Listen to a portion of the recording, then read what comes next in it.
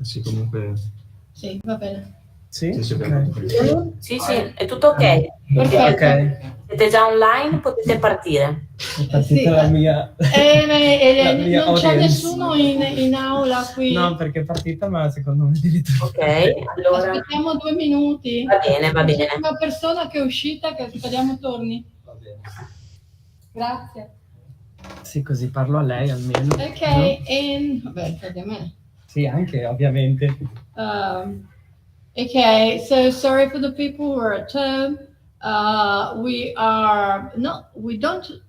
We have some issues, not technical issues, but we're waiting for the audience. The people who were here has just stepped out of the room. We think, well, because they left their bags here, we think they're coming soon. So just a couple of minutes and then we'll start. In the meantime, I introduce the first speaker of this session, Gonzalo Iturregui, sorry, Gallardo. Okay, he speaks good, extremely good, excellent Italian. He works at the Autonomous University of Barcelona, and his talk is Baltasar's Permafrost, translating lesbian desire. So I don't know if here we go. Okay, we can, thank you. I give you the floor and you can start your presentation. Okay, so thank you very much for the introduction, and thanks to all this colloquium to have considered my paper to be presented here. I thought about presenting in Italian and also in Spanish, but since I'm writing in English, I'm gonna and the translation as into English. So today I'm gonna talk about Eva Baltasar, who is a young author from Barcelona. She has recently published this book, Permagel, and then it's been translated into English quite recently, and it tackles lesbian stories, lesbian desire. So this is my table of contents. I'll be talking about the book, and then some reception and reviews, and then a particular review written by a critic, a Spanish critic from Madrid, Duval, who really encouraged me to start this study. Then I'm going to present my research questions, and then I'm going to talk about the representation of the lesbian in literature and culture, particularly in the second wave of feminism. Then I'm going to talk about how lesbian desire has been portrayed in literature, right? And I'm going to talk particularly from a queer perspective to the lesbian. Then I'm going to talk about feminism queer translation, so strategies to translate this type of text. And then I'm going to present some examples from the translation into English, and obviously some comments on how this study could be followed in the future. So Permagel, that's the original title in Catalan. Obviously, we're talking about a minority language here as well, translated into English with great success. So it's quite important only for this fact. It's written by Eva Baltasar, who is a poet originally. She's author of more than 10 collections of poetry, and this is her first novel, which is prose poetry. And this novel is the first one of a triptych, and it's followed by Boulder and Mahmoud, recently published in 2022. It was a great success in Catalonia with no advertising campaign, almost, and also in Spanish, the translation to Spanish, and it was also finalist of the Medici Étranger, the famous French award. And it counts with more than 10 editions in Catalan, and it's been translated into Spanish, Galician, English, Italian, French, and I think it's being translated into... Sorry, let me interrupt you just for a moment. Is this book a novel or a novel? Okay. It's a novel. It's the first novel, but it is prose poetry. Okay. So Permagel or permafrost. Here I put some extracts from the Catalan and the English synopsis of the book. The plot is about a lesbian character, and we are basically inside her head, and she just lives trapped in this society, in this heteronormative society, and she just fantasizes about death. While also experiencing all human pleasures, so sex, food. So it's kind of a paradox throughout the whole novel. The character, not very, let's say, liked by the public. So she's not very pleasant, not very nice character, but it's kind of like you get trapped. It's quite magnetic. But these are the topics of the book. So here I just put some of the reviews in which, so the reviews are good in general, both in Catalan, in Spanish, and also for the English-speaking world. But it's been considered or deemed uncomfortable, radical, exploration of the unknown territory of desire, disturbing, rough humor, right? So it's not a fully pleasant novel. Then when reading the reviews, I saw that one of the topics was repeated was sex and desire, which is one of the main topics in the book. So as we can see in the first review, the first time that I've seen sex from a woman's perspective in Catalan novel, for example, then queerness is a salvation. We'll see that in a second. This tension between sexual pleasure and self-preservation, then obsessed with physicality, and then taboo topics such as suicide, masturbation of a minor, right? So, it was quite shocking. Actually have to say that I started this study when I interpreted the author in the UK when she presented the book into English. So this is when I started asking her questions, and she is a very interesting character as a persona, as an author. And then I just came across some of the reviews were not that good, as they were just criticizing how she explored sex and desire with little sophistication and this very cheap shock factor, right?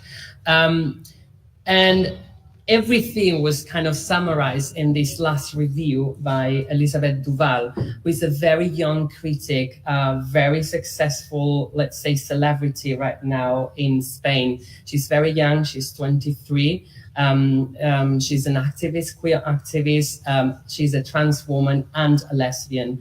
And she criticized quite toughly Balthazar's novel as, and she deemed the sex and lesbian desire as being masculine, being conservative, being old-fashioned, right? As you can see in the on the slide, right? So I just asked myself, I didn't have this feeling when I read the novel.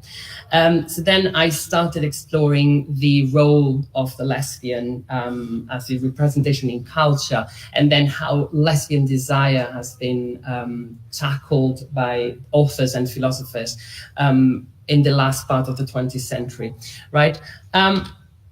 So these are my research questions. So what is the representation of this lesbian sexual desire? How does the author describe her desire? Is she really applying this masculine perspective? How it is translated, this very own voice that she uses? And then for the translation, how can we analyze it? So I defend this queer feminist approach. And finally, in this comparative study, if this author's style and imagery has been correctly transferred, right? And we will talk about also what's correctness in translation. Right, so about the lesbian, I was obviously nothing was surprising, but until, let's say, the second wave feminism in the 70s. First of all, we have to remember that the female body has been heavily managed both socially and medically, right? Then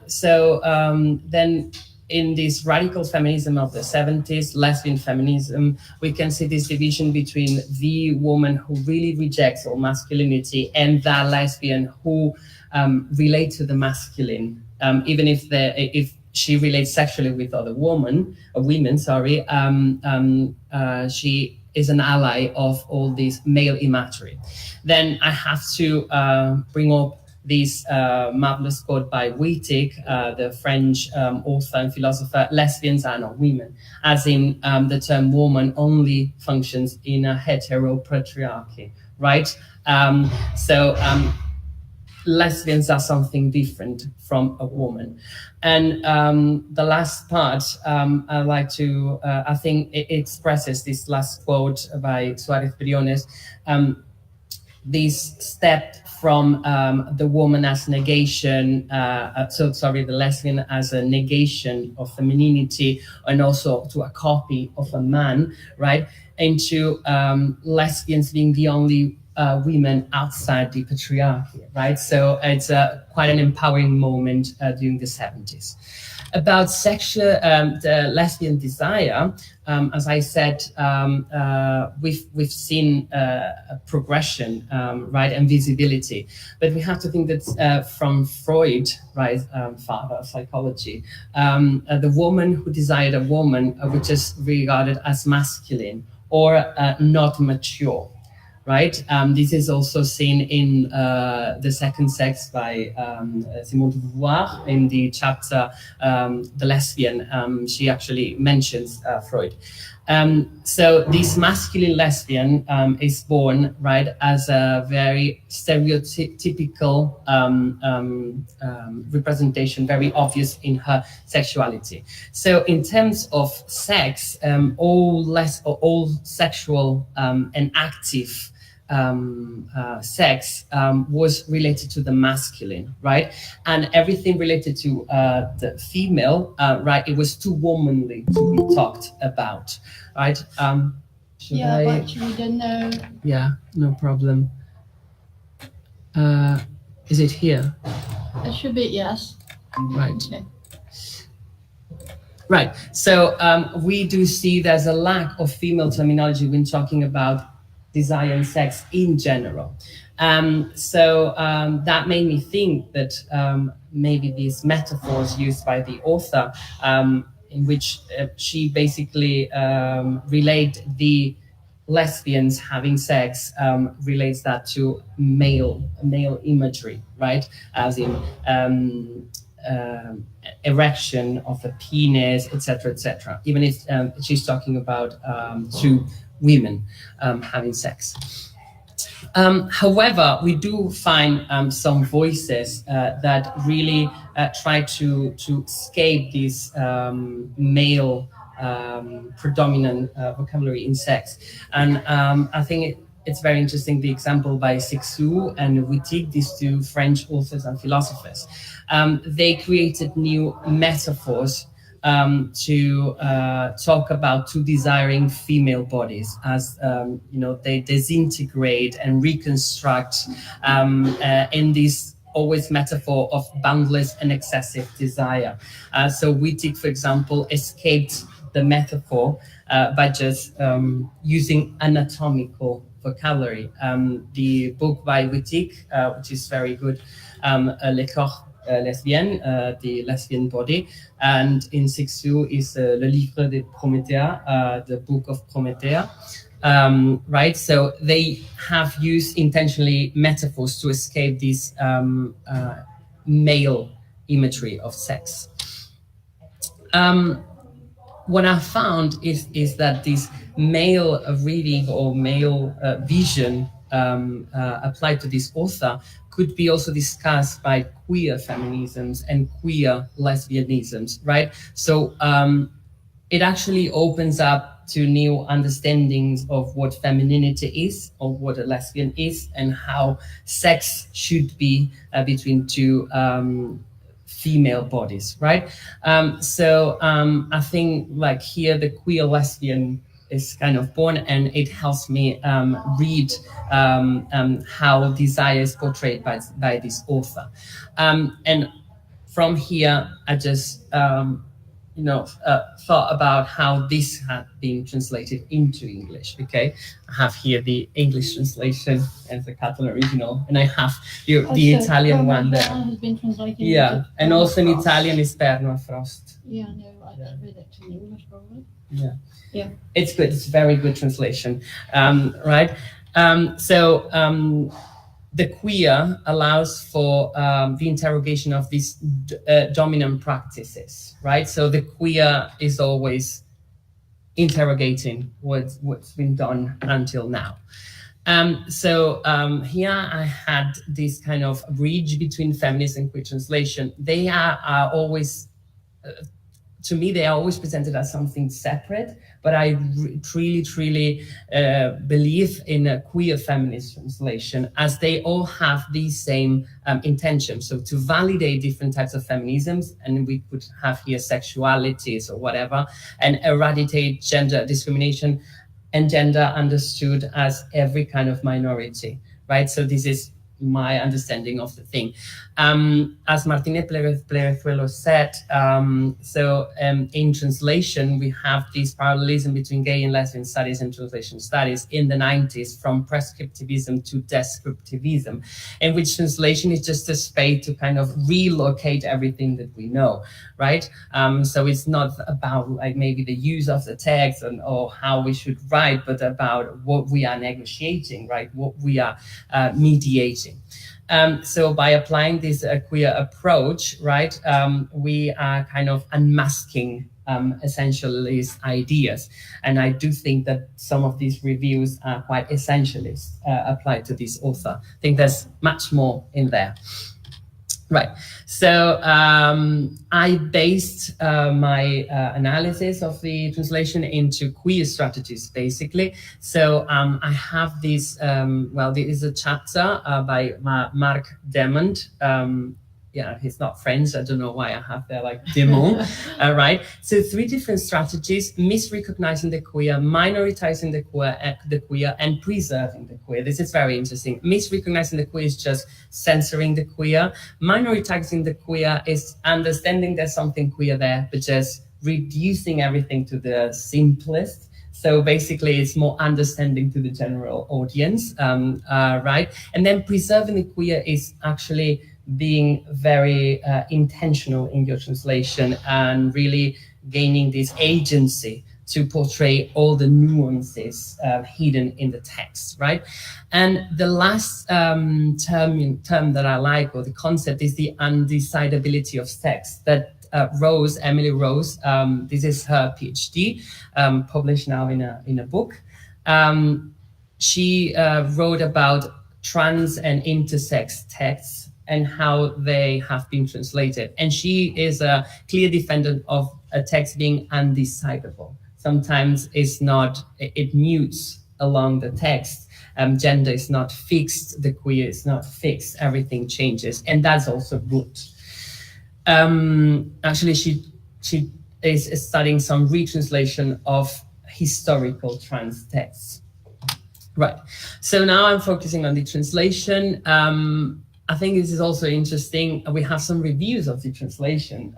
Sometimes this is not that popular or usual, but she has done a marvelous work, and this is also portrayed in the reviews, right? So at first there's this lyrical essence of the text, so it's prose poetry. Then commitment to this linguistic effective frame, right? And then sex between women in the abstract, joyful eroticism of words and reading. So she really managed to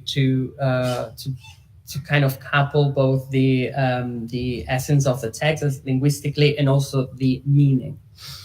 Right. So here. We're running out. Yes. Okay. So examples. examples, right? And then we jump Okay. to the conclusions, right? I have some examples here. Here are the two examples actually in which she relates the lesbian to the male, right? Here, so for example, un mascle, and then if I were male, right? The second one, this one, this is the one criticized. So, as in, she compares a clitoris with a micro penis, right? And then this driven inside, so this penetration, which is quite violent, and this is when she uses this metaphor with the male. With a male, right? So these are just two examples of this use of the masculine imagery. Then I have a clear the example in which the author has been tackling the queer and really wanting to transmit the same essence is the use. Sorry, they're talking about vaginas, okay? And she's quite, let's say, direct. So she uses a lot, for example, in Catalan, coñ, as in can't. We have a lot of can't, okay? I think they do not have the same meaning, let's say, pragmatically in the two languages. However, she wanted to replicate at how the Catalan works, right? So, but then this is for the can, but then she has used also fig, which is the fruit, right? This in English does not work at all, right? It's not used. I've been asking a lot of people, like English speakers, and it doesn't work. However, obviously it's super understandable. But this is a part in which she's sucking when she was a little girl, and she discovers her sexuality. Obviously, she's mimicking that, or she's mirroring the vagina with this fig, right? And also she uses a lot of food comparisons. So there was this intention of the translator to maintain Kant, even if in English it's too harsh, and to use this fig, which does not exist, but to replicate the imagery of the author, right? So these are, I have other examples, but I want to jump to the conclusions, okay? I also have examples of how she has managed to kind of translate with musicality everything, right? So I'll jump to the conclusions, right? So first of all, is Balthasar's perspective masculine? What I realized, the author, has no political activist intentions. She has been asked, is your novel feminist? And she just says, no. In the sense, like, it's just about a woman who is a lesbian. I'm a woman, I'm a lesbian, I write about that. So maybe these criticisms and reviews, it's just because the perspective was completely different, right? But it's her own voice as an author, as a lesbian author. And this is what the translator has, I think, tried to do. Then metaphors are indeed masculine, that's true. However, there's other imagery in the book, and it's been completely forgotten by some of the reviews. So there are a lot of descriptions that are very similar to what Wittig and Sixtu did, right? So we cannot reduce the queer into some things, right? We have to explore that into a big picture. So in summary, Permagel presents queer narrative, queer metaphors. Sometimes it is an indecipherable text in her metaphors with the masculine body. Then the English translation is quite queer preserving, as the same topics with food, anatomy, the metaphors used, terminology as we've seen, and the rhythm, which is super important. So I also wanted to highlight the fact that we have translated a queer text from a minority language, Catalan, into English, right? So kind of challenging English as the lingua franca of queerness, right? Because we always translate, it seems like all queer stories happen in English and then we translate them into our languages or secondary languages. In this case, it's just a tiny product, let's say, a minority language, and put into the world in English. So I do defend this queer feminist approach of conscious approach to both text and translation. And just to finish my presentation, what can we do in the future? So analyzing and translating Balthasar's poetry. It has not been translated, not yet. Then maybe some reception studies with the lesbian or international readership. Then analyzing Parmigiani into other languages, such as Italian, for example, analyzing other books by the author, or the contemporary Catalan queer authors. And we do have a lot right now. It's flourishing and they are marvelous. We have very good literature. And then creating these bridges between queer archaeology, so this recovering of queer texts forgotten in history. And we have to bridge that with queer creation right now. And that will be the last sentence. So thank you very much for your attention. Thank you. Thank you. I'm sorry we have just the time for one tiny question or comment. Don't know whether there are questions or comments from the audience or from home. I have Yeah? one. Yeah, I don't know if it's a question or a comment. Okay. Yeah, you can ask in English, Spanish, Italian. It's okay. Okay. No, I was thinking about this fig example, Mm-hmm. and I remembered this category of Deleuze and Guattari of minor literature, which now it's a bit controversial, but I think about minor literature not in terms of quantity of people doing it or quality, I mean, in terms of value, Mm-hmm. but in terms of, for example,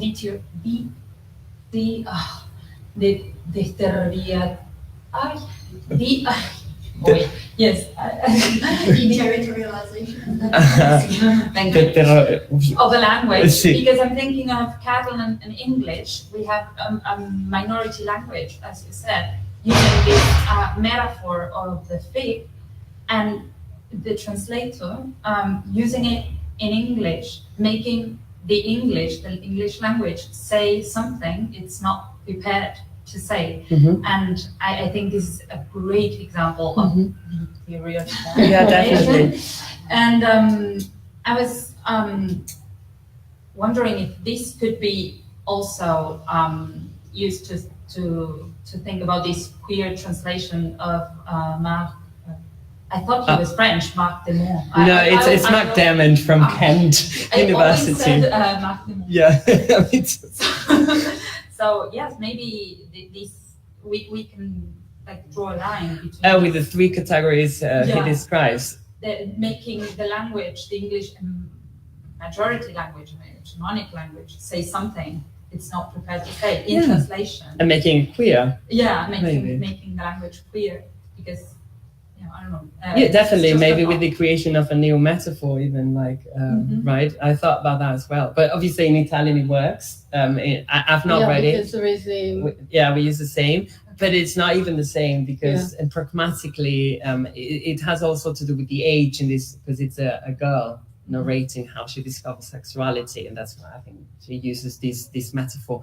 But yeah, definitely we could see how metaphors are transferred from in this direction of like minority language into a super big language. And creating like a new tradition of thinking these experiences. True. Yeah, I'm sorry we have to interrupt because now I do have lots of questions, but I'll ask you later on. Okay. Probably during coffee break. Great. Okay, thank you very much for this interesting talk. I don't know the next person, Letizia. She's okay. Yeah, I'm Sorry, here online. I'm interrupting the. Just a couple of words. Sorry about Letizia. Letizia de la Paz de Dios holds a bachelor's degree in English philology by the University of Almeria and a bachelor's degree in translation and interpreting by the University of Granada.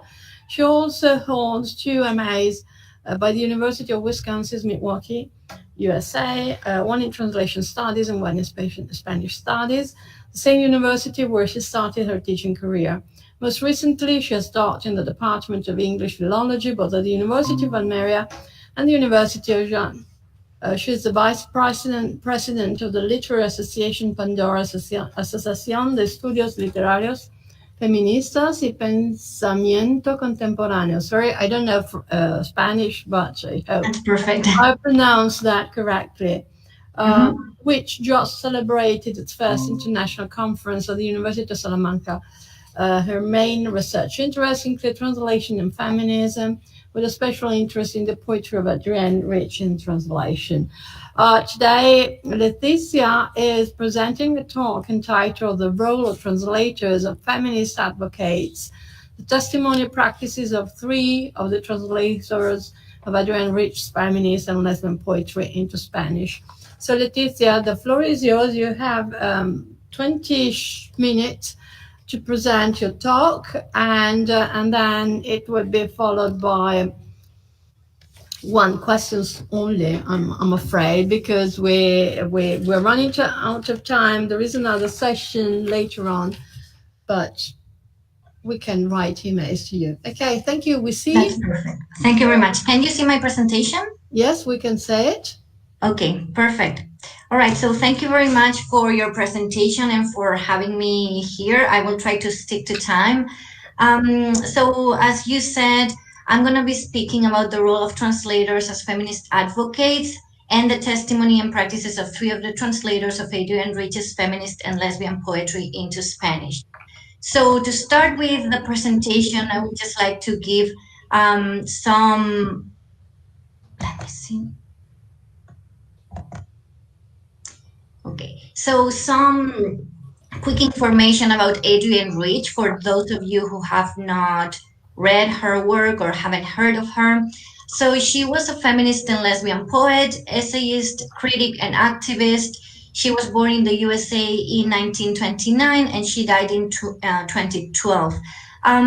She was a very prolific writer and she wrote both essays and poetry books.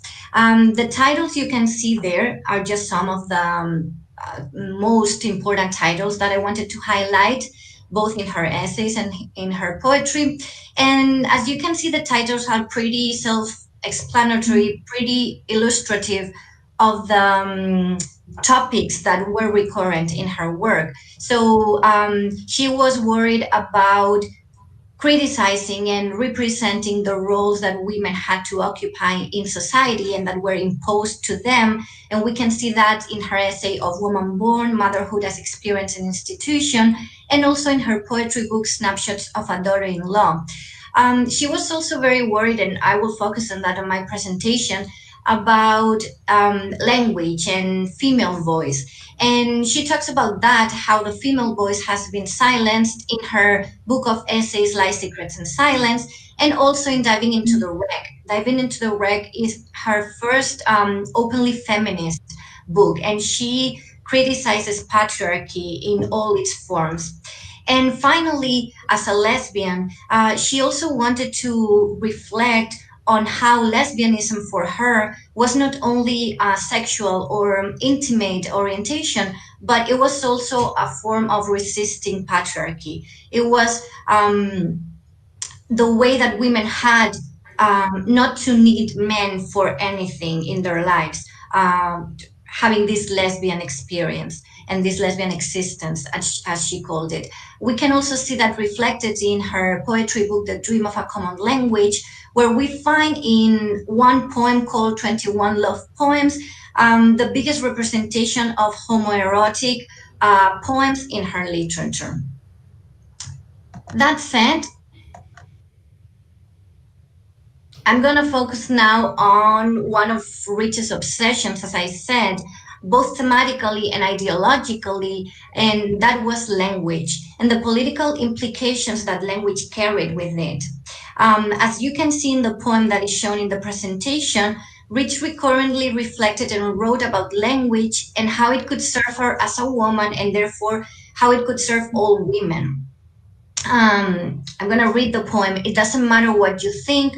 Words are found responsible. All you can do is choose them or choose to remain silent. Or you never had a choice, which is why the words that do stand are responsible, and this is verbal privilege. This is only one example of many poems in which she reflects about this political aspect that she gives to language.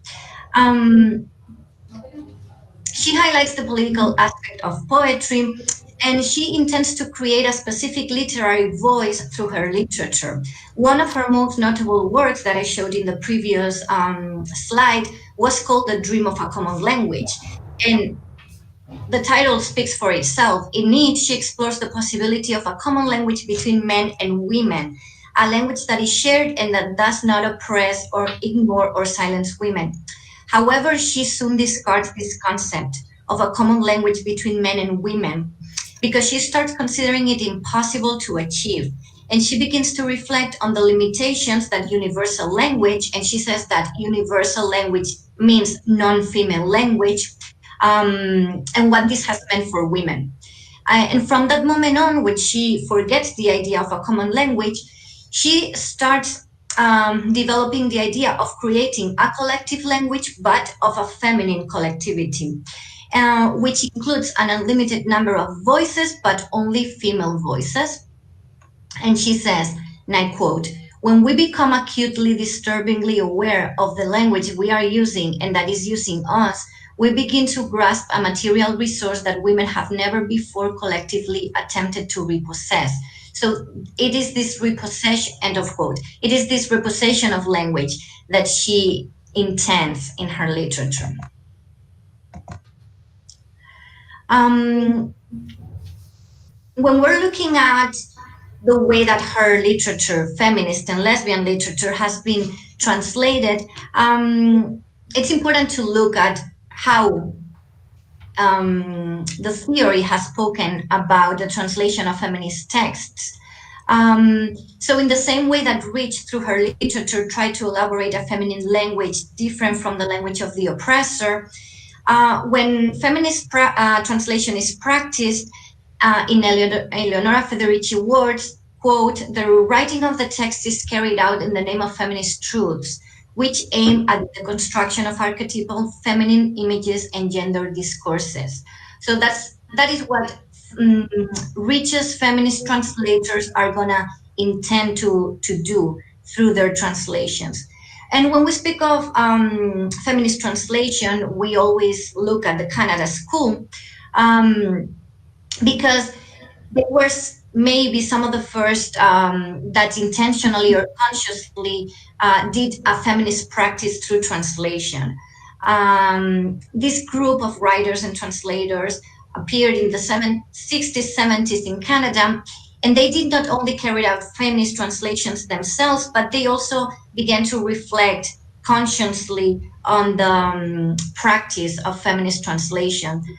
Some of the most known authors in the Canada School are Godard, de Lovinier Harwood, Simone, or von Flotow.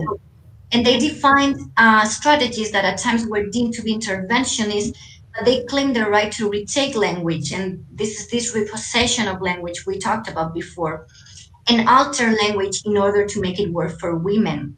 Olga Castro highlights, and I quote, while feminists are aware of the practices they implement, while responsibly and honestly acknowledging their ideological ascription and their subjective stance on a reality that is always relative, the other unquestioned practices are invisible. They hide their intervention. They camouflage their manipulation of the text, implying their fidelity to the original. End of quote. So that is the argument that feminist translators used to distance themselves from other interventionist practices that what they want to do is censor the text in the name of patriarchy. But apart from the Canada School, there are other perspectives on feminist translations. I just want to read this quote from Godayol, another theorist, that points out that translation as or like a woman does not mean translating bearing in mind the multiple identities that translator has accumulated throughout her professional career, but rather translating from a borderland reflecting a self-critical space in which the representations of the feminine subject translator are constantly modified and recreated, as a borderland in which identity and textuality are constantly rewritten from a point of view of commitment and negotiation. And we will see later on that perspective that the three translators of Adrienne Rich that I'm gonna talk about having to consideration. But when talking about Adrienne Rich literature and translation, we also have to look at the translation of queer texts, because she described herself and her poetry as feminine, feminist, and lesbian. So I also included the Mons categories that my colleague Gonzalo just mentioned. So I'm not gonna take too much time explaining them, but basically, the Mon talks about is recognizing, minoritizing, and queering translation. Only one of the three practices is really faithful or has its primary intention to maintain the queer elements of the original work, while the other two, which are the most common, the misrecognizing and the minoritizing, try either to neutralize these elements or to alter them and turn the text into a social assimilation of heterosexual values and experience. Um, Something else that is important to take into consideration when translating Rich, because she has these highly erotic lesbian poems, is what it means to translate erotic language. Um, the sexual discourses produced by both bodies, the feminine and the masculine, cannot be identical since their experience have traditionally been in conflict. But the problem is double because the female sexual experience has traditionally been described by men, the male writers taking the license not only to talk about their own sexuality, but to appropriate female sexuality and detail it, assuming an authority over it that they do not possess. So Rich really wants to fight against this through her poetry. The relevance of these discourses for the feminist movements turns the task of translating them into an exercise in ideological positioning on the part of the translators. Since if we already affirm that translation in itself implies a certain degree of political manipulation, the translating of erotic texts and of lesbian erotic texts increases their political dimension. Santa Emilia talks about this and says that translating the language of love or sex is a political act with important rhetorical and ideological implications, and is fully indicative of the translator's attitude toward existing conceptualizations of gender and sexual identities, human sexual behavior, and society's moral norms. Therefore, both the omnipresence of sexuality and the discursive and ideological implications of translation and sexuality for ourselves make it highly relevant for careful scrutiny. End of quote. So translations of texts that are loaded with lesbian, feminist activism reject the idea of a definitive translation, and in themselves imply the continuation of a social debate about the issues that the author intends to promote, also alluding to a reality in the field of literature which is undeniable, the reality of the need for retranslation, in many cases where censorship has been carried out in previous editions of these translations. So focusing on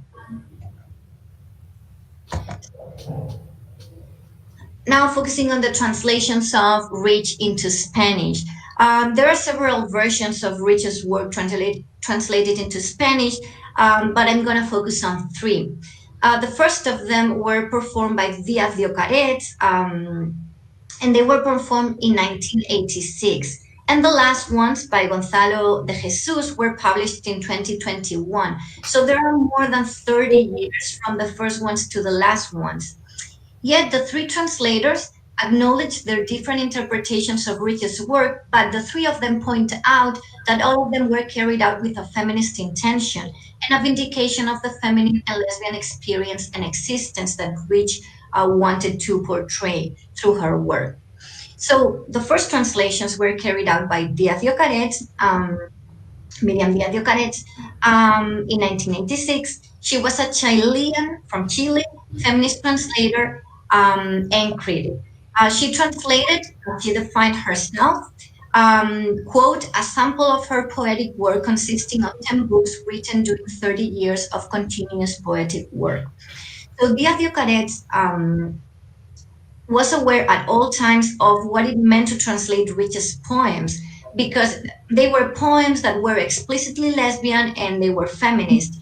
And she was translating them into a language that at that time in the 80s in Chile, um, it was a language whose culture did not share the same social reference as the culture of origin. And she was also aware of how this fact could condition the translator when carrying out this task. In the introduction to her translations, Dia Caret, she said that through her translations, she tried, I open quote, not to overshadow the word of Adrian Rich in a language that requires much more than English in very specific decisions. End of quote. And she continued, I quote, I have tried to remember that Rich writes against the forces of monoidism and the rigidity of language. End of quote. Recognizing that writing and translating with a feminist perspective implies admitting the different interpretations that a discourse can entail, standing outside the purest conventions, both linguistic, cultural, and ideological, and assuming a critical position of constant change. There are plenty of relevant examples in Adiokaret's translation of how she tries to remain faithful to Rich's intention and to feminism. For example, the Adiokaret reflects on her choices of a translator, specifically in a verse that says, it's not the one in the slide, a verse that says, and I laugh and fall dreaming again of the desire to show you to everyone I love, to move openly together. And Dia Diocares says about this verse, I quote, as a translator who is aware of the moral and social tradition and conventions in the Hispanic culture as a whole, in the context of my own or horizon of prospective readers, to use the adjective in the feminine plural, juntas, when translating we move openly together, would be more than daring. It would explicitly refer the reader to conceive of the speaker and addressee's relationship within the homosocial context, which in fact the 21 love poems develop. So she considers daring to translate together in the feminine juntas, but she still translated in the feminine, challenging this idea, this heterosexual assimilation. So she remains constant in this feminine visibility, and we have another example on the slide of a poem called Origins and History of Consciousness, and I just chose a track that said, knowing the mind of the mother and the magd, as any woman must who stands to survive this city, this century, this life. And Dia Diocaret, unlike some of the other translations that exist of this poem, decides to translate the mother in the masculine and the magd in the feminine. And she translates conocer la intención del que asalta y el sentimiento de la asaltada. Choosing the genders like this, what she's doing is maintaining this vindication and this criticism to a violence that is very specific to women, the violence that many women, most women, feel or have felt when walking alone at night and being assaulted by usually a man. There are many more examples, but I'm going to move on to the second translator that I'm analyzing. The second translator's name is Maria Soledad Gomez. She's a translator and a teacher. She has a doctorate in English philology. And she published the second anthology, Richest Poems into Spanish, in 2002. So many years went by from the first translations in the 1980s. So regarding the different decisions that Sanchez Gomez had to make in the process of translating the selected poems, she affirmed, the translator affirmed, that at all times she tried to be consistent with the meaning that Rich gives to the words, and that, I quote, her choice has been based on a deep knowledge that I can modestly assure that I have of her work. But she also recognizes the added difficulty of, quote, the search of transparency in a poetry where the feminine conscience permeates the verses, end of quote. Sanchez Gomez emphasizes the importance of staying faithful to Rich's voice, and she says, quote, to betray the intention of the writer is to amputate the work, to take away its political intention, something unforgivable. And again, we have an example in the slide of a poem from the 21 Love Poems that I mentioned before in the Diocaret's case, that it says, and I laugh and I fall dreaming again of the desire to show you to everyone I love to move openly together. So we see how Sanchez Gomez again translates together as juntas in the feminine, making obvious the lesbian relationship this poem is speaking about, but she also translates everyone in the feminine, toda la gente. This is a choice that the Canada School also recommended or also practiced, which is to feminize language. So not only talking about the gender of words, in this case, like juntas, to refer to the lesbian relationship, but in general to feminize language and choose feminine words over masculine. Finally, moving on to the last translations. They were carried out, by Patricia Gonzalo de Jesus in 2019 and 2021. And she translated two of Rich's most iconic collections of poems. She was the first one to translate the whole books and not only a selection or an anthology. And she translated The Dream of a Common Language and Diving into the Wreck. In this new interpretation of both, because this is a retranslation of poems that had been already translated, the subversive intention of the work becomes evident. They are translations that aim to help spread Rich's feminine, feminist, and lesbian voice and fight against the silencing and social rejection of women. Gonzalo de Jesus has tried, according to her own works, and I quote, to address the recreation of her work from an explicitly feminine, intersectional, feminist, and queer perspective. I've tried, she said, to be attentive to nuances to give visibility to models of femininity that have been silenced both in public life and in literary tradition, in addition to highlighting issues such as the questioning of a predominantly male literary canon, the vindication of the role of women in history, the importance of sisterhood, and the revolutionary potential of affection or care, areas traditionally considered feminine. So Gonzalo de Jesus, as you can see in this quote, is very open about her intentions translating Rich's poetry.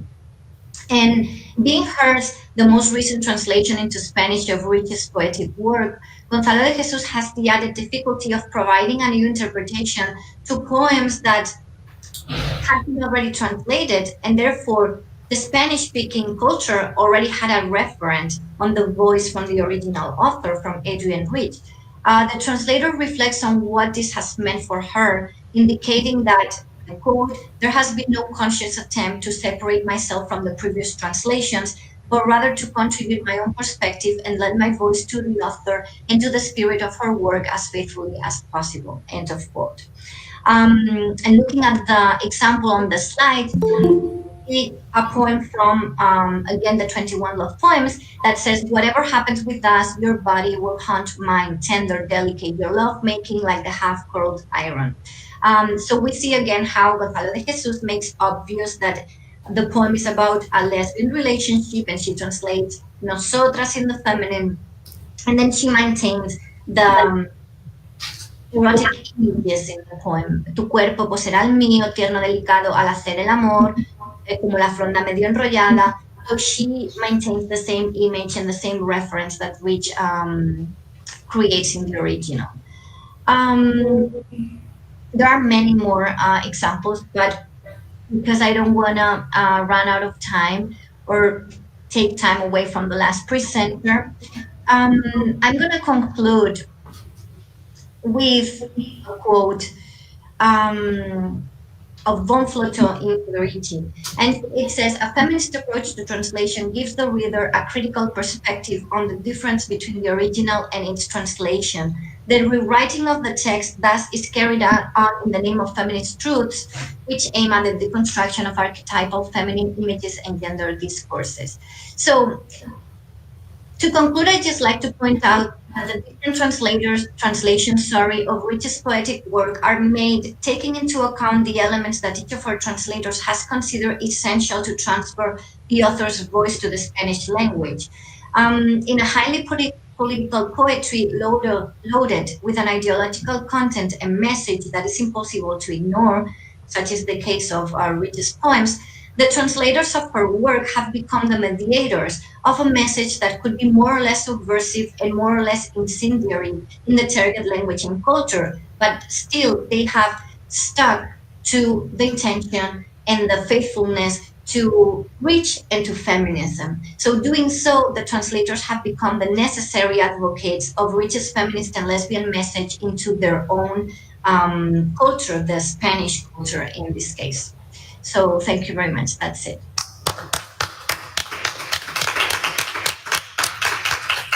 Thank you, Leticia, for your beautiful presentation. Very intriguing. I would say it's food for thought. I'm sure that there are questions from or comments from the audience or from the people at home. Do you have no? Sorry, no. Well, I have just a comment which is probably linked also to the previous presentation by Gonzalo. I think that there is a sort of that's my just an intuition. I haven't proved with any evidence, so I'm just thinking aloud. Let's say that there is a sort of sex-plaining when we come to erotic language. I mean, there is a basic common sense perception of how sexuality should be described by men and women. The problem is that, as you said, that erotic descriptions, erotic language is usually described by men. And as it has been, this practice has been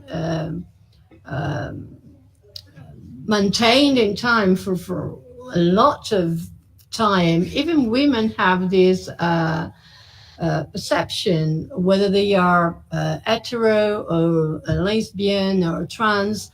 So it seems as if there should be a certain way of describing eroticism or non-describing eroticism according to whether you're a man or a woman.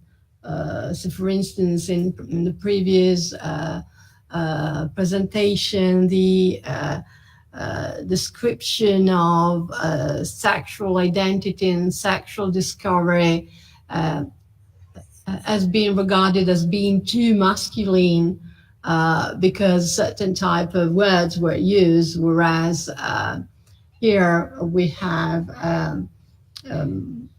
a different approach. So this is just a thinking aloud comment. So I don't know. I don't want to pose any question or to just something where I myself will think about a lot. Well, if I may say something, so Rich herself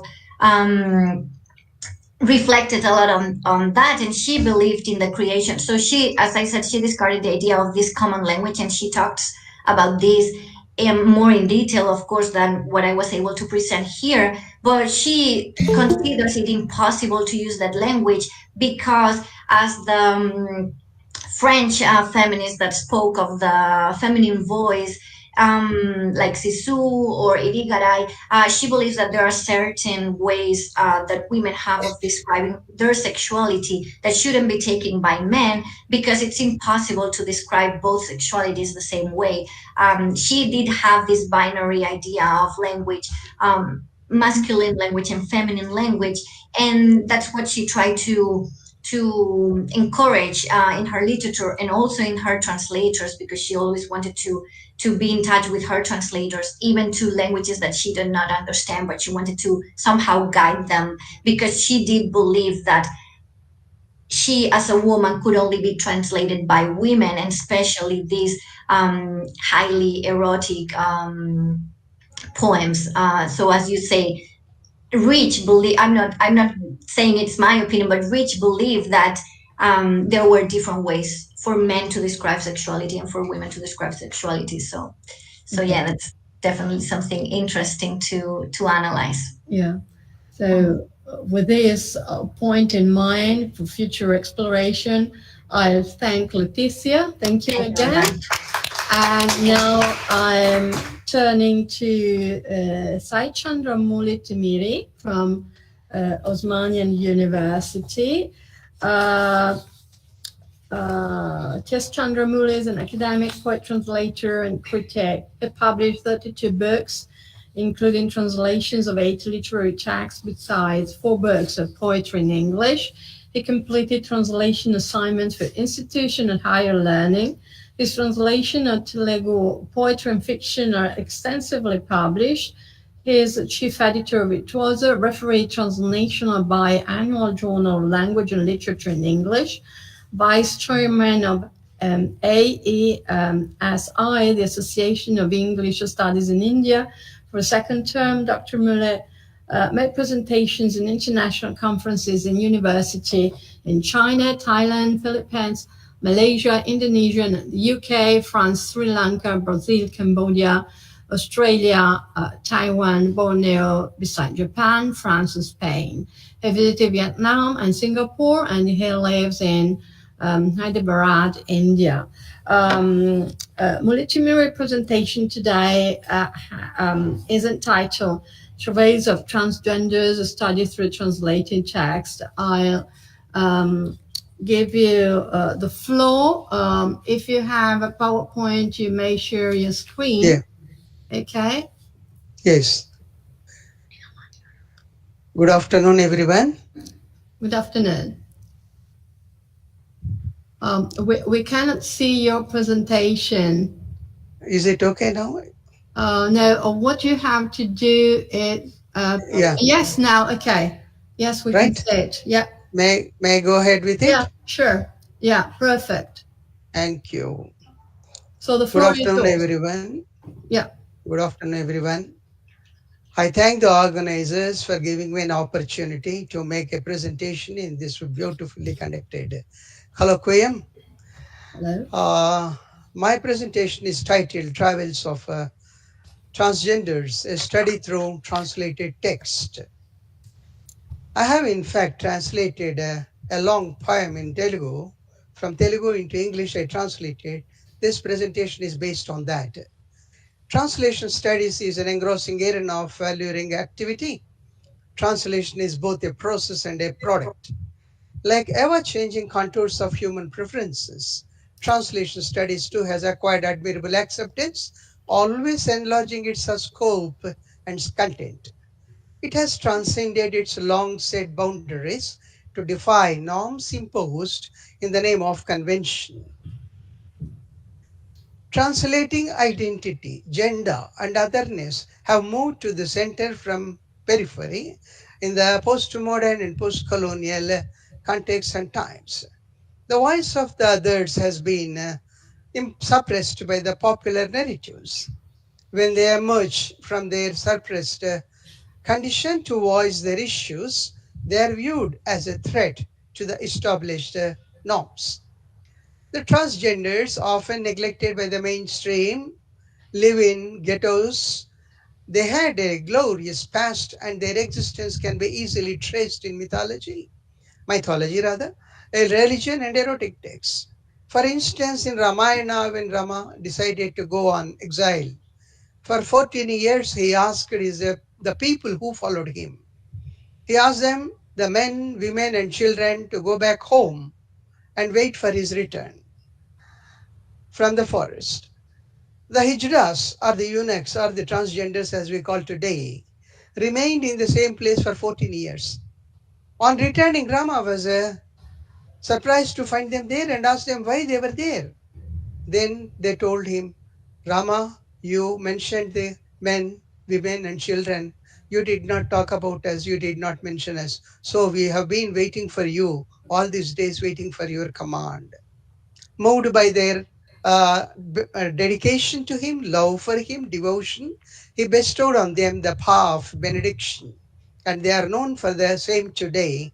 That's why you find a group of transgenders coming and then dancing in hospitals or in homes where children are born, particularly boys are born. Even the erotic text Kama Sutra dwelt on their sexuality as well. There are references to the transgenders in Mahabharata and other Hindu mythologies. The characters of Shikandi and Brihanala in the epic Mahabharata are well known to the people. Transgenders are not castrated males. They have become females through the act of nirvana and possess feminine sensibilities. Coming to the text, I'm going to talk about Mudava Manishi by Renuka Ayola is a long poem dwelling on the peculiar problems faced by transgender community. Here, Mudava Manishi in Telugu may be translated directly into English as the third person. So as far as the stereotypes go, we have male and female genders. And then coming to the third one, nothing has been there. So she chose Mudava Manishi, but I chose the title They. I'll explain why a little later. Gender variants, gender non-conforming groups of people have always invited indignities and sneer from society. Transgender issue is more identity-based one than sexual orientation problem. Transition is a term that refers to the process of changing the way one looks and how people see and treat an individual as a deviant one, which in fact the person is. Transition can be in medical or social arenas. Medical treatment is handled by experts in the subject through use of hormones and surgical procedures. Social transition encompasses acquiring a new name, change in dressing, joining friends or family members as a person with a new identity. This is the text I have translated, and this is the cover page of that. They is the title I chose for the English version. They, a long poem written by Renuka Ayola. She is the original writer in Telugu. Translation is by Sai Chandramouli. This is the cover page, front cover page of my book, which has been published very recently, this month itself, this year. This book dwells on life of a boy who realizes he has a different identity and struggles to establish that aspect, much to the chagrin of his family members and elders in the society. I quote, when the desire to write a history of a body that fails to explain its shape, wounds of words look around, halting at the crossroads. A voice narrating autobiography was tormented with a doubt, who am I in this story? With which identity the story need be started? Actually, this long poem is nothing but a sort of narrative, nothing but a sort of confession, statement made by a transgendered person, member of the transgender community. Apprehension, how it will be received and evaluated, torments the writer. If at all he writes, and then if it is published, whether it will be well received by the reading community or the audience or the society, they are not very sure. I quote, insults, inhumanity, cries of anguish. How many to be cleared as silt? The dismantling tomb of struggles, extending a shape to say skeleton, spoken words of the body needed to compose here, to script it. So the narrator tries to find the ways in which to make her confession or to carry on the narration. She wants to share her own experiences and feelings with the audience. The way the world treats them petrifies the narrator beyond description. I quote from the text, when a body struggles holding two identities for the sake of a woman's identity, running relentlessly with the urge to look at life as a series of syllables before the society, when it stood with a lifeless body, she wonders how it will be done, how it can be carried on, how it will be received. Trauma starts from the moment an infant enters this world. The infant enters this world. I quote from the text. In the broad daylight of the labor room, hands that touched me in ecstasy hastened. With unknown apprehension, scary eyes repeatedly scanned me. Why did this boy acquire this shape? Suspicions flared like a flame. Delight of a boy's birth evaporated. Unquote. Educational facilities available to all people are denied to transgenders. I quote again from the text. I just don't know how I traveled from the school to college entrance. When I was determined to stay without getting splintered or shattered, I was charged as though triumph in war mattered. It's something like a life and death struggle for a transgender. The narrator comes into contact with a group of transgenders by chance. Then let us see how she responds or reacts. I quote from the text. Soon after break in my studies, when my soul was like a vacant house, like an empty dark cavern, a heaven of bats, as I remained with an inanity in silence, in darkness, don't know from where they arrived. Door for my new world was open. Unquote. So, an era of new dawn, I mean, a new era opens, a new vista unfolds before her or before him. A change in the narrator's voice is quite conspicuous, as I quote from the text now. Doors of a new world opened, with eyes filled with delight, with a shiver, strangely wondering, I stood before them, unquote. Life looks enticing, enjoyable as new opportunities unfold. And the narrator feels she is not the only one. There are many more like her. This feeling itself gives her a lot of courage and a sort of bolsters her morale.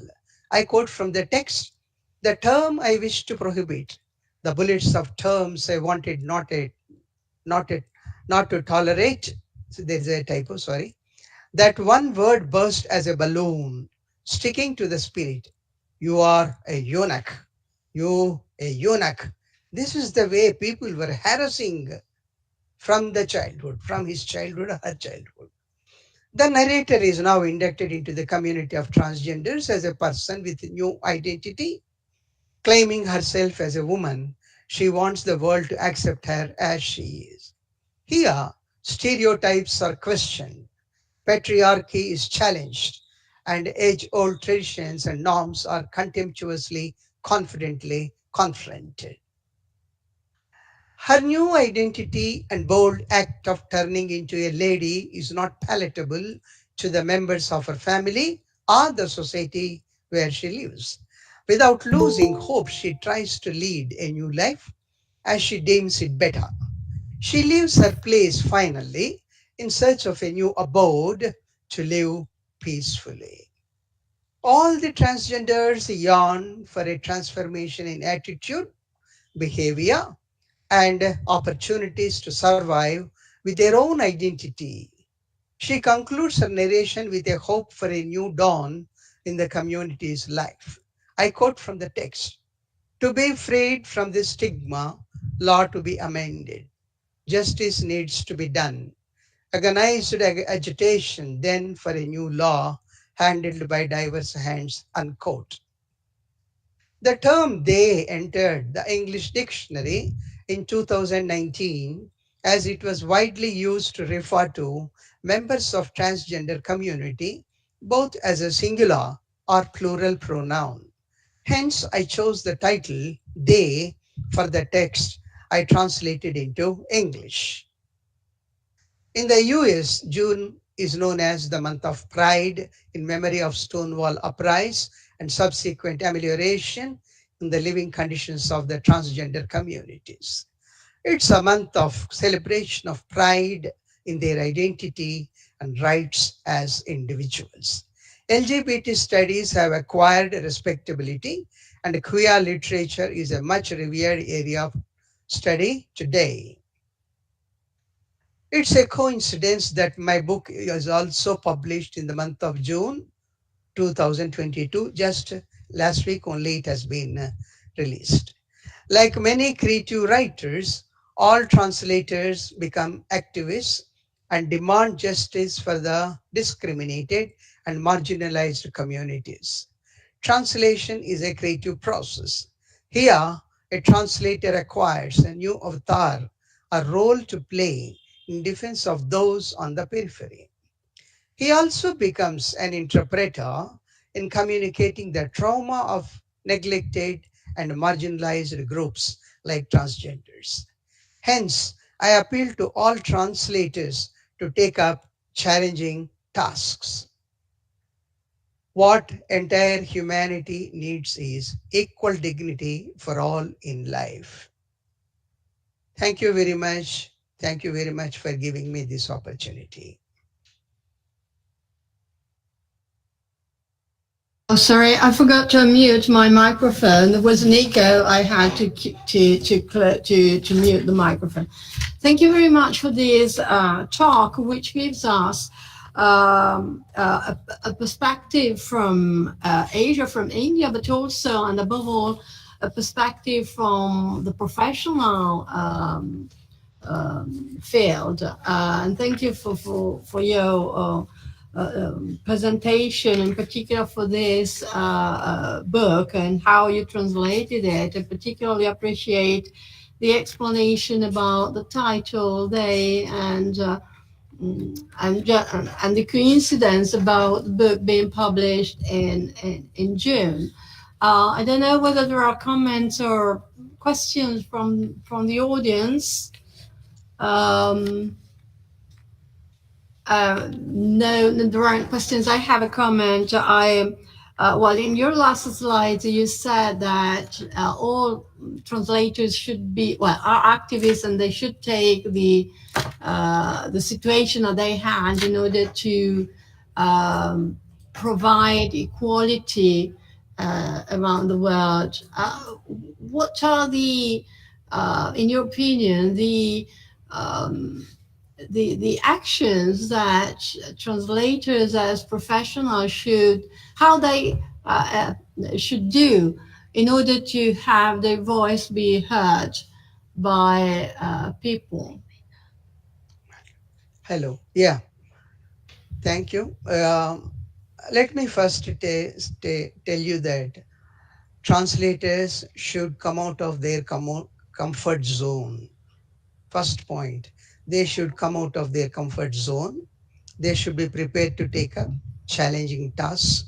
They should be prepared to face the world if somebody talks harshly or criticizes. To give you an example, when I started translation of this book from Telugu to English, members of my own family asked, "Why do you take up such themes? Where is the need for you to do translation work of such a textbook? Are you not doing wonderful translation of established poets?" Fine, I have translated a drama from Telugu into English, short stories, and then a number of poems and volumes, anthologies of poems also. But when I just read this text in Telugu for the first time, I straight away contacted the poet and asked her permission to translate that into English.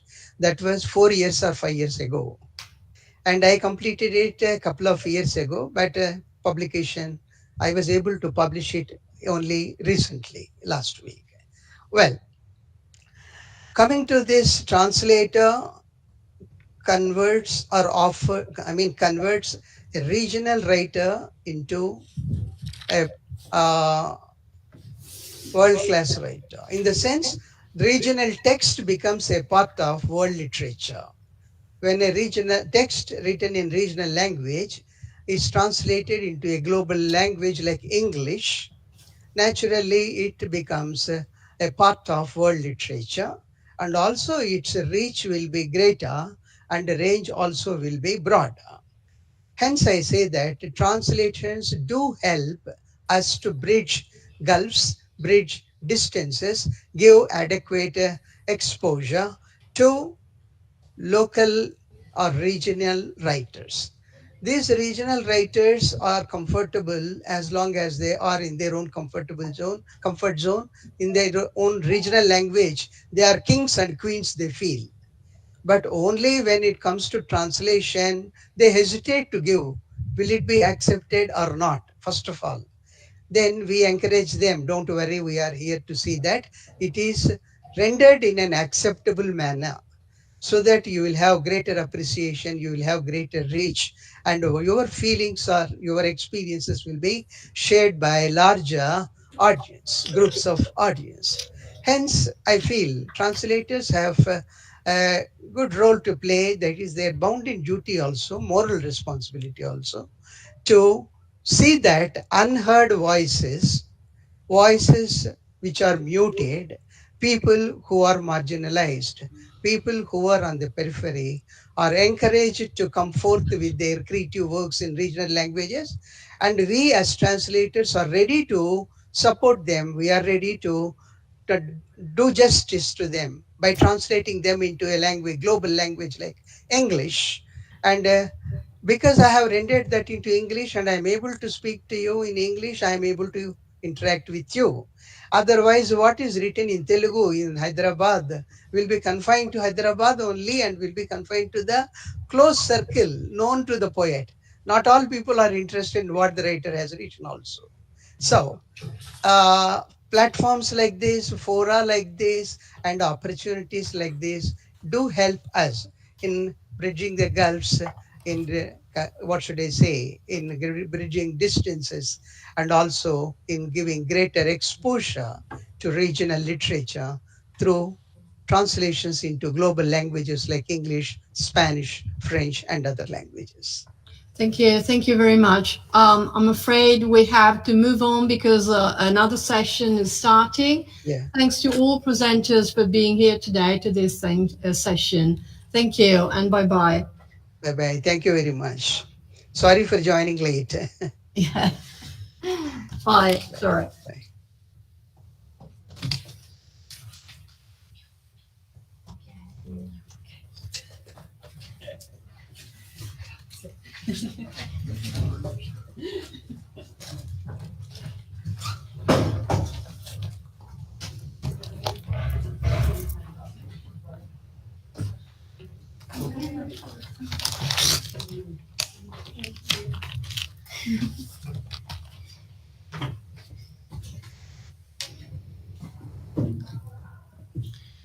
Okay, good morning, Manu, Gabriela. Welcome. Hi, I'm Julia. Hi. Well, I'm going to introduce Manuel, the first one. Perfect. First of all, sorry for my English. I'm a Spanish teacher, so I'm trying to do also the English part, but it's difficult, but it's okay. So I introduce Manuel Ardelli. He holds an MA in Specialized Translation and Language Industry from the University of Vienna. He is currently University Assistant at the University of Graz Institute of Translation Studies, where he's writing his dissertation on the translation and post-editing of gender-fair language. Furthermore, in 2021, he was research associate for the gender-fair MT project under the lead of Dragman Groman. Yes, Dagmar Groman. Okay. His research focuses on the translation of gender-fair language beyond the binary, as well as gender bias in machine translation. Please, Manu. So I'm going to share the screen. Yeah. So you should be able to see my presentation. Yeah, perfect. Thank you. Wow. Okay, it's uploading. Okay. Perfect. So, yeah. First of all, thanks for having me here. I'm very happy to join this conference. And today I'm presenting this paper, Post-Editing of Gender-Fair Language, our first case study.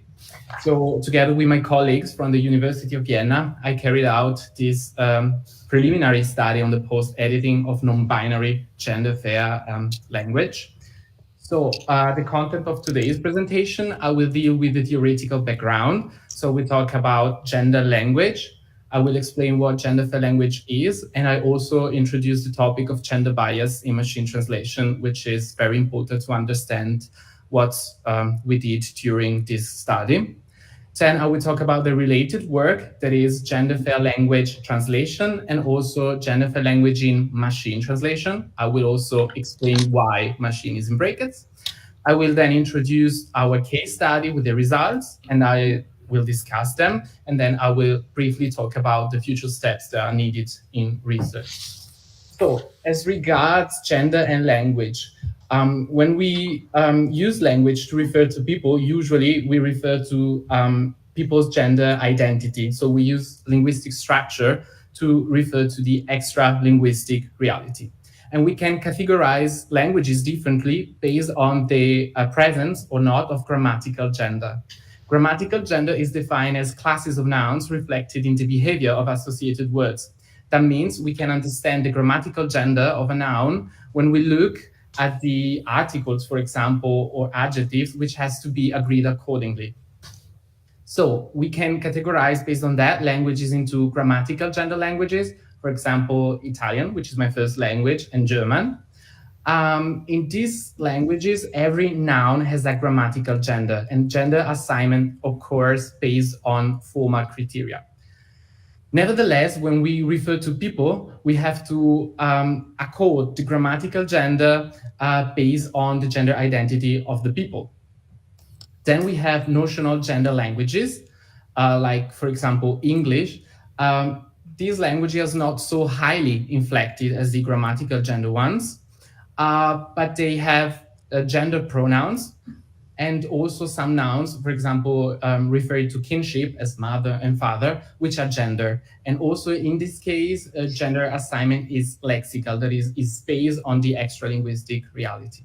And then we have a third class of languages, which are the genderless languages, for example, Hungarian, in which the language is quite neutral, but we can nevertheless express the gender of a person while adding a form. For example, we could say in Hungarian male doctor or female doctor to specify gender, but it's not so common. What is also important to know is that this linguistic structure actually reveals gender stereotypes that are to be found in the different societies and in the different countries in which these languages are spoken. And yet a problem, as I said, we use language and linguistic forms to refer to gender identity. The problem is that non-binary individuals also exist, and their visibility has increased in the last few years. So we have celebrities that who come out as non-binary, for example, Sam Smith and Demi Lovato, but we have also TV series that feature non-binary characters. You can think of Sex Education, which is quite famous, or also One Day at a Time. Therefore, non-binary language strategies have been proposed also to include non-binary genders in language. And in this case study, we use gender-fair language as an umbrella term for two different strategies. On the one hand, gender inclusive, that is, all genders are made visible through linguistic means, and also gender neutral, on the other hand, that is, gender is removed from language. I will make some examples. For example, in English, gender inclusive pronouns as singular they, but there are also new pronouns, can be used to refer to non-binary people. So we have Asia, which is an actor, Asia Kate Dillon. Asia made history when they became the first non-binary actor starring on TV. On the other hand, there is a neutralization strategy. So for example, firefighter and chairperson are nowadays used instead of fireman or chairman. In German, it's quite complicated because, as I said, it is a grammatical gender language, so highly inflected, and there are different strategies and approaches. We use sometimes gender characters, for example, the gender star, which you can see here. So in this case, we separate the male form of a word from the female ending, and we pronounce it as a brief pause. So we say leserin. That means reader in English. Then there are new gender systems, such as the Silden system. This system introduced new pronouns and also a new set of endings for quite each word class. For example, here we have nin is professorin, which means they are professor. And then we also have gender neutral pronouns and subspaces. For example, ens, that comes from Mensch. In German, Mensch means person, human being. And these forms are used when gender is unknown or where gender does not play a particular role in the sentence. So we have ens is professorens. also they are professor. You can find further details under this link because for this case study, we wrote together in team a handout introducing gender fair language in English and in German. Obviously, post-editing is part of our study. And why do we have to post-edit machine translation? Because machine translation is knowingly biased. There are different causes of these gender issues. For example, as I explained, linguistic structures differ. When translating from English into Arabic, since Arabic has gendered form also for the verbs, in most of the times the machine translation lacks contextual information.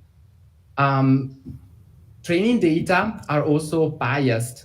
That is, in corpora used to train machine translation, male forms occur much more frequently than female form and neutral form. And machine translation also computes the most probable translation. And due to this probabilistic functioning, machine translation exacerbates biases. So there are different issues in machine translation.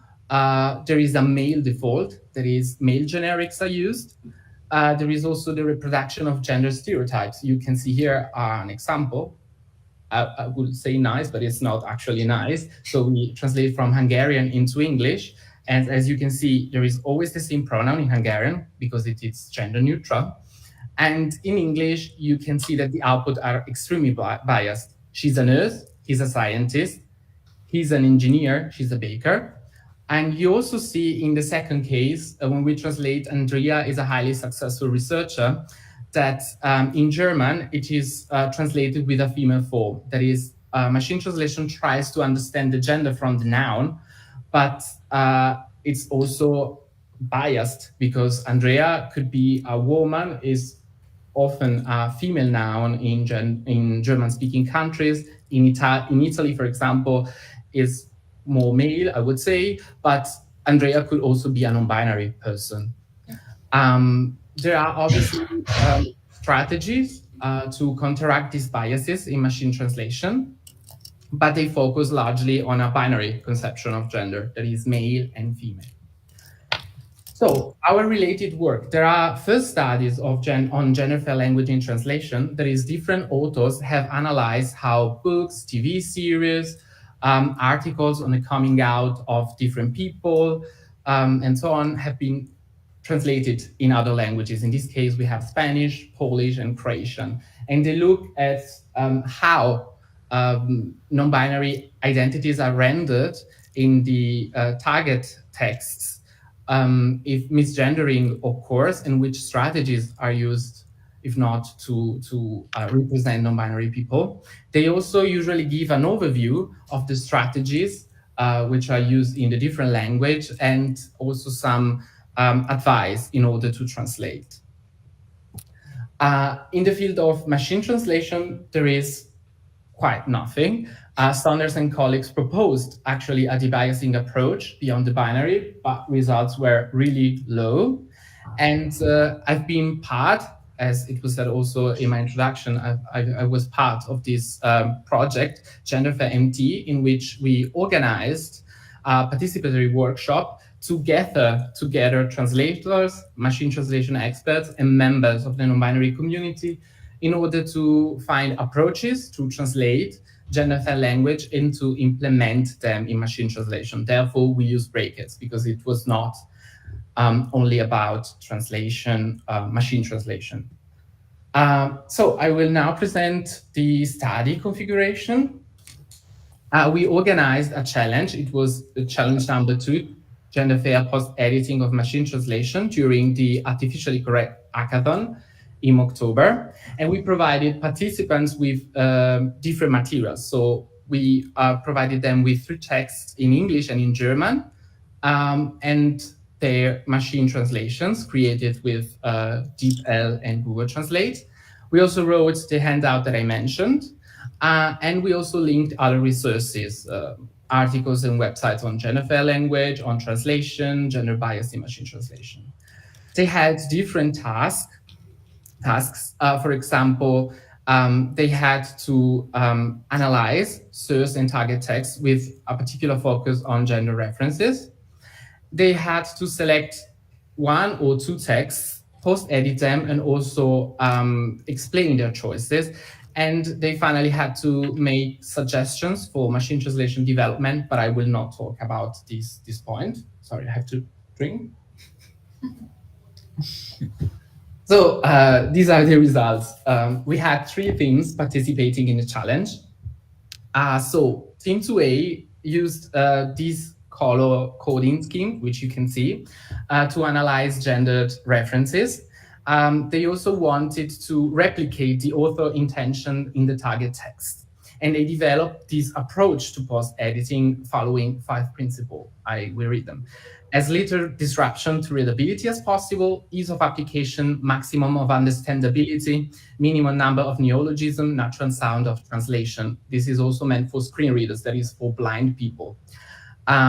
They noted how there is no single solution which could be used. So they wanted to respect personal preferences through consultation or research. In the case of the first text, which you can see here, that is only an abstract. It was a text about this actor, this non-binary actor. They decided to use this new system, Sylvan system, for non-binary people. You see that in yellow, as the nicht-binären Schauspielerin, the first non-binary author. And they decided that they would use gender-neutral rewardings for people whose gender is unspecified. The second text is about Leslie Feinberg, who uses pronoun Z. Since there is no direct translation, they decided to take over from English this Z, because it was not also possible to talk with Leslie Feinberg.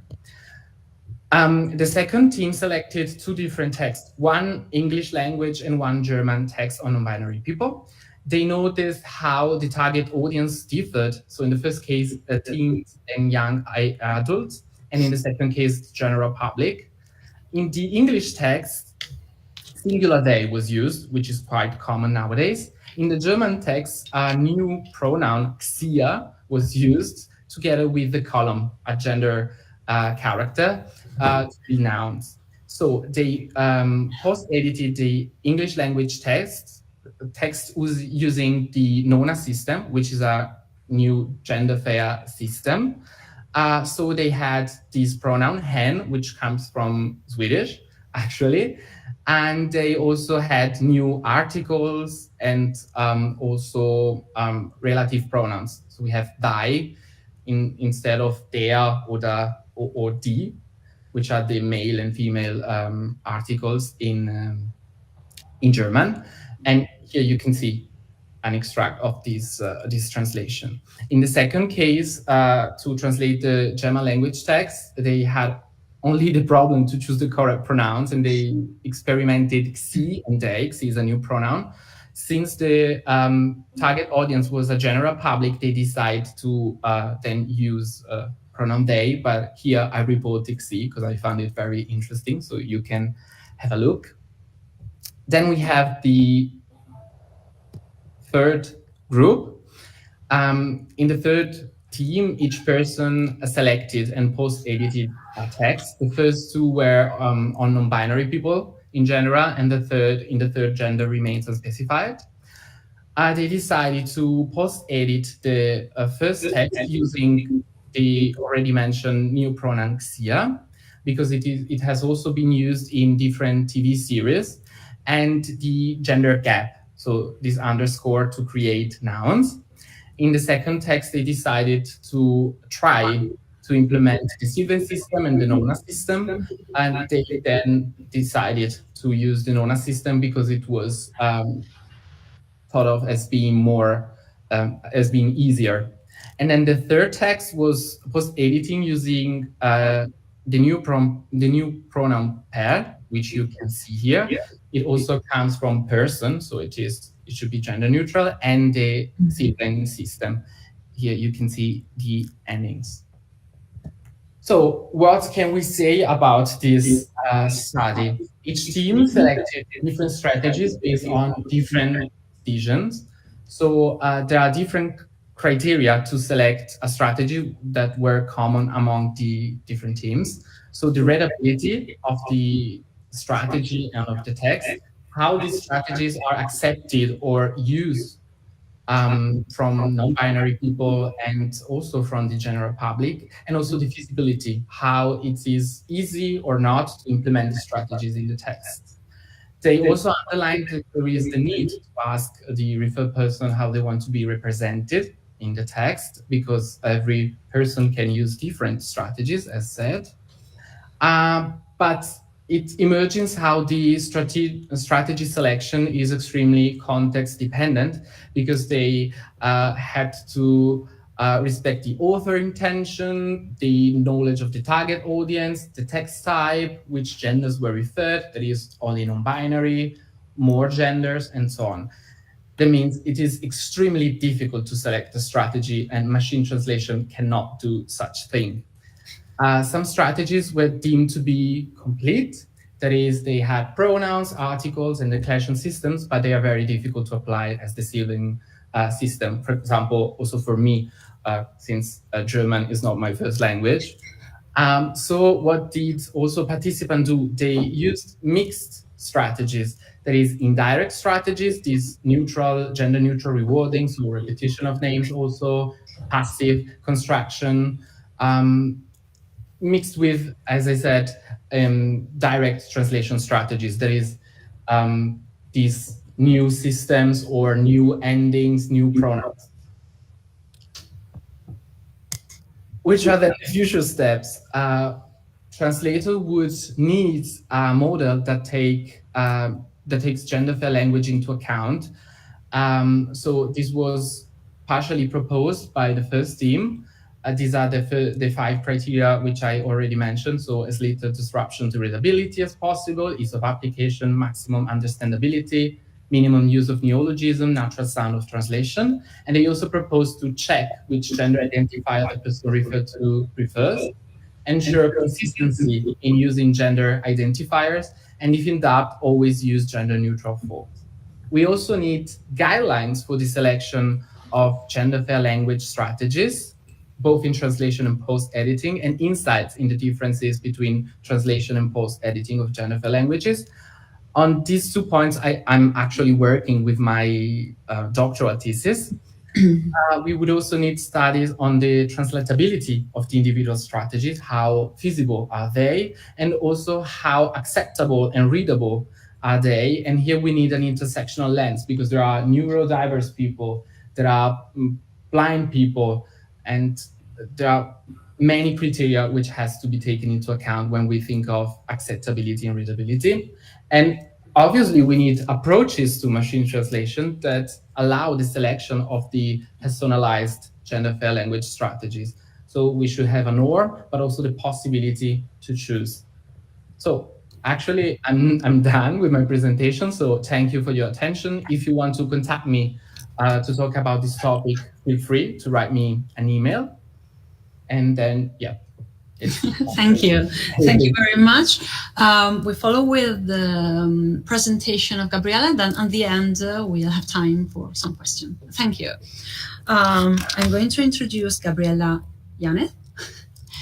She holds a degree in English language and literature teaching and in English translation from la Universidad Nacional de La Plata in Argentina.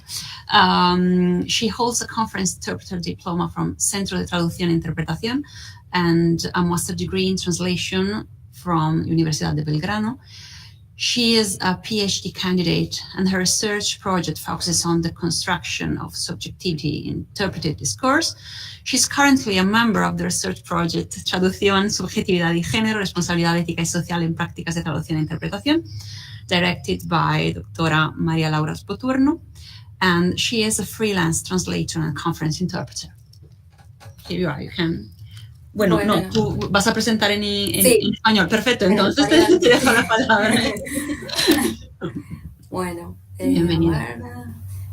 Espérenme un segundito. Bueno, les mando un saludo primero desde Argentina, que recién está amaneciendo. Un saludo muy grande a todas las personas que están participando de manera presencial. Y bueno, sin más, Perfecto. ¿se ve bien? Sí, perfectamente, gracias. Bueno, en primer lugar, me gustaría destacar que este trabajo forma parte de los dos proyectos que pueden ver en pantalla. Primero dirigido por la doctora María Laura Spoturno, que es mi directora de tesis, y también por la doctora Maribel del Pozo Triviño, que es mi codirectora de tesis. Y parte de lo que les voy a presentar se enmarca dentro de esta investigación de doctorado. Respecto de los contenidos de esta presentación, quiero en primer lugar hacer una breve introducción, luego contarles un poco los objetivos de este pequeño trabajo, compartir con ustedes el interrogante que me he planteado, el marco teórico-metodológico desde el cual he abordado este estudio, aspectos metodológicos y luego compartir con ustedes alguna parte del análisis. Por supuesto será breve por una cuestión de tiempo, pero bueno, espero que sea suficientemente ilustrativo. Y finalmente algunas consideraciones finales. En primera medida, en los últimos tiempos, en las últimas décadas, está claro que la intersección entre la traducción, los feminismos y el género se ha convertido en parte de la agenda tanto global como local, como así lo atestiguan los diversos trabajos que se han publicado al respecto. Por supuesto, de la mano de Luis Bonflotto, últimamente de la doctora Castro, Pilar Godayol, entre otras tantas investigadoras de renombre. Y en este sentido, como señala Luis Bonflotto, es preciso pensar la traducción de discursos mayoritarios y cómo esos discursos mayoritarios de género se producen y se diseminan no solamente a través de la traducción, sino a través de la interpretación, y esto incluye los organismos internacionales, que son los que resultan de mi interés. Justamente porque en los organismos internacionales figuran a través de la traducción y de la interpretación diversos discursos de género que se transmiten y que se vehiculizan a través de instrumentos, por supuesto, escritos y también a través de la interpretación, en este caso puede ser simultánea o consecutiva, dentro del ámbito de las conferencias. ¿Cuáles son los objetivos que se plantea este trabajo?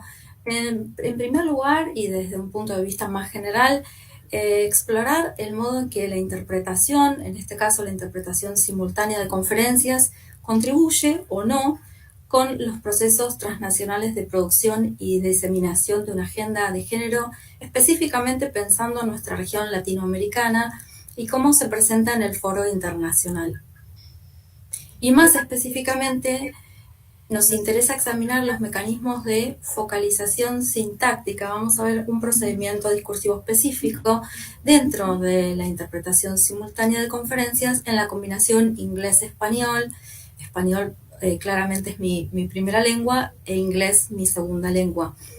Y vamos a ver el caso particular de la comisión de la CSW. No quiero adelantar porque lo veremos más adelante.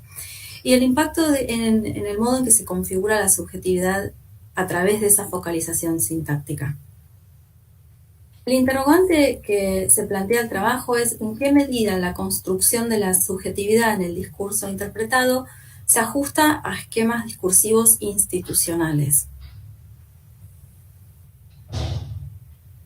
Un poco como anticipaba al comienzo, el marco teórico-metodológico toma como punto de partida la tautología feminista transnacional, dado que, como señala Castro y Spoturno en esta cita que pueden ver en pantalla, es una perspectiva que se compromete con una mirada crítica, ética y solidaria sobre la traducción. En este acto de mediación entre personas multilingües y en encuentros transfronterizos, ¿sí? Y específicamente no solamente en los centros hegemónicos, sino contactos en centros que no necesariamente sean hegemónicos. La traductología feminista transnacional entonces nos permite trabajar más allá de las fronteras nacionales, pensando las fronteras no solamente como límites geográficos, sino también fronteras tanto políticas como lingüístico-culturales, para poder promover intereses mutuos en pos de la justicia global. También la traductología feminista transnacional propicia el reconocimiento de la heterogeneidad como un elemento fundamental para pensar las prácticas de traducción y de interpretación. Y también importante es que en términos geopolíticos, esta perspectiva trata de incorporar a los debates de la traducción y de la interpretación también los problemas de desigualdad, no solamente de aquellas mujeres, entendiendo mujeres no en un sentido binario, ¿no? Acá retomo la presentación anterior, sino en un sentido amplio. Incorporar a los debates no solamente, como les decía, los problemas de desigualdad de las mujeres de lo que habitualmente conocemos como el norte o la región noroccidental, ¿no? Sino incorporar también otras regiones a la discusión. Respecto a la subjetividad, adoptamos una perspectiva discursivo-enunciativa. ¿Qué quiere decir esto? Que el análisis no se centra en las personas empíricas, sino en la imagen que éstas construyen de sí mismas en el discurso cuando toman la palabra. Y en este sentido seguimos la perspectiva de Ruth Amosi. Toda vez que toman la palabra, estos personajes discursivos se inscriben en una posición dentro del discurso a través de marcas específicas, que es lo que vamos a ver en un segundito. Tenemos que definir la subjetividad, podemos remontarnos a Domenist y decir que la subjetividad es la capacidad que tiene la persona enunciativa de presentarse a sí misma como responsable de su discurso a través de formas lingüísticas específicas, que son las que se actualizan y se apropian cada vez que ese discurso se pone en marcha. Entonces, queremos examinar en qué medida la construcción de la subjetividad, es decir, esa presentación de sí a través del discurso, contribuye a propiciar una agenda de género que sea capaz de socavar los esquemas heteronormativos y patriarcales imperantes propios de las culturas mayoritarias.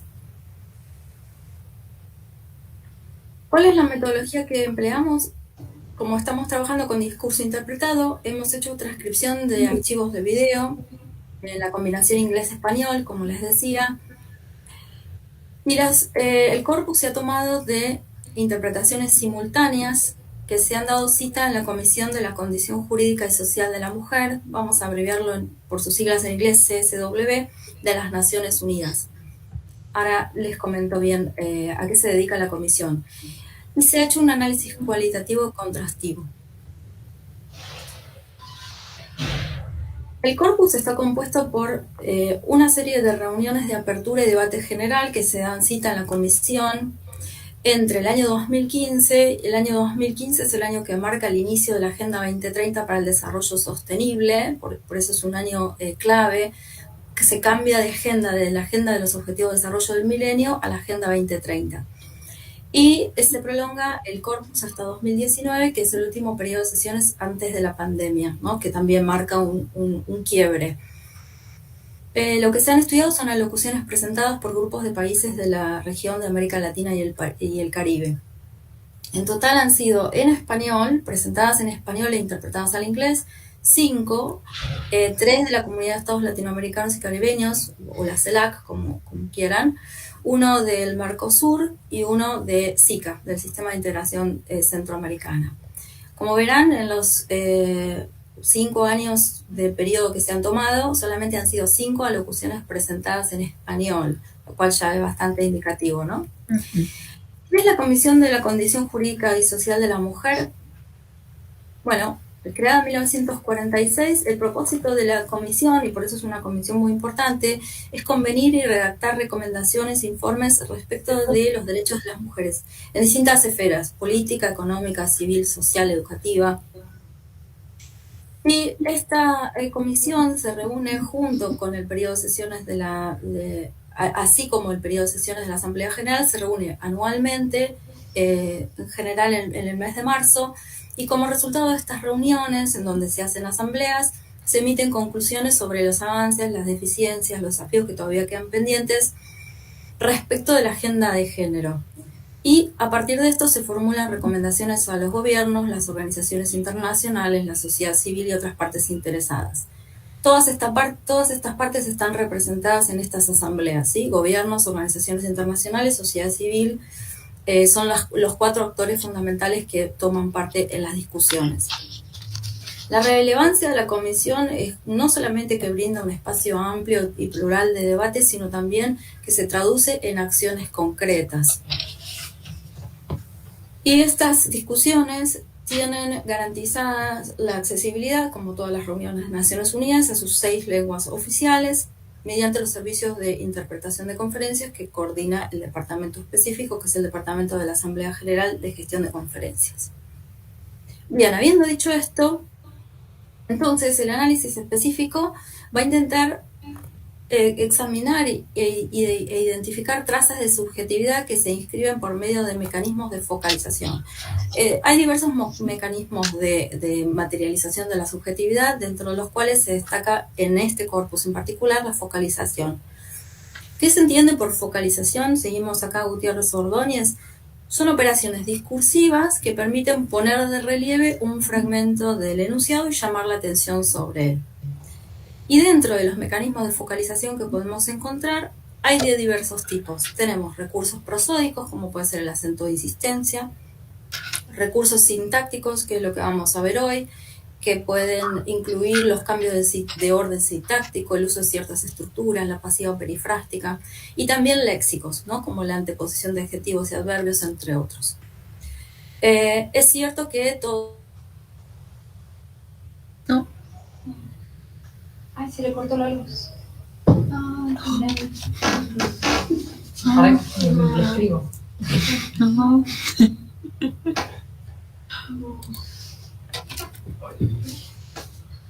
Estaba haciendo todo muy bien. Parecía imposible, ni un problema técnico ni nada. No, pero Sí, se cortó la luz. lo siento. Ya volvió. Lo Así que bueno, ahora dice que volvió. pobrecito. Sí, por suerte.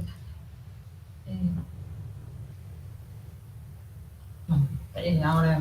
Sí, no, pero tranquila, vamos muy bien de tiempo. No, ningún problema.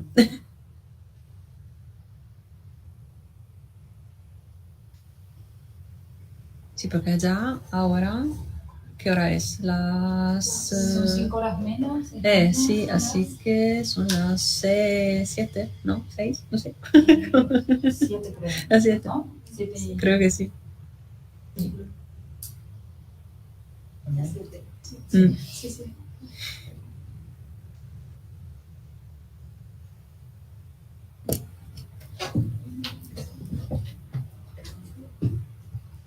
Esas cosas que pasan justo cuando hay que pasar. Pero bueno.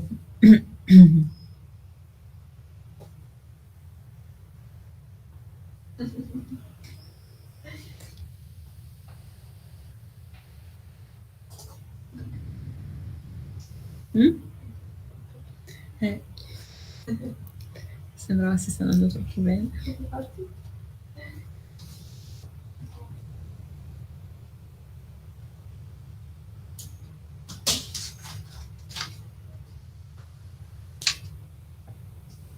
Sì, mi fa.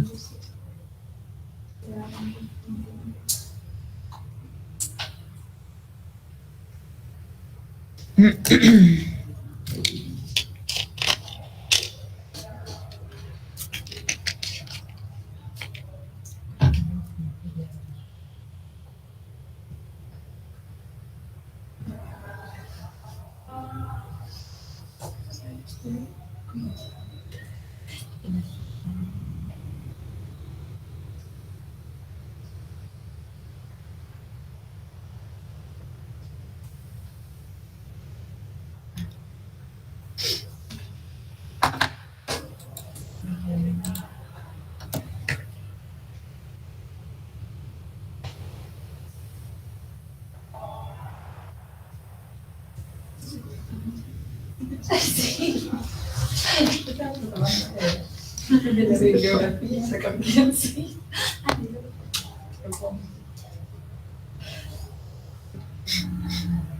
Sta andando con la Sara. Sta andando con la Sara. Ok.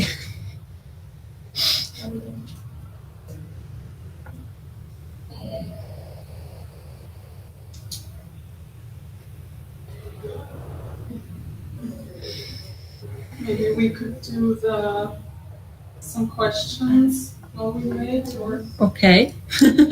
yeah, Yeah, just because yeah. it's okay.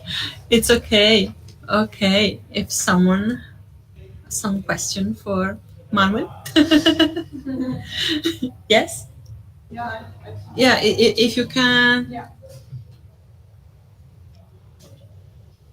Here. Yeah. Okay. Hi, we know each other, so. Okay. Okay.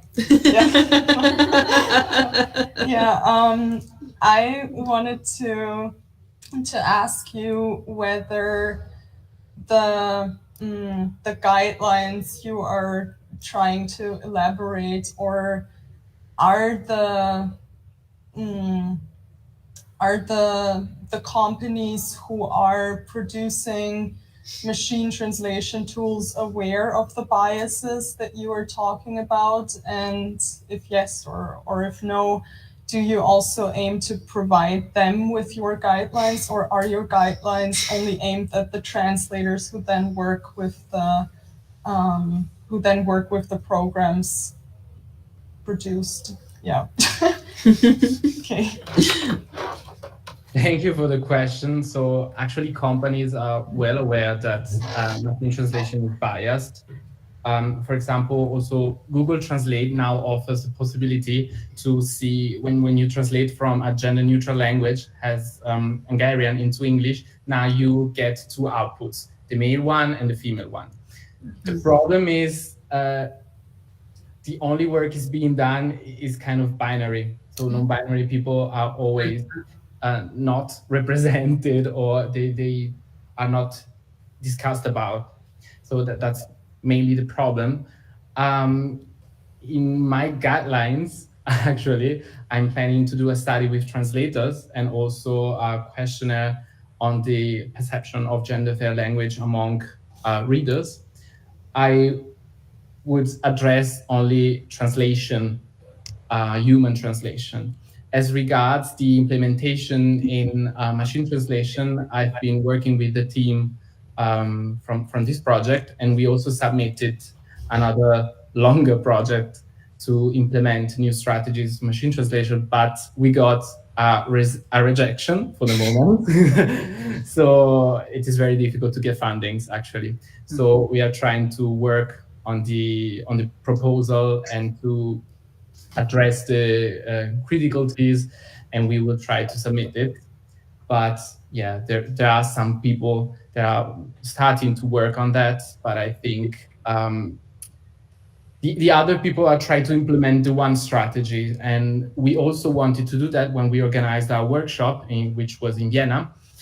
So we wanted to find the translation strategies, but yeah, we understood that many different people have also many different needs, and therefore they select different strategies accordingly.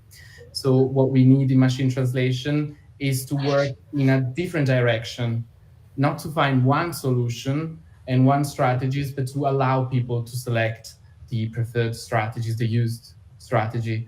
And that is very difficult, actually, to do at a technical level. And another problem is obviously that we do not have training materials with these strategies, so it's very difficult to implement such strategies. Okay. Other questions? Okay. Noticias desde Argentina.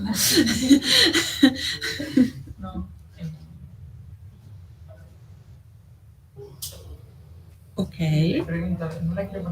No, claro, no, pobrecita. No, pobrecita. Era simplemente para saber si podemos seguir, si qué vamos a hacer.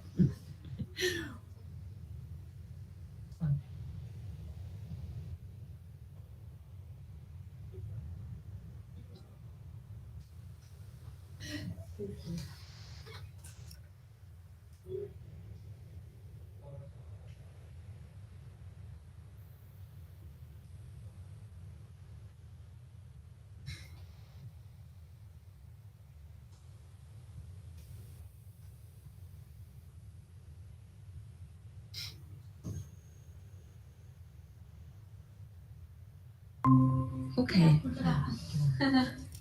Ok. ¿Todo bien, Gabriela? Sí, viste que lo que puede salir mal, sale mal. Funciona todo. Bien, no, nosotros simplemente, bueno, un poco Bueno. de preguntas con Manuel, así que nada, vamos a volver a tu. Bueno, cuando ustedes quieran, continúo. Sí, ahora. Continuamos. Sí, por favor. Bueno, ahí vamos. Mil perdones. Lucy, no. Bueno, Perfecto. entonces, retomando. Bueno, el análisis ciertamente se va a centrar en la focalización sintáctica, porque dentro de la variedad de operaciones discursivas a través de las cuales se puede manifestar la focalización, esta es una que se destaca en el corpus. Y lo que se observa es que hay un uso extendido de un procedimiento de reduplicación de la estructura que evoca en inglés lo que podríamos decir un discurso del tipo a X le importa Y. Y vamos a ver algunos ejemplos. Son muchos, pero he extraído solo algunos. Es recurrente en español, que es el discurso fuente, la estructura a X le importa Y. Y en este caso, X son los países que están representados en esa asamblea de discusión general. Fíjense, los países de la CELAC están firmemente comprometidos con, y luego tenemos la igualdad entre los géneros, el empoderamiento de las mujeres, etc. Reafirmamos la importancia de, y otra vez, aplicación plena y efectiva de la Declaración de la Plataforma de Acción de Beijing. Reafirmamos además la importancia para los Estados partes de cumplir cabalmente con sus obligaciones internacionales. En todos los casos, y esto es muy repetido en el corpus, se extiende esta reduplicación donde aparece que a X le importa Y. Y esto está replicado en inglés en la interpretación. Lo que se observa entonces es que la focalización, que es este a X le importa Y, habilita lo que podemos denominar un discurso institucional del compromiso que tiene la región, o que por lo menos manifiesta la región, con la agenda de género.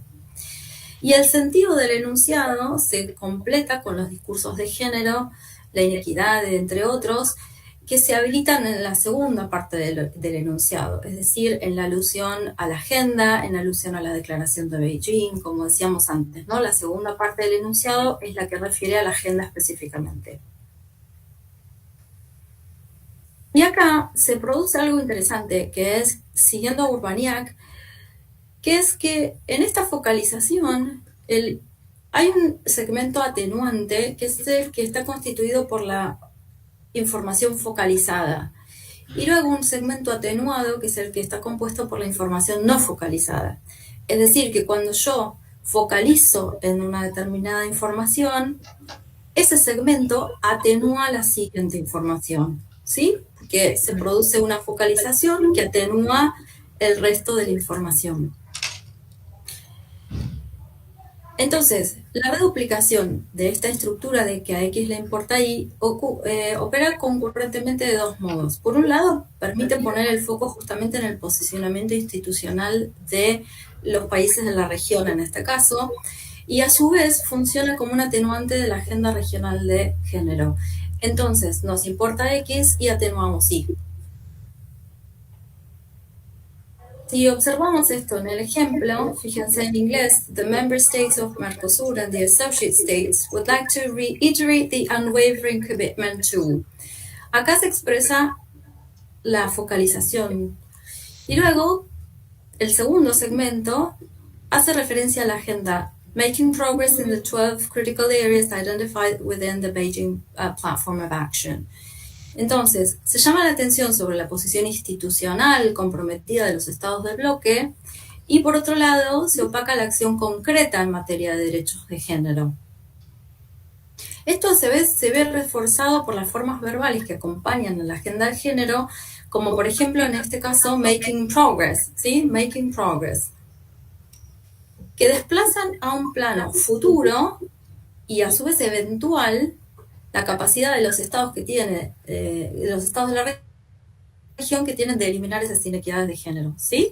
Es decir, se presenta como comprometida la visión, pero la agenda de género se plantea como eventual o futura.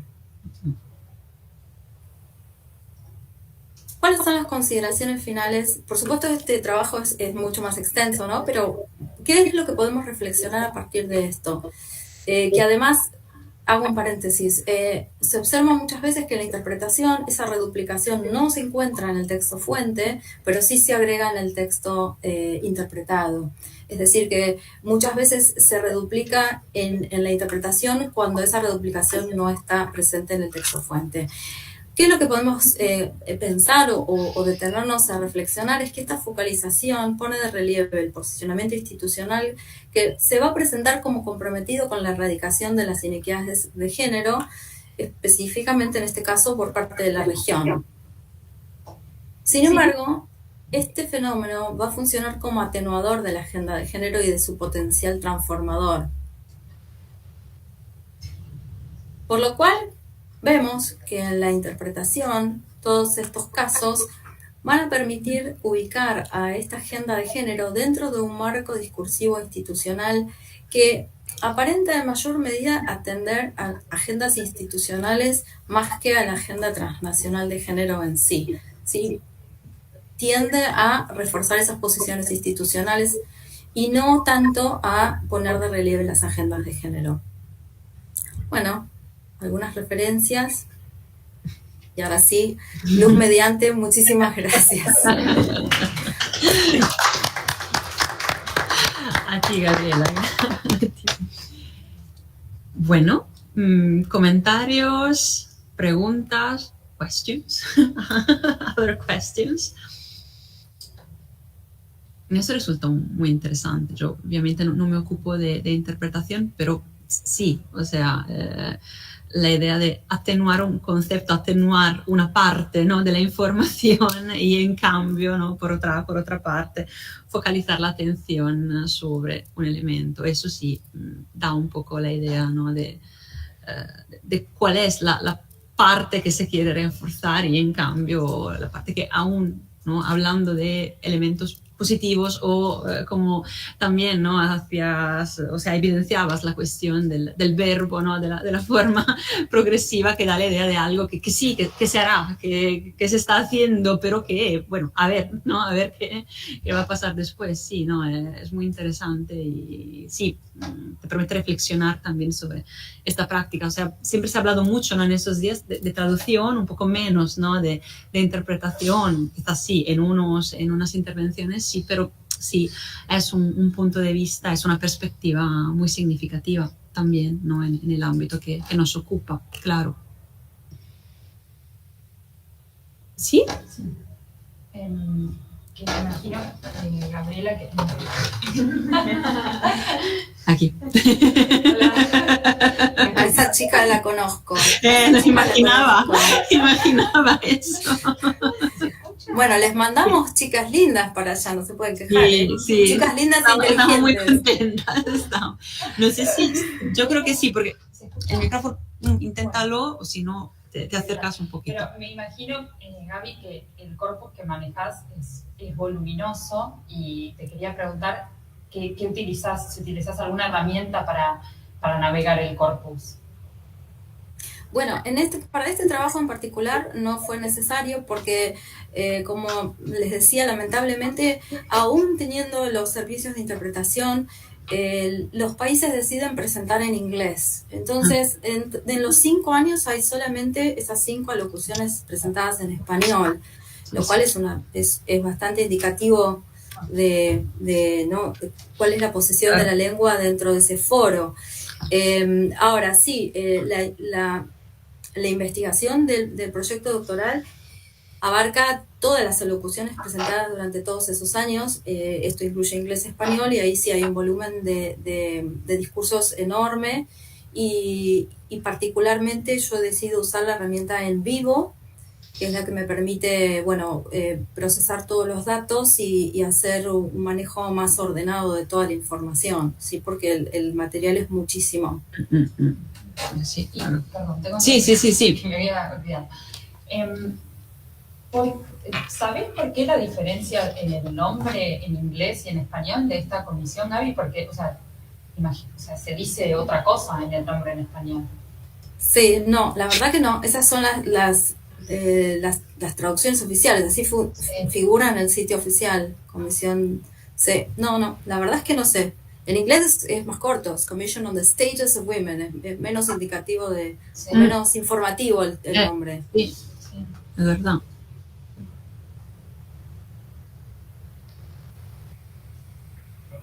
¿Otros comentarios, preguntas? ¿No? Ok. Bueno, entonces, muchísimas gracias a Gabriela. Thank you. Gracias. Grazie, ¿no? Porque eres sei italiano, vero? Sì, sì. Perfetto, ok. Grazie. Grazie. Thank you very much. Y nada, esperamos vernos en futuro, no sé, también presencialmente todos en otros sitios, en otras situaciones. Y muchísimas gracias. Thank you very much. Bye. Muchas gracias a ustedes.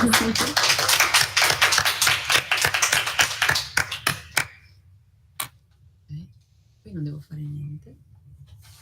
Sara, qui lascio acceso tutto e mettiamo il lunch. Facciamo una pausa pranzo. Non mi considera, Marta, di a Sara che mi risponda. Va bene. E ci rivediamo poi nel pomeriggio a partire dalle 14:30 per le sessioni del pomeriggio.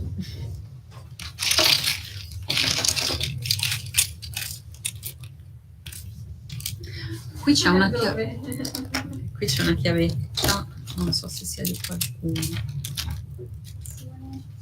È la sessione, è la B. Sì, è la B, possono andare in pausa pranzo.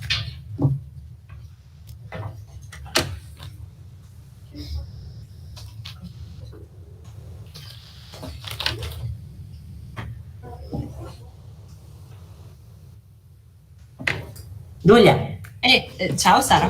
pausa. Puoi mettere la pausa a pranzo se vuoi. Certo. Ok, a tra un po'. Ciao. Veniamo lì. Ciao. Possiamo venire da voi? Certo. Ciao. Ciao.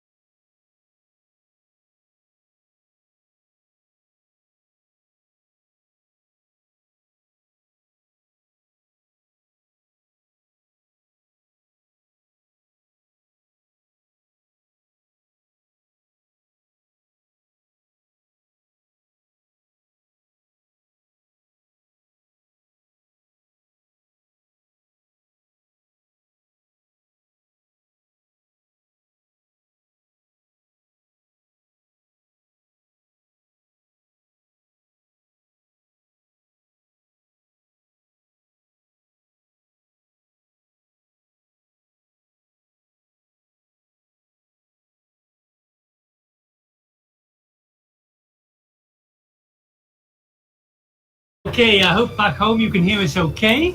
Welcome to this afternoon session. Have you enjoyed your lunch? Short as it was. Our first talk is with Francesco Vitucci, Senior Assistant Professor of Japanese Linguistics at the Department of Languages, University of Bologna. His main research topics are audiovisual translation, interlingual subtitling from Japanese, linguistic identity and language ideology in audiovisual translation. Among his publications, Ciak si sottotitola, La traduzione audiovisiva per le lingue est-europee, and several essays on national and international journals. The floor is yours. Yes, thank you. Thank you for inviting me. Okay, today I'm going to present to you a case study which I carried out at the beginning of this 2022. The title, as you can read, is Catherine Unshaw in the subtitle and dubbed version of Williams Wyler feature film in Japan. First of all, I would like to give you some hints, some keywords, key concepts on which I worked for doing this presentation, this case study. And then I will go through the presentation of the data analysis, of the data set and the data analysis, and the conclusion which I brought from this study. First of all, I would like to introduce you the concept of women's language. What is women's language in Japanese? And especially women's language in Japanese audiovisual text. As I said in the previous paper, in my recent paper, women's language represents actually a stereotype idiolect aimed at supporting an alleged empirical presence of an ideal of female speech that actually find no justification from the point of view of the sociolinguistic practice in Japan. There have been many studies about this topic. Japanese studies on cultural ideology had precursors, scholars such as, for example, Jugaku Akiko, Endo Orie, Tanaka Kazuko, and recently also Nakamura Momoko and Okamoto Shigeko. These studies have demonstrated how, over time, actually the concept of women's language has facilitated a sort of linguistic essentialism aimed at strengthening social hegemony and politics to the detriment of the female gender.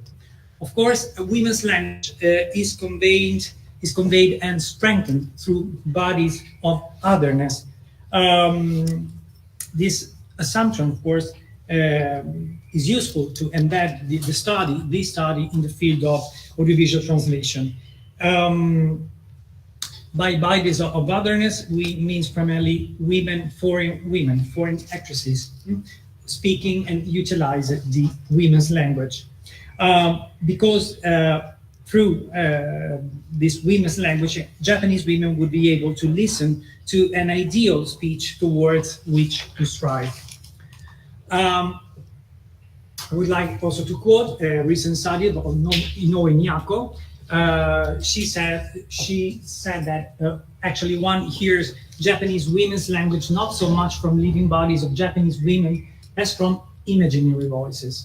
The most common sites of these reports and quotations of women's language are female characters in novels, movies, TV shows, drama scripts, animation, computer games. Paradoxically and counterintuitively, it is from the most foreign characters, like, for example, Scarlett O'Hara, Dana Scully, Queen Elizabeth II, Barbie, and Minnie Mouse, that one hears the most authentic Japanese women's language in everyday life. This is a quotation of Inoue Miyako. But also, I would like also to introduce you to the concept of transduction and indexical bleaching, which is it's fundamental, are two keywords to this study. Nakamura specifies that the use of a stereotypical language to reproduce the speech of non-native female characters falls within the strategies of the so-called also adequation. That's the next one. No, I want to talk about transduction. I'm sorry. Okay, women's language stimulates cases of transduction, which means also known as inter-indexical relationship. Women's language also stimulates the illusion that even in foreign languages there may be a gender conducive to Japanese women's language. From the point of view of the fruition, transduction is quite peculiar, since it places the Japanese viewers in the uncomfortable position of having to put together a pseudo-natural speech relatively autochthonous to the bodies of foreign actresses, and visually stimulating in the others the illusion that everything corresponds to a presupposed normality. That is, that even in foreign languages, there may be a gender like conducive to Japanese women's language. This phenomenon, of course, continues also today in contemporary audiovisual translation, stimulating also the so-called indexical bleaching, as highlighted also in the studies of Nakamura Momoko. Nakamura specifies that the use of a stereotyped language to reproduce the speech of non-native female characters falls within the strategies of the so-called adequation. This is the right slide, okay? This one. Thanks to which the translators actually voluntarily chooses to resort to a specific style of a target language by associating it with a set of social meanings shared in part with the source language. The case of Catherine, also in Wuthering Heights, fits into the strategies of adequation, since her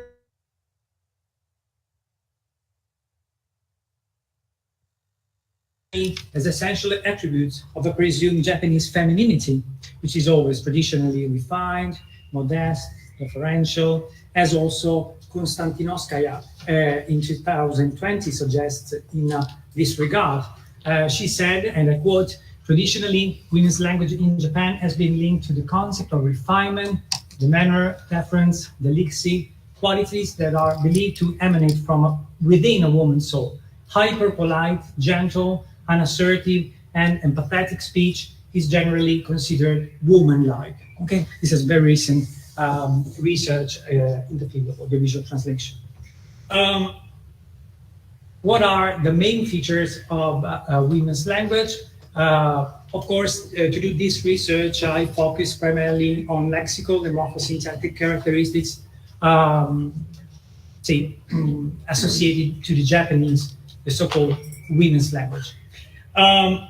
Of course, among the elements that emerge from the analysis of the subtitling and dubbing, Japanese dubbing of William Wyler's movie, 1939 movie, it was possible to trace a frequent use of these, for example, feminine suffixes. Okay, I don't know how many of you knows Japanese. Anyway, we have a lot of suffixes. It's a very high connotative language in terms of gender, so we can express our own identity through the use of many suffixes or also verbal forms similar to feminine modality, possessive feminine adjectives, personal pronouns. We have a huge, many possibilities to adjust our speech.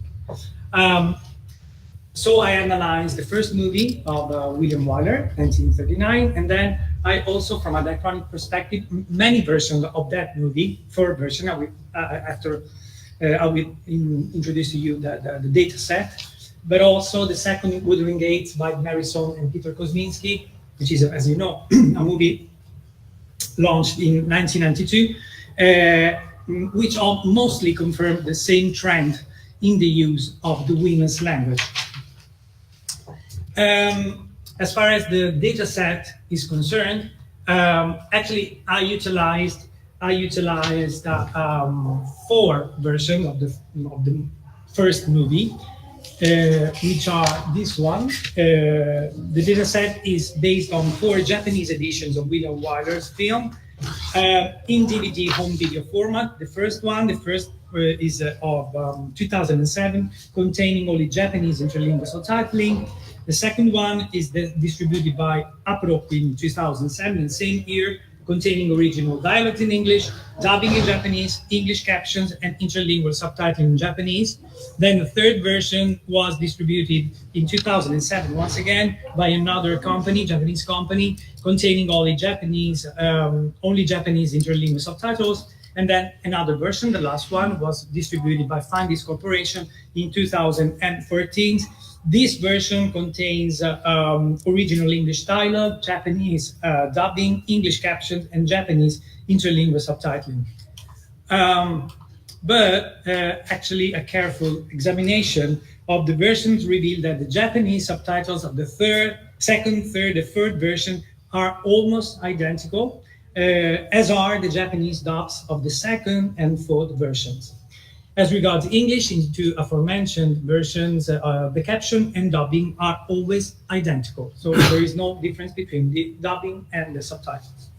For the purpose of a diachronic, as I said before, examination, I also analyzed the dubbing and subtitles of this movie, of the movie 1992, Peter Kosminski Marisol version of Wuthering Heights.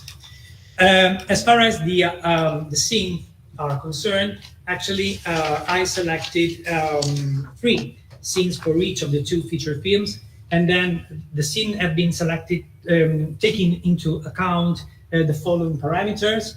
In the first one is that in the scene, Catherine always appears as the main speaker. Then Catherine, the second parameter is that Catherine must be on stage. She interfaces with different speakers also. And third, Catherine's interlocutors are of different sexes. So she speaks to men, she speaks to women, okay? 3 scenes were selected for that recalled actually some point of the novel, even with some stylistic and temporal differences within the films. The 6 scenes examined can be defined as mirror images in terms of narration. In the first one, Catherine and Heathcliff are on the moor. In the second one, Catherine, Ellen, and Heathcliff find themselves in the bedroom as she prepares to meet Edgar Linton. In the third one, Catherine and Ellen find themselves in the kitchen, and Cathy confesses her love for Heathcliff. In the second movie, we have almost the same scene. Once again, Catherine and Heathcliff on the moor. In the second one, Catherine enters the kitchen where she finds Ellen with Heathcliff. And in the last one, Catherine enters the kitchen and ends up revealing the nature of her feelings for Heathcliff. When we cross the data, okay, I won't go too much into details about the Japanese lexicon and so on. But what I discovered by comparing the Japanese subtitles, we had actually 2 subtitles among the 4 version of the movie I selected. And then, as I said before, the dubbing. As you can see here, this is a very general, graph. Anyway, as you can see, the red one is the Japanese dubbing, and we see the percentage, the occurrences of women's language elements. So we talk about lexicon, prefixes, suffixes. I did a list of each and every item. I also utilize a software which I developed by myself, which is called Alignment, which allows you to import all the subtitles files and then to capture each and every lexical items, prefixes, and whatever you like, in order to produce data and then after to come to some conclusion. In this case, as you can see, we find that the Japanese dubbing is the version which contains the highest percentage of women's language compared to the first Japanese subtitles and the second one, which are almost identical. And then after I will explain you why they are almost identical. Then I did the same, but in the second movie, actually, in the Kosminski and Marisol and Kosminski's version, it happens more like the same thing. The percentage is lower, but once again, the Japanese dubbing present more elements of the women's language compared to the Japanese subtitle. Okay, this is really interesting. Okay, so what are the outcomes, general outcomes of this preliminary study of Wuthering Heights? First of all, through the image that emerged from the translation of Catherine Frenshaw's speech, was possible to highlight some manipulative practices, which I summarize as follows. Despite, of course, the recent making of the dubbing and subtitling of both the movies examined here, there is, of course, a clear preponderance of the women's language in the dubbed version, with a clear trend toward the historicization of the subtitled text, especially in the case of William Wyler's film. This phenomenon has revealed how, for example, Subtitles have often drawn inspiration from the dubbing, so much so that they often take on the tones of real reductions of the dubbing in order to preserve in a fairly constant quantity the women's language within them. Then, despite, of course, the presence of dialogic and pseudo-monological scenes extrapolated from the same narrating passages in both films, the women's language confirms itself as the representative genderlect of Catherine, albeit with slightly different percentages in terms of occurrence. This observation also leads to reflect on the link that the audiovisual text examined in this preliminary study had made with the literary original ones. Actually, also in the literary original one, Catherine, in Japanese translation, of course, Catherine clearly expresses herself through the women's language. So I analyzed 5 minutes. So I go straight to the conclusion. Then I speed up. Okay. Another, then again, between the first and second feature films, there is a repositioning also of the characters of the character of Catherine, who, as a frivolous and romantic woman, seems to assume greater awareness in the reinterpretation of Sohn Kosminski. Here, for example, in the second movie, also Catherine resorts to profanity, for example. Nonetheless, the relative reduction of the women's language in some scenes of the second movie is confronted with a conspicuous phenomenon of hyper-masculinization of Heathcliff's speech that almost creates a communicating vessel effect, so that the incursion of this idiolect contributes to accentuating the passive and submissive role of Catherine, reiterating the stereotype of a subordinate and submissive woman, once again. And then, in the end, the level also of intimacy in the two dialogic scenes between Nellie Dean and Catherine stimulates the use of the women's language in both speakers, reinforcing the stereotype that this idiolect represents a fixed standard within female speech. So much so that in the dubbing of the second film, Nellie even associated the women's language with the courtesy register, in Japanese the teinego, reinforcing the stereotype of a grammatically flawless female speech and effective in social pragmatic terms. In conclusion, okay, this will be, I got the references, but in conclusion, as also Jorge Diacintas suggests, any audience, and the Japanese one is certainly no exception, is not only aware that the translated text is the result of mediation, but it can even compare it with other versions available on the net. It would be also interesting, this is only a preliminary research, but it would be interesting to verify, for example, if in her Fansabic version, in the other types of alternative subtitles, Catherine expresses herself through the women's language, or not, and yes, to what extent also.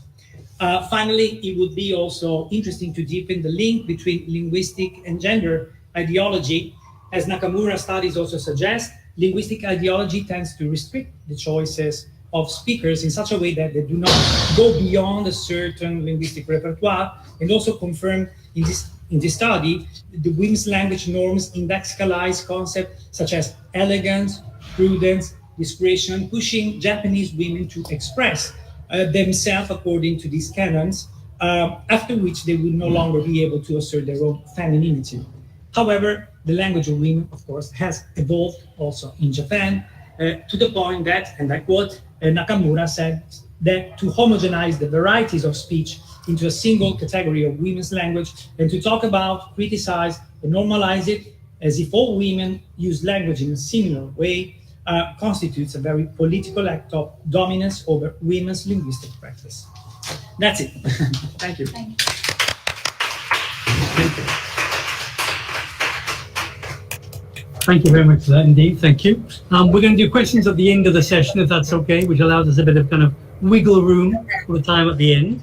Let me just see if I can take control of this again. So here we go. Li Hao, I can see you are connected, which is great news. Are you? Yes, yes. Good. Okay, I'm going to introduce you and then you can start. Okay. So Okay. Li Hao is a national certified Chinese to English interpreter. and translator based in Shenzhen in the People's Republic of China.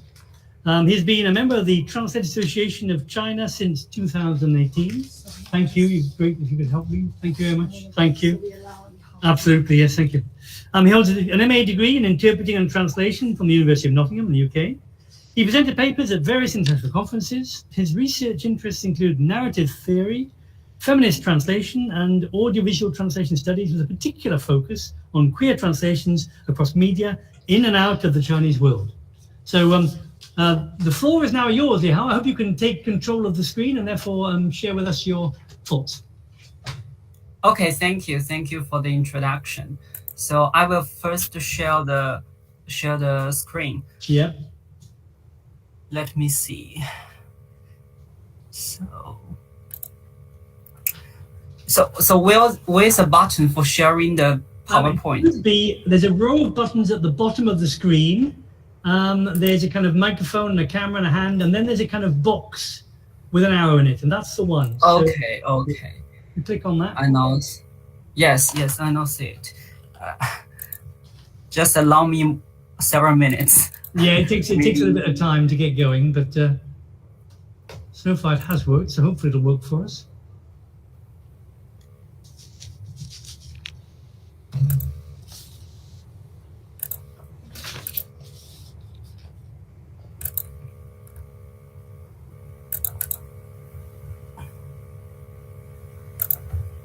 It seems that this window can only share the screen on the, in the browser, or can I share the PowerPoint on my desktop? Yeah, do that, and it should work.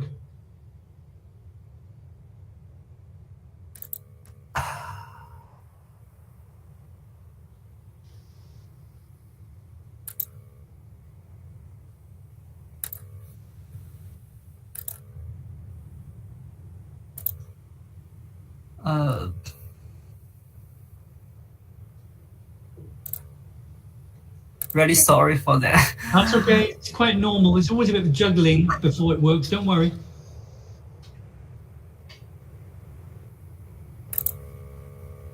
Let me see.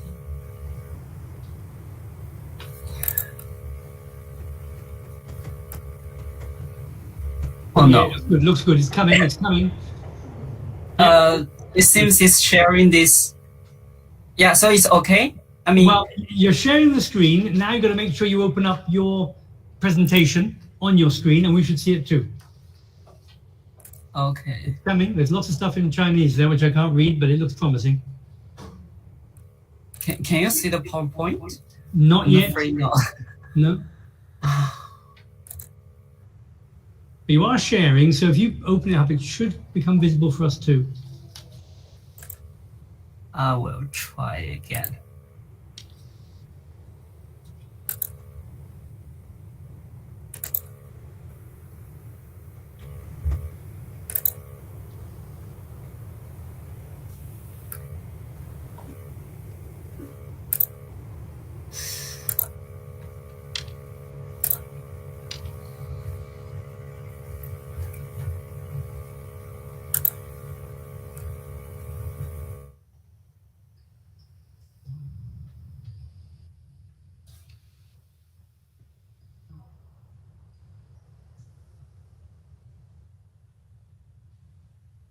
Hello, are you still there, Liao? I'm worried there's been an interruption in connection as well. Yeah, the screen seems a bit stationary.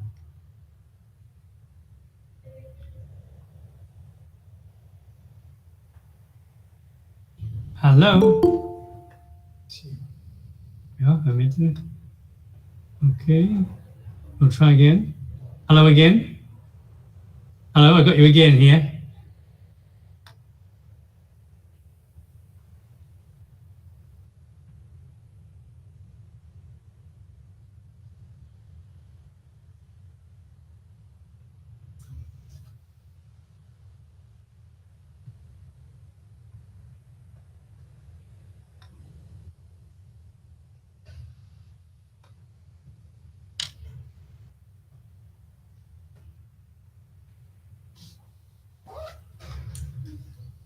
We can see you okay, but we can't see the presentation yet.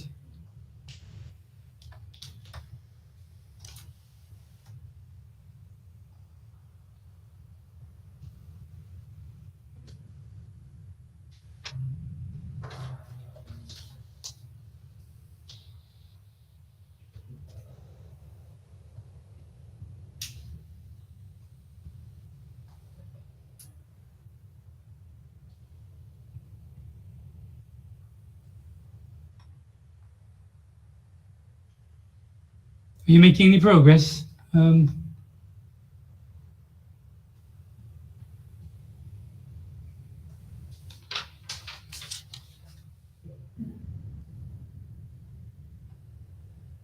we are. Yes, it's looking promising, looking very promising. Yeah, I can see your screen. Yes, yes, we're there, Lihao. Well done. Yes. Now, make sure your microphone is on as well. But we can see it perfectly. Well done. Oh, yeah.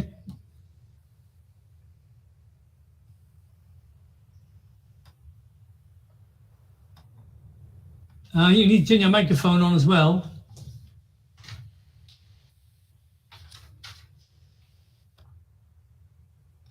We can see you perfectly, but we can't hear you. So check your microphone.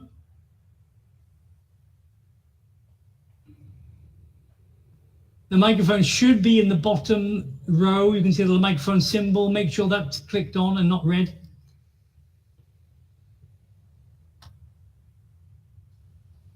We're almost there. We've almost got it working. Yeah, there seems to be no microphone there. I don't know why. If she maximizes the window, it must appear. Sometimes they just... I think so. Yeah, if you make the window bigger, it should help. But I can't see the microphone symbol, which is really weird.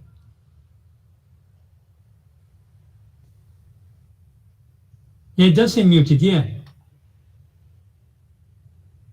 Maybe if you ask her to unmute, a message might Yeah. come up into her.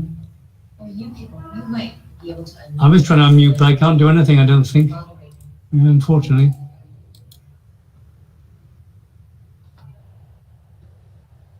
No. Okay, Li Hao, you asked me to carry on with the next speaker. So, Mr. There, if you're ready, we'll carry on with you and Li Hao will try and solve his problems. Okay. Thank you. No problem, no problem. Great. Okay, listen, I'll introduce you and then you can start. Okay. Thank you. Okay, listen here, Marcelino Villela has got a BA in translation and a PhD in communication and semiotics. And is Media Accessible et Tradução Audiovisual Research Group's coordinator and main researcher.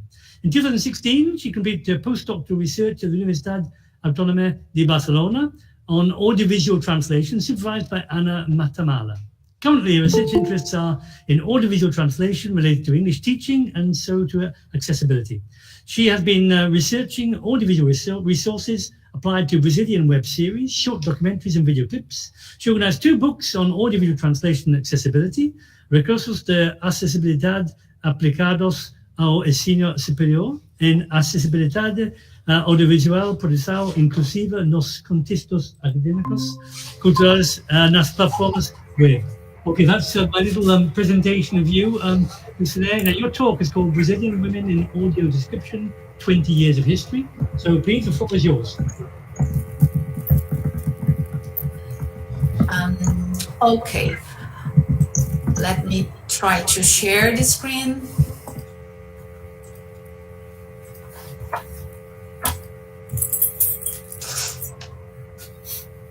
Yeah, we got your screen.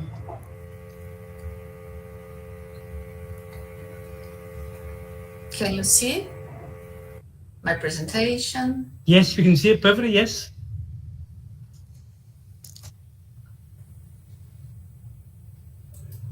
Yes, fine.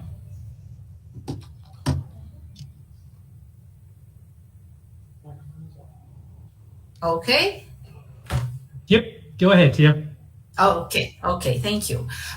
So I'm Lucineia Vilela, I'm from Brazil, and in this talk I will present my last and current project is about Brazilian women in audio description, 20 years of history. So, audio description is an audiovisual translation modality, and I will present a very brief conception and the scenario in Brazil of blind people, and then I will present my project.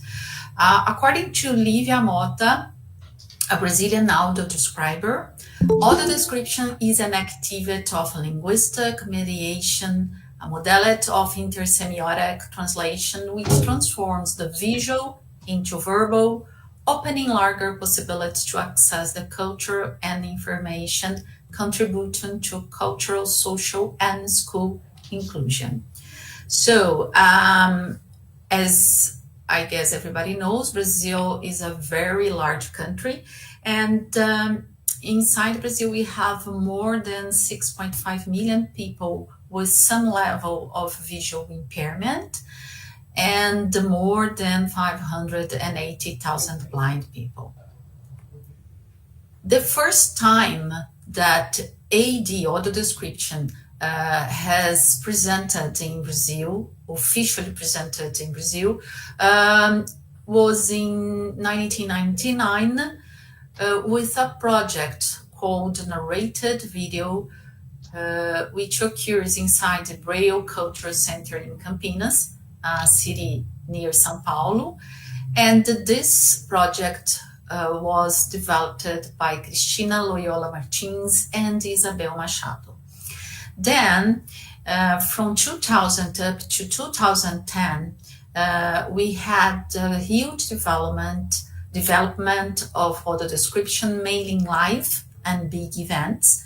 So events such as film festivals, carnival parades in Rio de Janeiro and São Paulo, huge sports event were produced with live AD. And it's important to mention also that from 2010 up to now, a huge increase in training and in academic formation occurred. So we can say that in our 27 state capitals, there is at least one expert in audio description. In all these events, training and formation situations inside universities, we have women as protagonists. So they work as script writers of AD, producers, narrators, editors, and trainers. So this situation called my attention. I started researching AD in 2012, and in every international conference that I visited, I could see just women who represented Brazil in conference, even in international and national conferences. So in 2020, in the middle of pandemic, I proposed this triennial project, and this is the first part of my project. Probably next year I will apply to another one. I proposed a historiography of Brazilian women involved in audio description, with the focus on pioneers from 3 different states in Brazil: São Paulo, Rio de Janeiro, and Rio Grande do Sul. And then I investigate the conceptions adopted by pioneers and the characteristics of Brazilian audio description. I believe that there are some specific characteristics of a Brazilian audio description. And then I propose to disseminate the results. As I mentioned before, I started the project during pandemic, so I only proposed the interviews online format using Google Meet platform.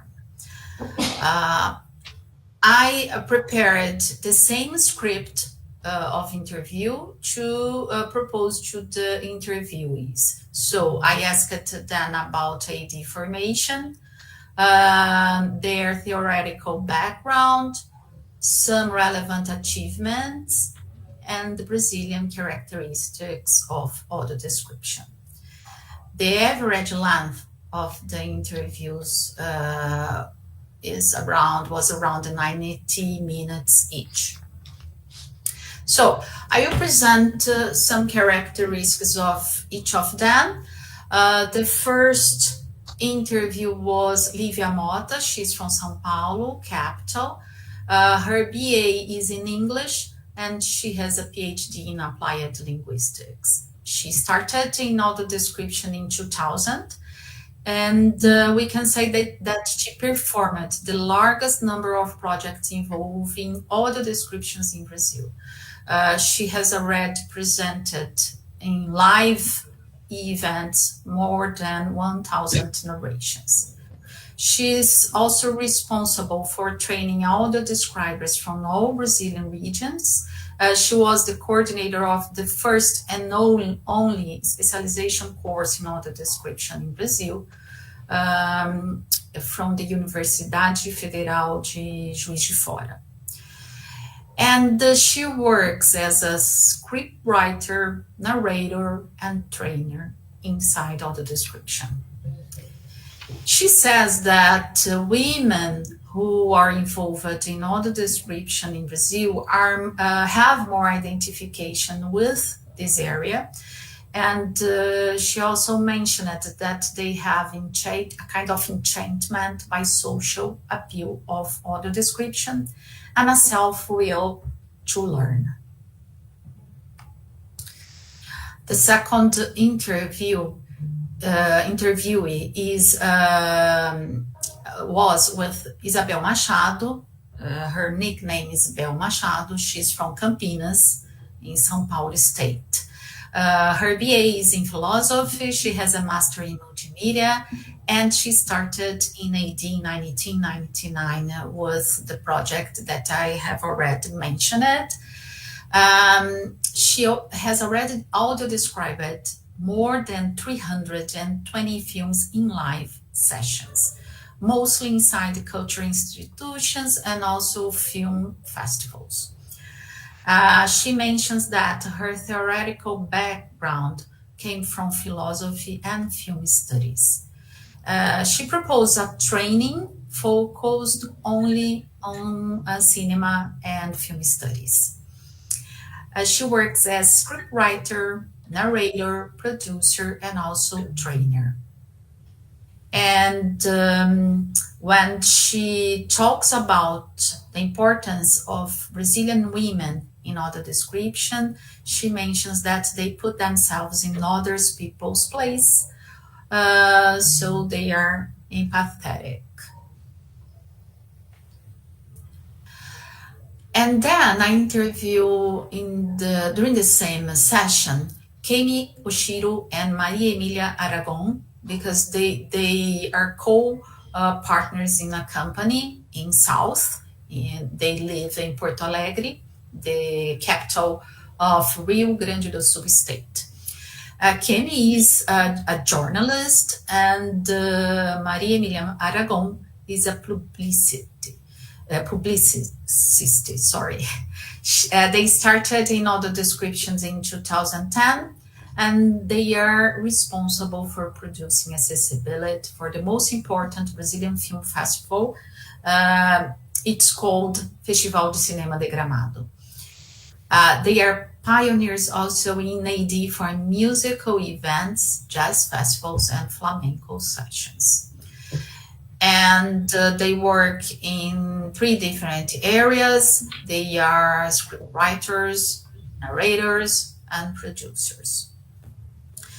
Again, when I asked them about specific characteristics of Brazilian women who work in audio descriptions, they mentioned that they have more empathy,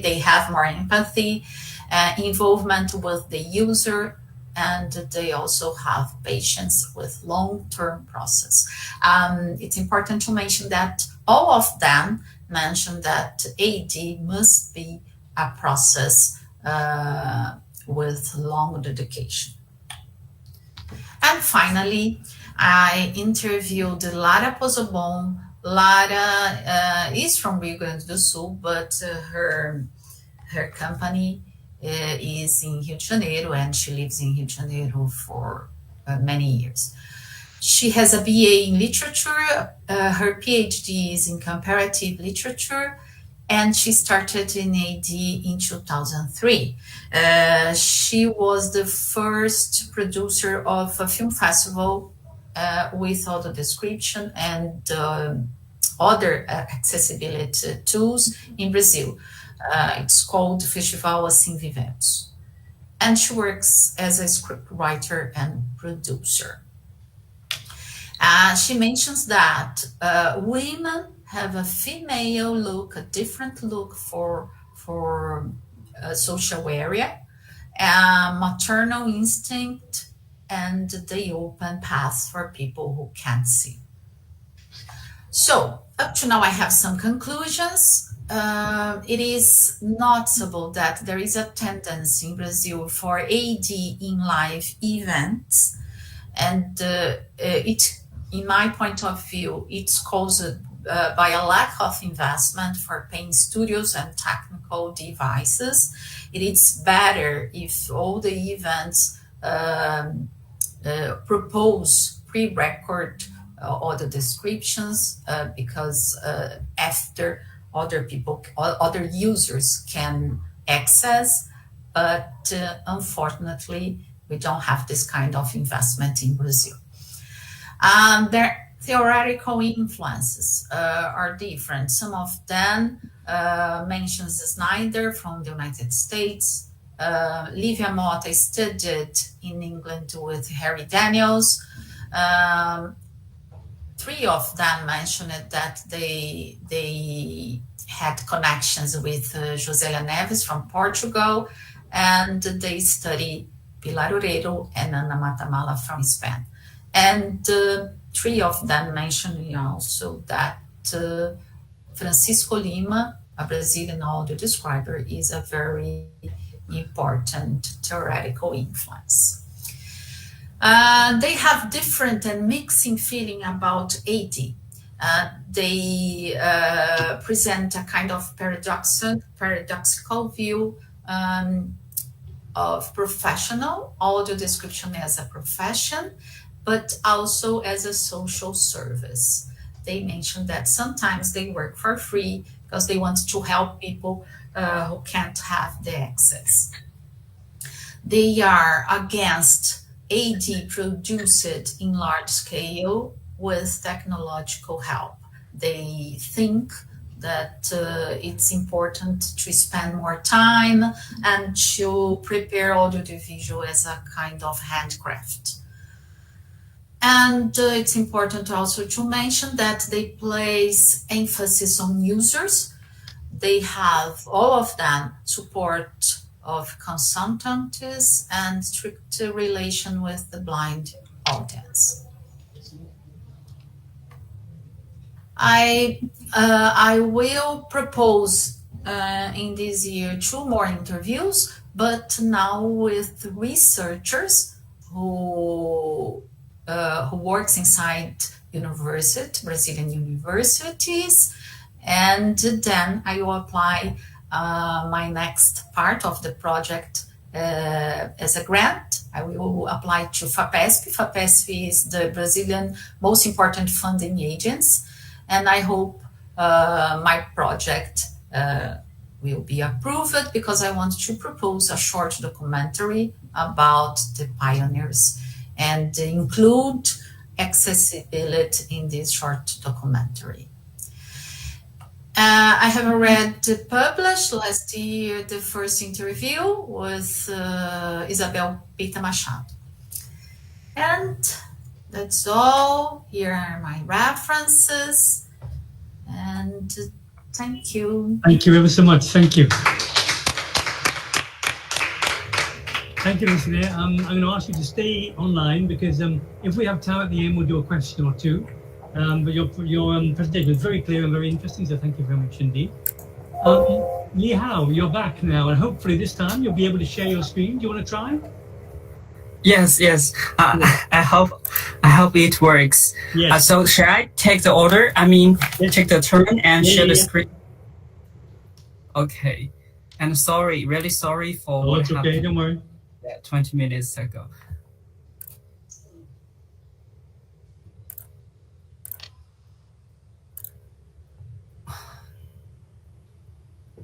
Here we go. It's coming. Very good. It's coming. It looks very promising. Yeah, we can see you okay. Let's hope we can hear you as well. Okay. Okay, well, Li Hao, thank you so much for being so flexible and managing to get to work. I'll just introduce your title. When Fan Sub Subverts the Mainstream Ideology, a case study of Chinese subtitle of Call Me By Your Name from 2017. So, Li Hao, the floor is yours. Okay, thank you. Thank you again. So I will not waste time. I will just start the presentation. And so, good afternoon, everyone. It's my great pleasure for me to join this colloquium. The topic I'm presenting to you today is when fan sub subverts the mainstream ideology, a case study of Chinese subtitle of Call Me By Your Name.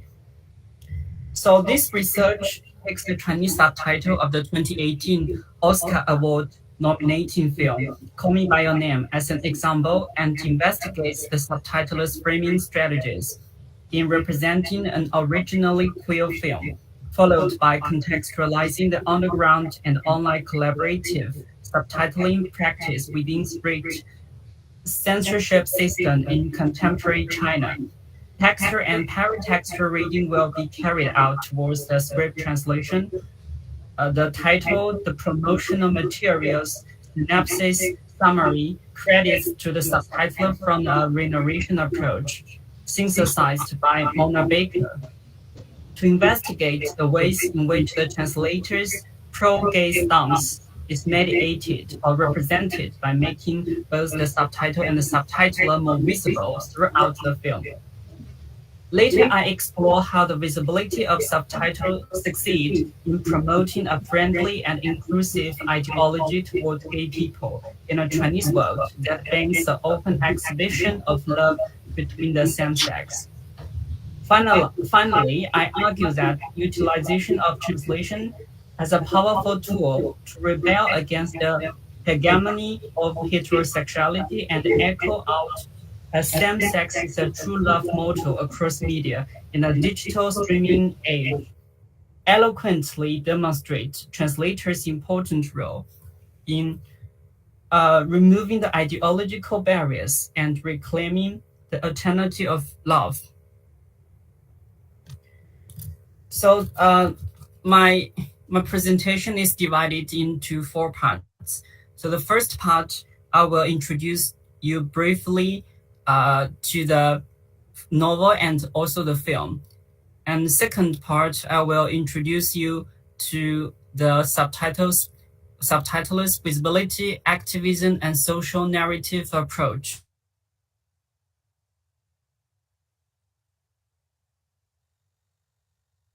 Can be applied to subtitling process and how the fan subbers visibility help or promote this process.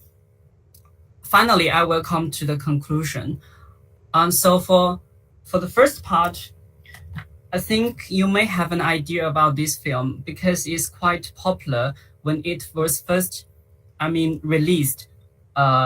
released or it was played in the theaters.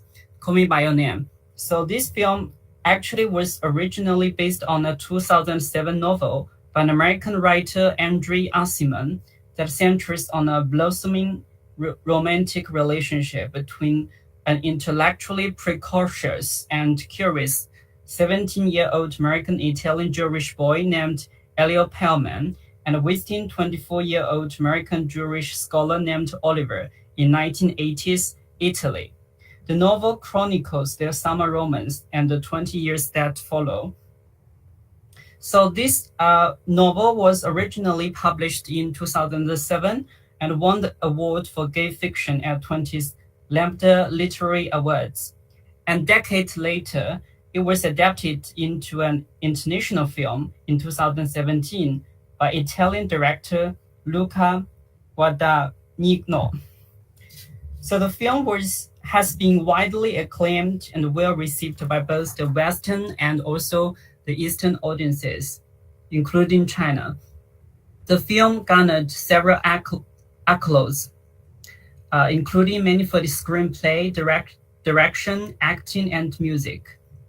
It received 4 nominations at 19th Academy Awards, including Best Picture and Best Actor for 20-year-old It, the third youngest nominee in the category, and winning for the Best Adapted Screenplay.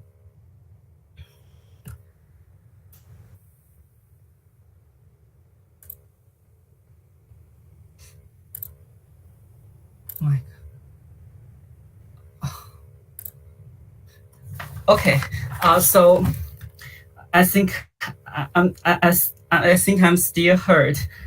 I thought I lost the connection. Sorry for that. So the work has gained great popularity both in the Western and Chinese world.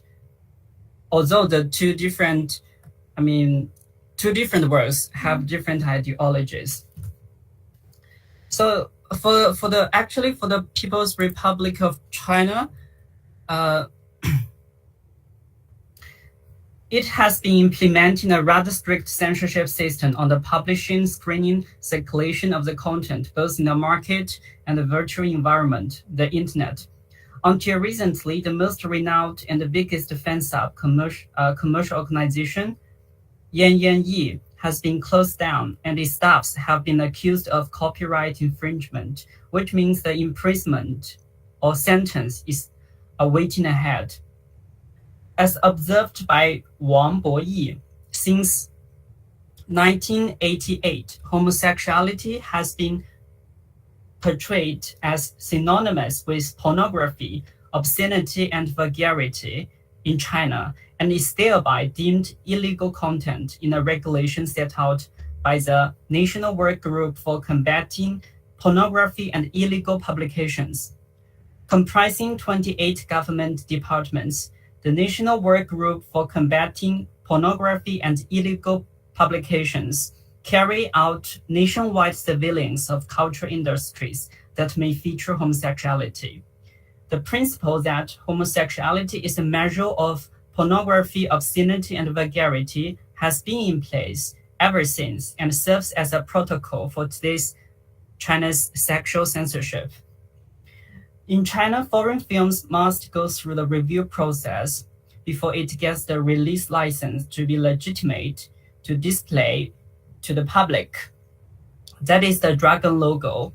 Despite the great calling for public screening of this foreign film, Call Me By Your Name, in social media, such as Sina Weibo, the microblog, the film was dropped to lineup first in the 2018 Beijing Film Festival, given to the Beijing Festival has always followed the guidelines of those at the top.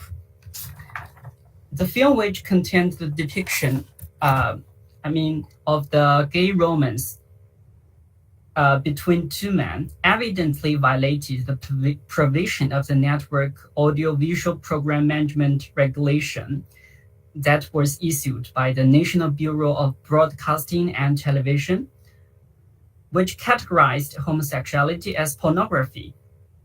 So the double restriction that bars Call Me By Your Name from screening in theaters and display on internet, however, does not mean that the film is then blocked totally from the Chinese world and disappeared. The internet video piracy and volunteering fan-sub groups made it possible for Chinese audiences to download the movie and the subtitles while video sharing links, which though is an act of copyright infringement. Despite the accusation of copyright infringement, fan-sub has experienced a rather golden period of development in the new millennium until 2021, when the state party, that is the central government, imposes greater scale clearing campaigns toward the user-generated subtitling practices that does not have the legal permission to translate foreign films.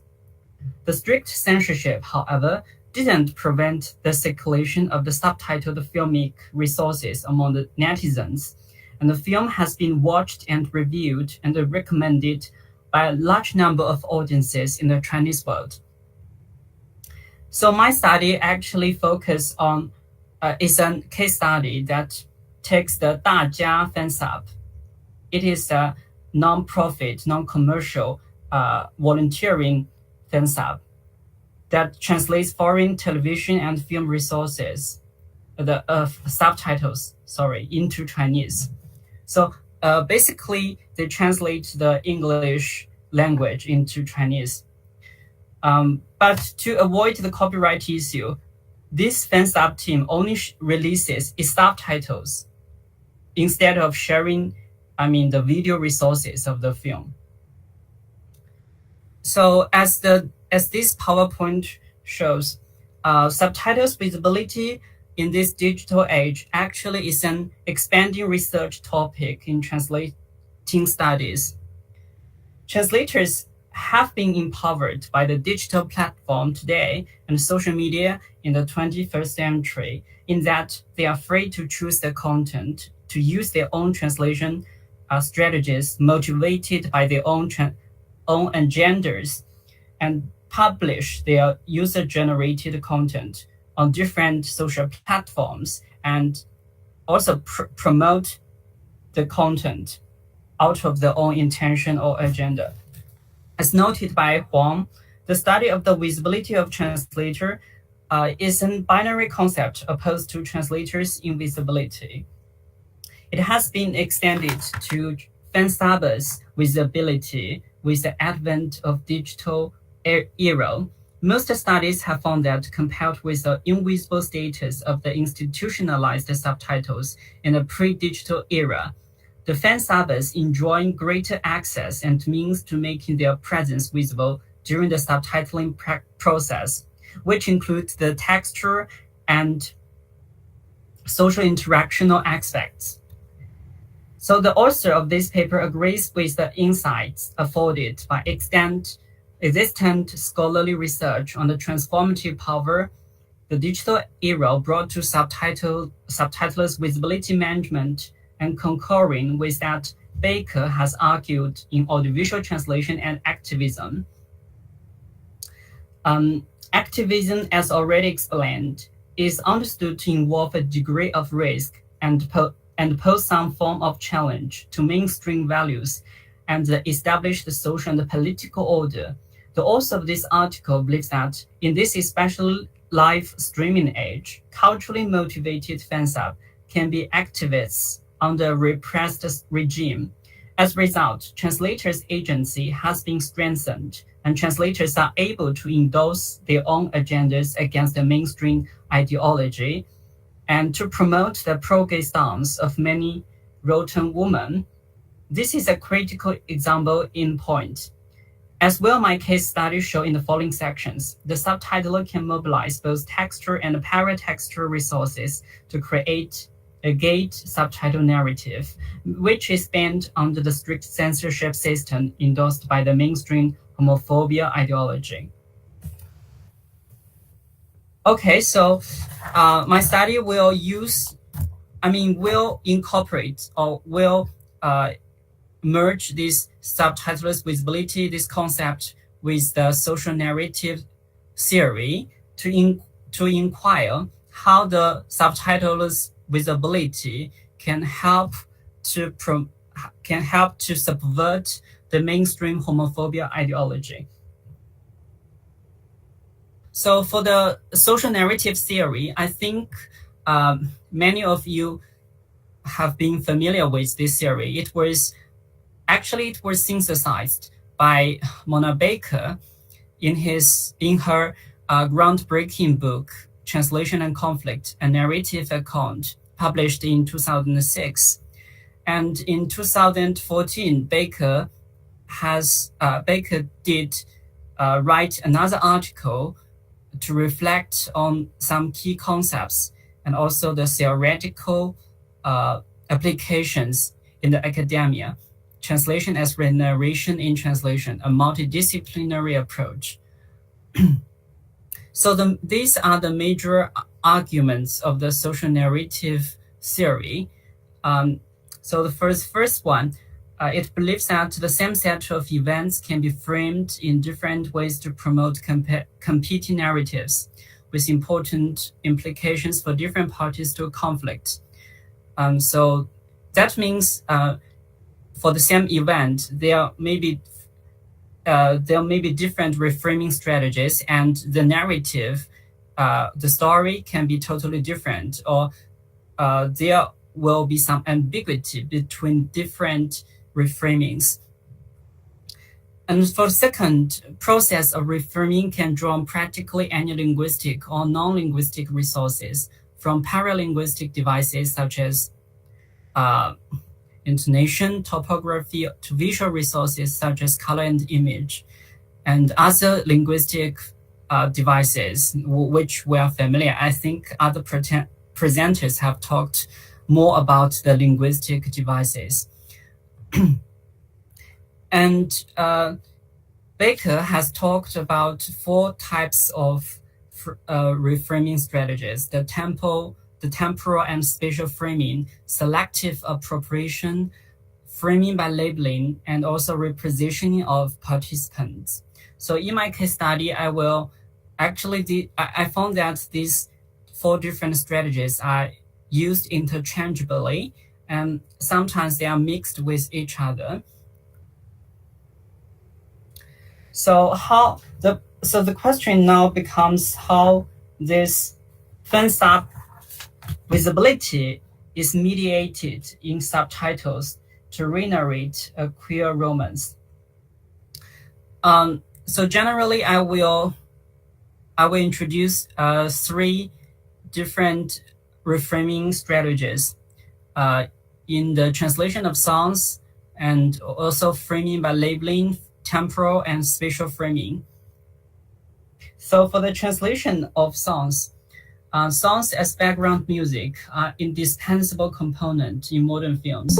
In the film Call Me By Your Name, there are 2 songs that are critical and have been discussed by the director of the film. The 2 songs, one theme song, another postlude, carry great narrative significance in the story. As told by the director and songwriter, the 2 songs are tailored to the synapses and romantic relationships of the protagonists, Elliot and Oliver. The film does not use many dialogues. Rather, the nostalgia and romance penetrate the flows through the music and sceneries.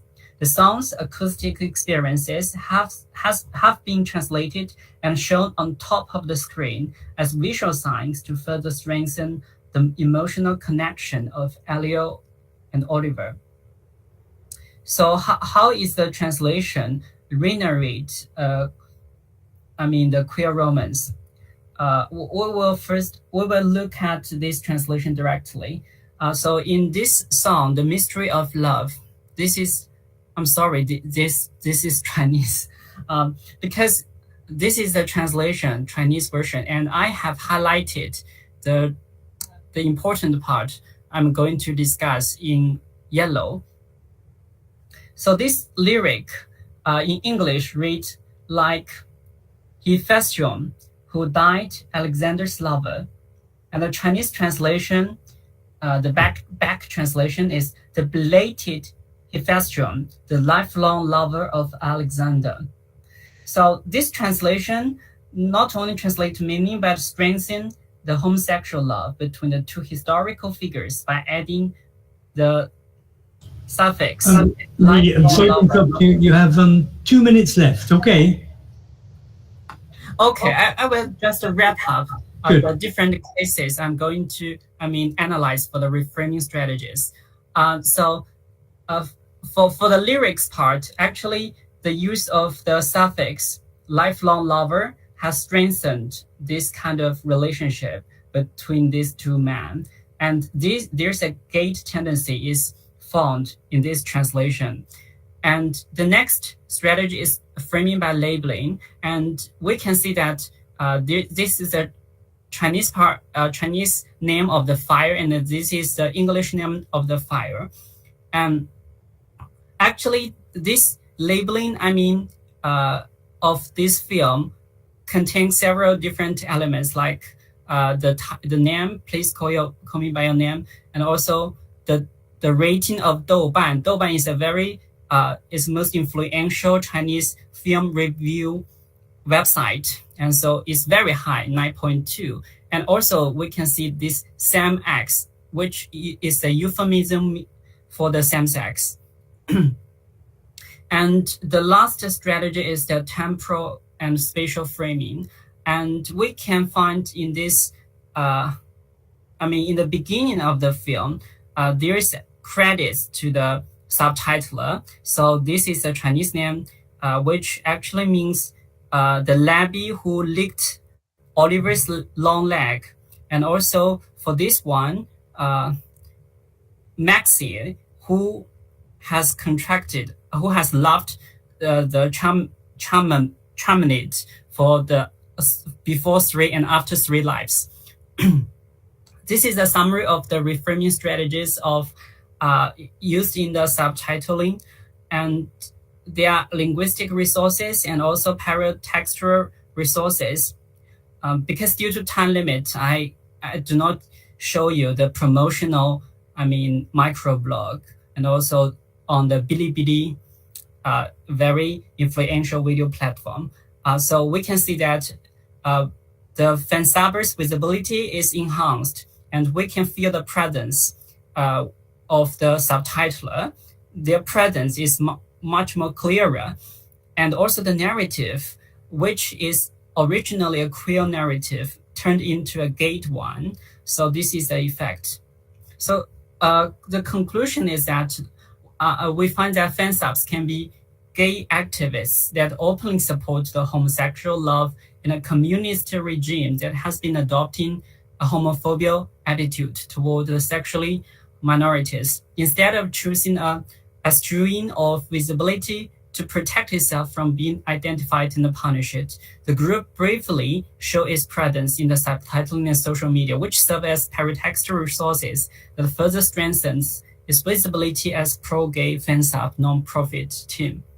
So translators, I believe, that can be more empowered through this case study in this digital era. They can be content creator, editor, and also publisher with open and inclusive social media and internet technologies. Okay, so that's it. Thank you very much. Any questions? Thank you very much indeed. Okay, we literally have about 1 or 2 minutes for questions. If anybody wants to ask a burning question. I actually have questions for both Li Hao and sorry. Do you want to come a bit nearer to the microphone, just to make sure people can hear back home as well? Okay, so I'll start asking the question to Li Hao. Thank you for your presentation. And I was thinking that it is very important nowadays for Chinese activism, especially in the same-sex love topic. For example, I'm thinking of the success of the novel by Beijing Story by Tong Zhi, which is also based on, of course, talks about homosexual love. So I'm thinking, how does maybe you know better, 2 things actually. Is there any local audiovisual product that can recall Call Me By Your Name? And mostly, because I've seen from Taiwan more than from mainland China. And secondly, do you agree that the internet is the main means to convey such messages? Thank you. Great question, thank you. So thank you for the question. I think it's for the it's discussion about this topic. So yes, the visibility of this kind of subtitles I think is low. To the outside world, and also as you have mentioned, maybe the outside Western world are much more familiar with the Chinese. The traditional Chinese, that is the Taiwan.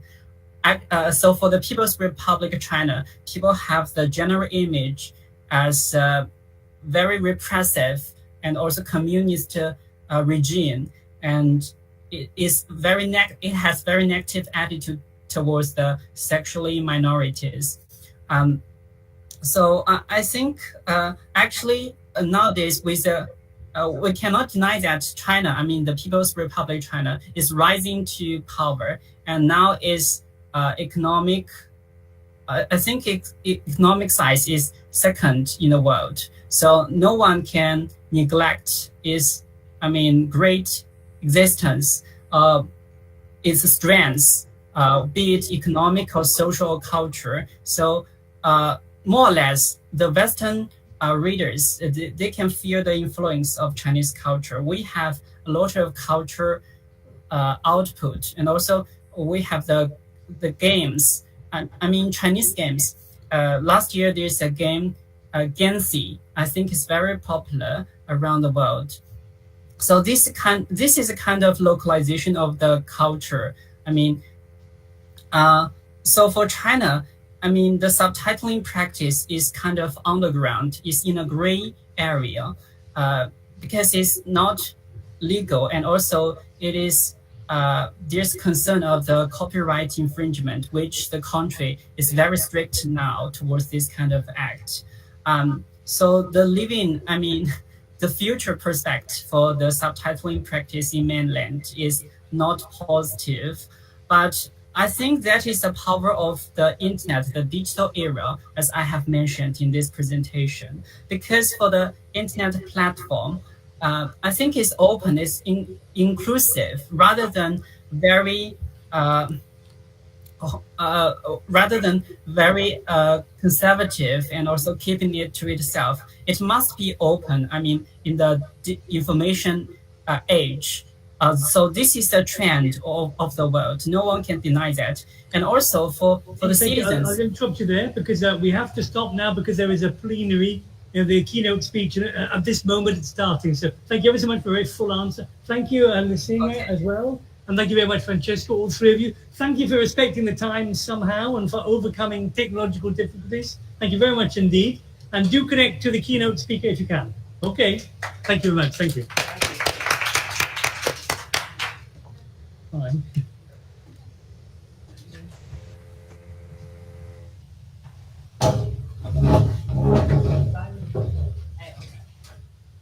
Lasciami acceso tutto qua. Infatti. Adesso posso rilassare. Andiamo un attimo su prendere le cose così poi. Spero che sia 2 minuti, non di cambio. Sì, magari gli altri ancora non sanno. Meglio che cambio. Sì, un po'. No, quel sbaglione. Siamo vicini con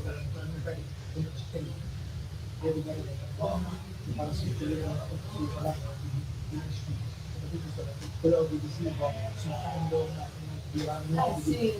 poi per esempio c'è anche questa piccola letteratura di macroeconomi, queste cose qua, quindi c'è quello che c'è l'ultimo in particolare. Qui mi chiedo sempre, ok, vabbè, perché si ha più studi sulle però alla fine sono sempre al sempre di più net, no? Cioè nel senso che tutto l'impatto ha, cioè tu dici ok, io lo faccio perché dipende, faccio sempre la mia voce e faccio un tipo di traduzione che è alternativa, però poi ti rendi conto di tutto l'impatto ha, perché io lo stato di questo è molto più cioè nel senso sono tutti un po' speculari, non vuole essere una critica in a se stessa, però cioè, mi chiedo poi in che abbiano a livello sociale, perché poi si parla di quello. Perché per esempio i miei amici più acculturati, non le faccio inglese, però mi occupo anche della diaspora cinese negli Stati Uniti, quindi sono un po' sì, e in realtà cosa volevo dire? Anzi, per esempio, mi amico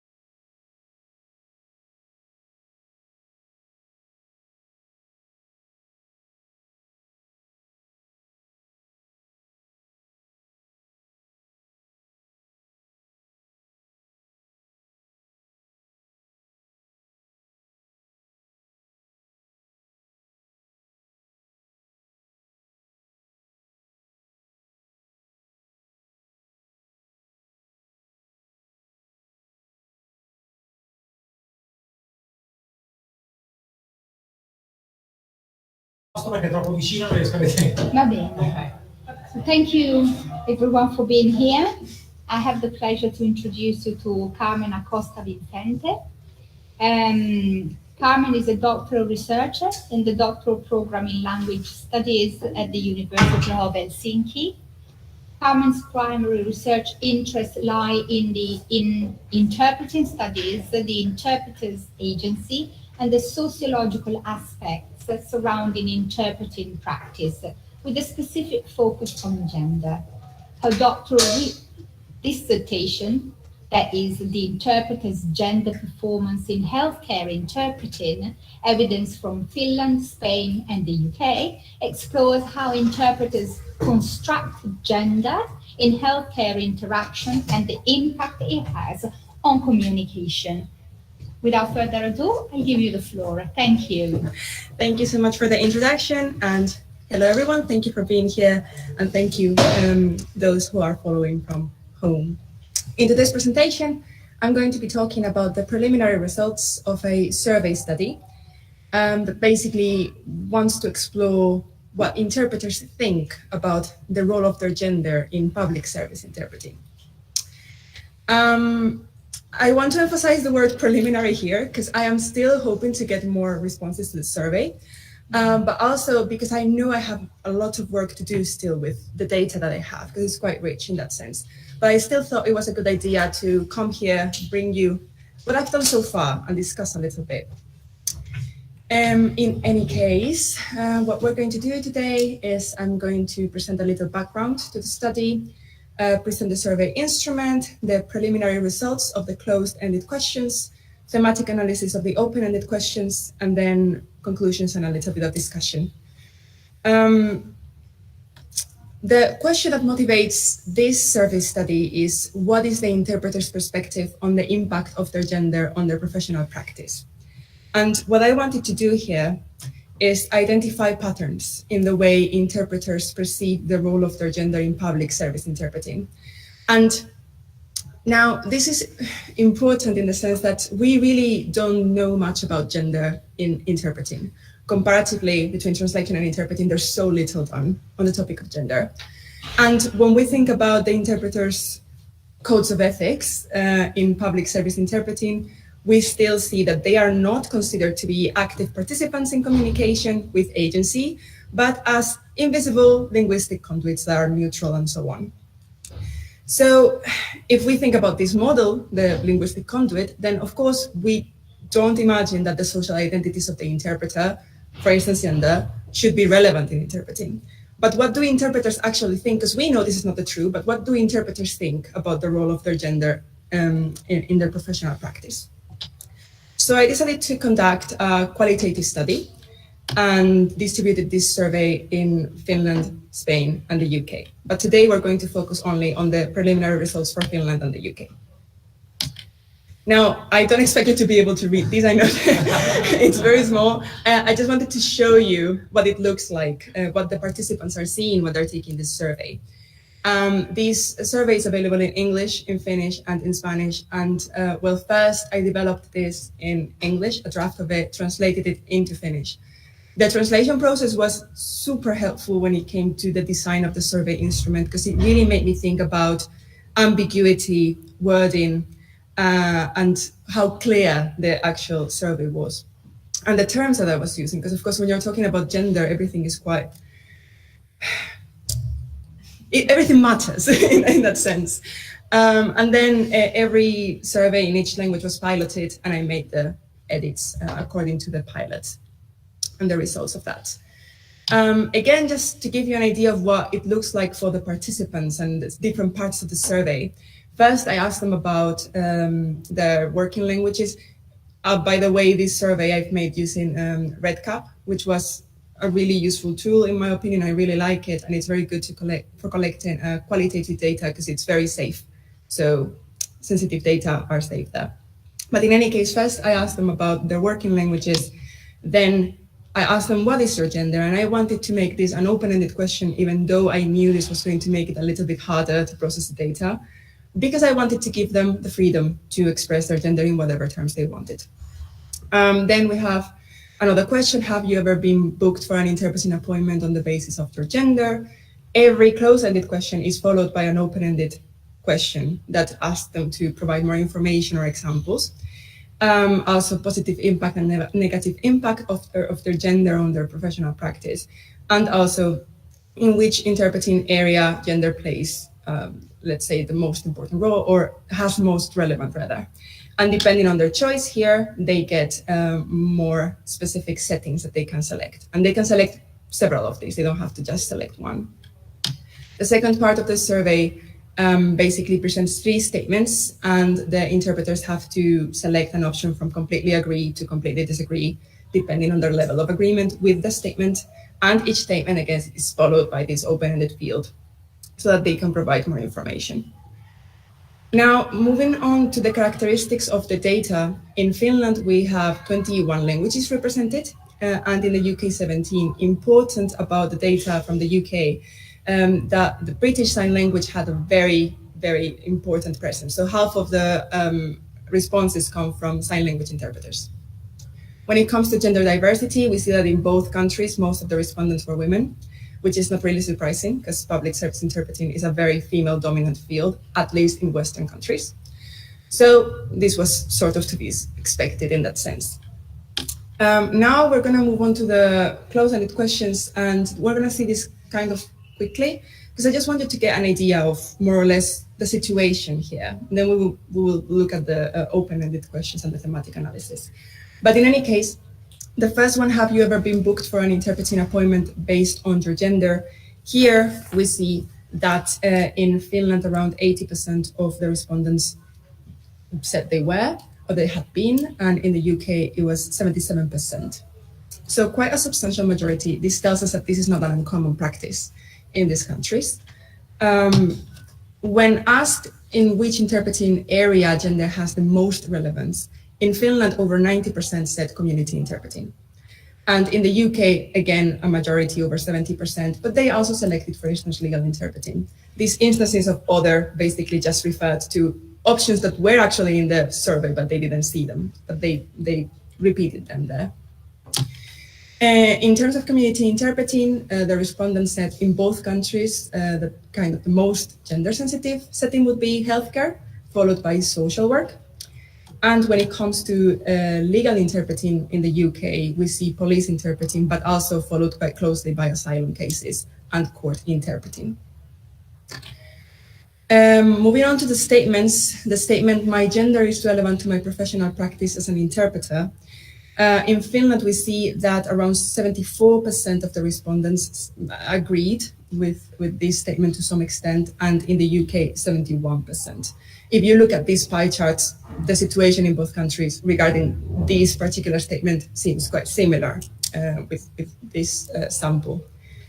The second statement, my gender has an impact on my credibility as an interpreter during the interpreter-mediated encounter.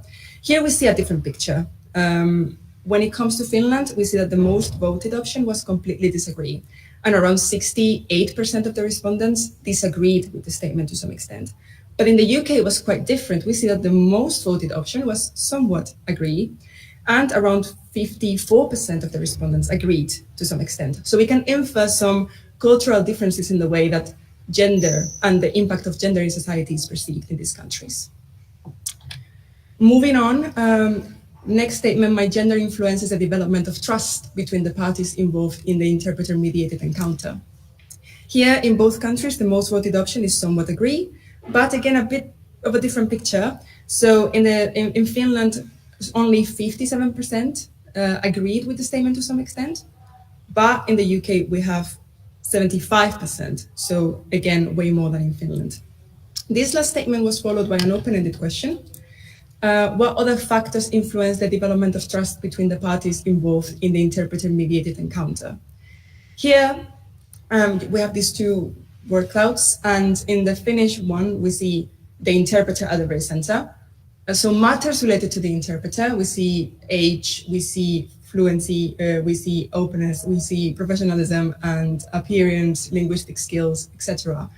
And in the UK, we see something similar. We again see the interpreter at the center. So again, it matters related to the interpreter, communication, skill, professionalism, knowledge, the client, attitude, language, age, and so on.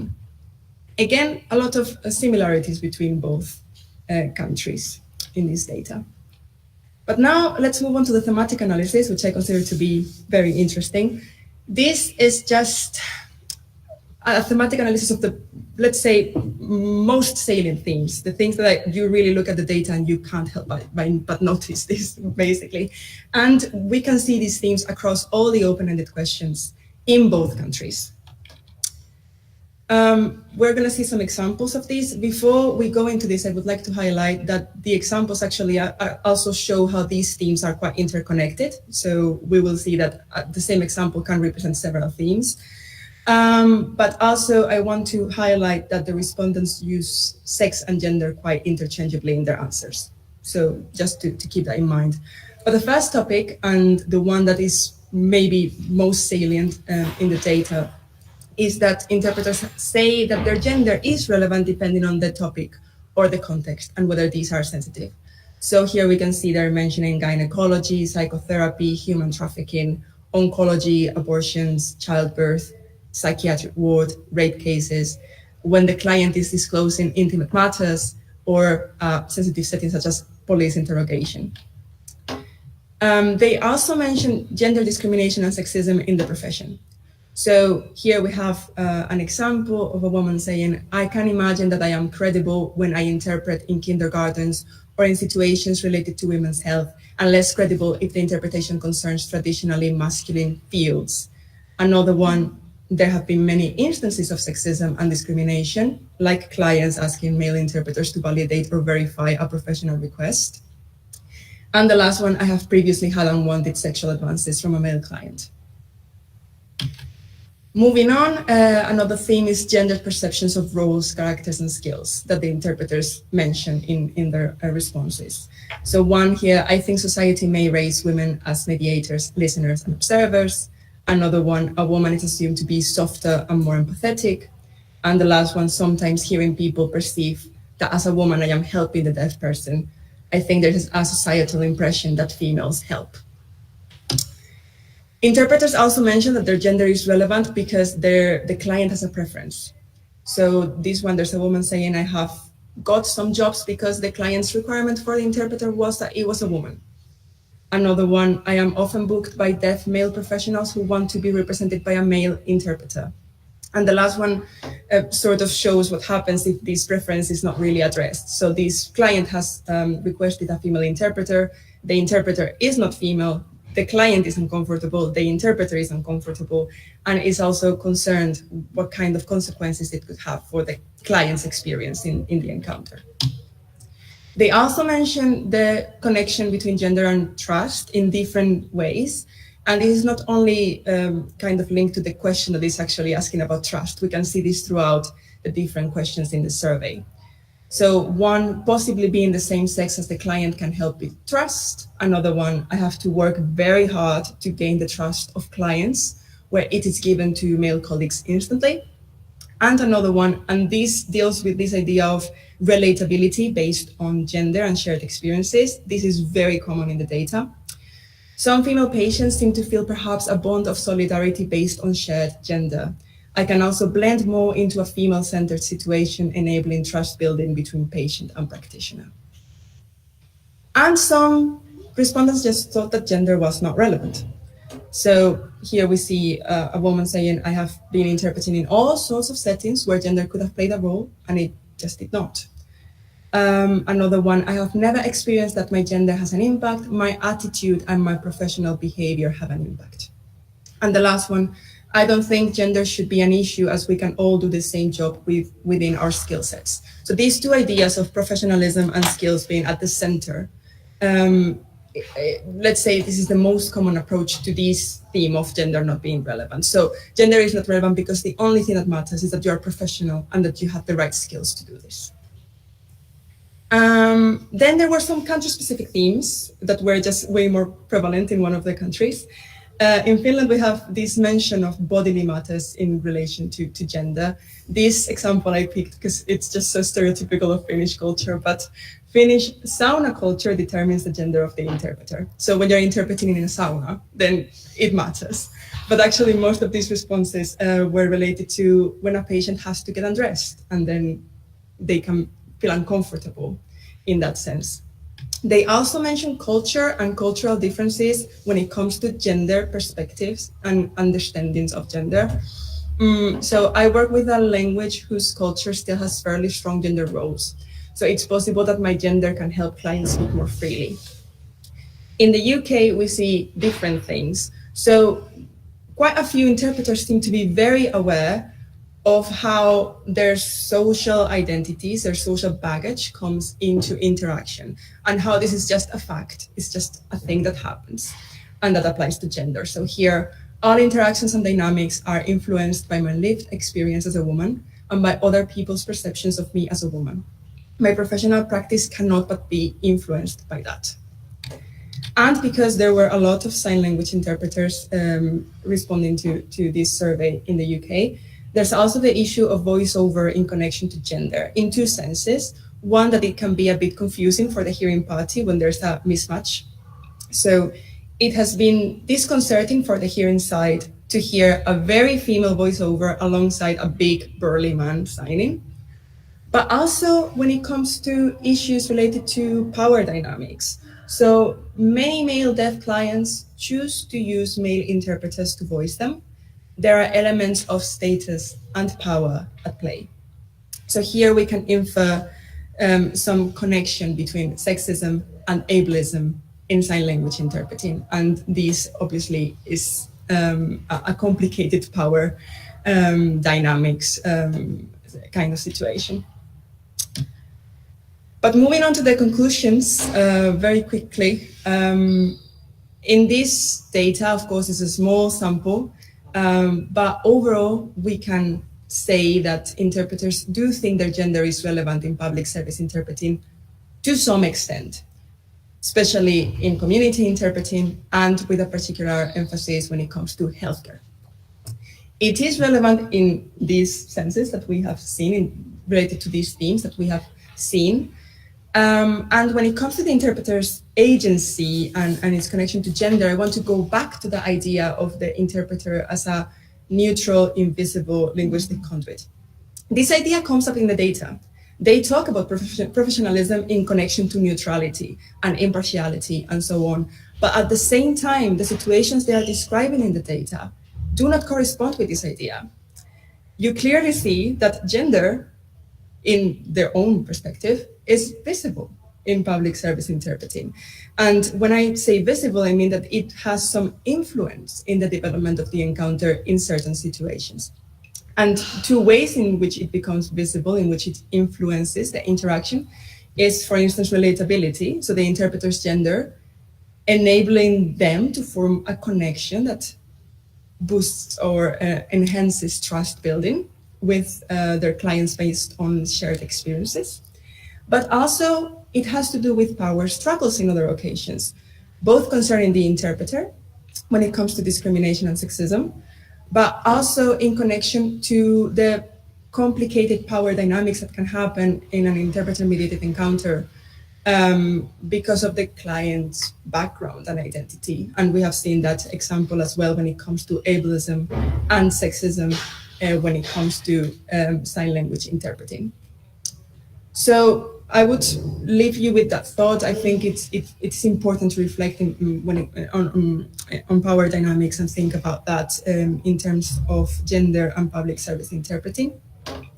And if you happen to have any experience as a public service interpreter or know anybody who does in Spain, the UK, or Finland, please send them this survey. Especially the Spanish survey, I would really, really benefit from more responses there. But in any case, thank you very much. And any questions, comments, and ideas, super welcome. Thank you. Thank you so much, Carmen. Thank you. I have so many questions. We'll move on to the next speaker, and then, hopefully we'll have time. Absolutely. You're doing a very exciting piece of work. Well done. Well done. Okay, let's see if we've got. So, here, yes. You hear me? Yes, it's a little bit quiet. Let me see whether maybe I can do something about it as well, because I'm so stressful because connection here is very bad, and I hope. Oh yeah? Not. Non vedete molto, vabbè, spegni tutto. Just one second, because you're quite quiet. How am I going to turn up the volume?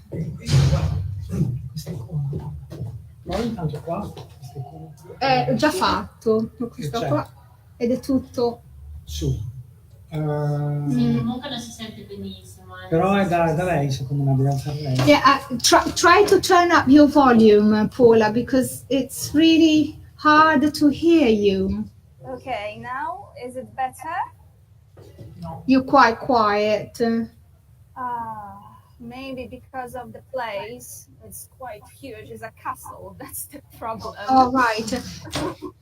Can I ask if a technician can hear me, and then kind to help and see whether we can turn up the volume, or it's not possible at all? I don't know how to do it.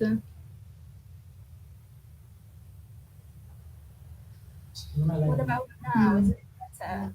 Any better? Because you're so quiet at the moment. I will try with Oh, now. Oh yeah, that's a lot better now. Is better? Oh yes. Okay, good. So let's leave it like that. We leave it like that. Okay, you've shared your screen, and that's fantastic. I'll introduce you, Paula, first, and then you can start. So Paula holds a PhD in general linguistics. She's an assistant professor at the University of Poland. Can you please pronounce it, because I'm struggling with it? The name. Adam Mickiewicz. Thank you so much. In the Faculty of Modern Languages and Literature. Paula is also a translator and a member of the Polish Society of Sworn and Specialized Translators, TEPIS. She is an author of publication in the field of specialized translation, especially legal and musical. I'll give you the floor, Paula, and just to remind you, make sure that you take no more than 20 minutes, please. Yes, of course. Thank you so much. No more than 20 minutes. Thank you. Okay, so the topic of my presentation is translation problems of Japanese personal pronouns. I don't know how many people in a room are speakers of Japanese. So, one for sure. So I hope that it's going to be interesting as general, because it shows the problem of translation of personal pronouns into other European languages, not only Polish, but also, for example, English, German, or Italian. Great. As you can assume, because this is a good continuation of the section where Francesco was talking about Wuthering Heights and the translation, audiovisual translation into Japanese, it showed that he highlighted the problem of personal pronouns as well. So I'm going to delve deeper into this topic. And Japanese language does not have a closed set of personal pronouns, like, for example, Polish or English. So I took into consideration some of the manga, anime, and other press, also textbooks, Japanese textbooks, into consideration as my material, research material, but I will tell you something more about it in a moment. But it reveals, for example, in the material, that a multitude of Japanese pronouns belong to an complete set of words which are used as personal pronouns. And it poses a real challenge for the translator because, for example, Polish English, there is a close set of pronouns. Like, for example, we have I in English as I, in Polish is ja, but in Japanese, it seems that we have more than 5 or even around 10 different ways of saying about I, so about myself. So determined by, for example, gender, age, social status, relationship with the speaker, and this is also caused by the honorific character of the Japanese language, and I will tell you about it in a moment. Okay, let me see whether I can move to another slide. So what's my aim?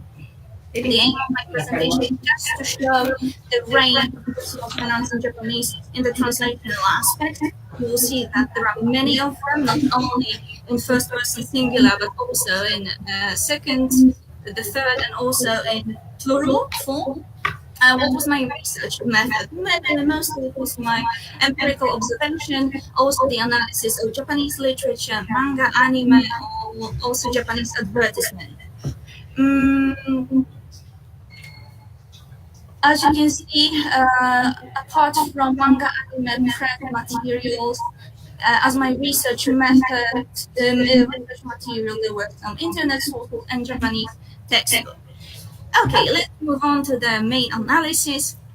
So personal pronouns, as you can see, we have 3 different people in the picture, and each person is referring to himself, herself as I, but in a different way. So you can see ora, you can see boku, and you can see watashi.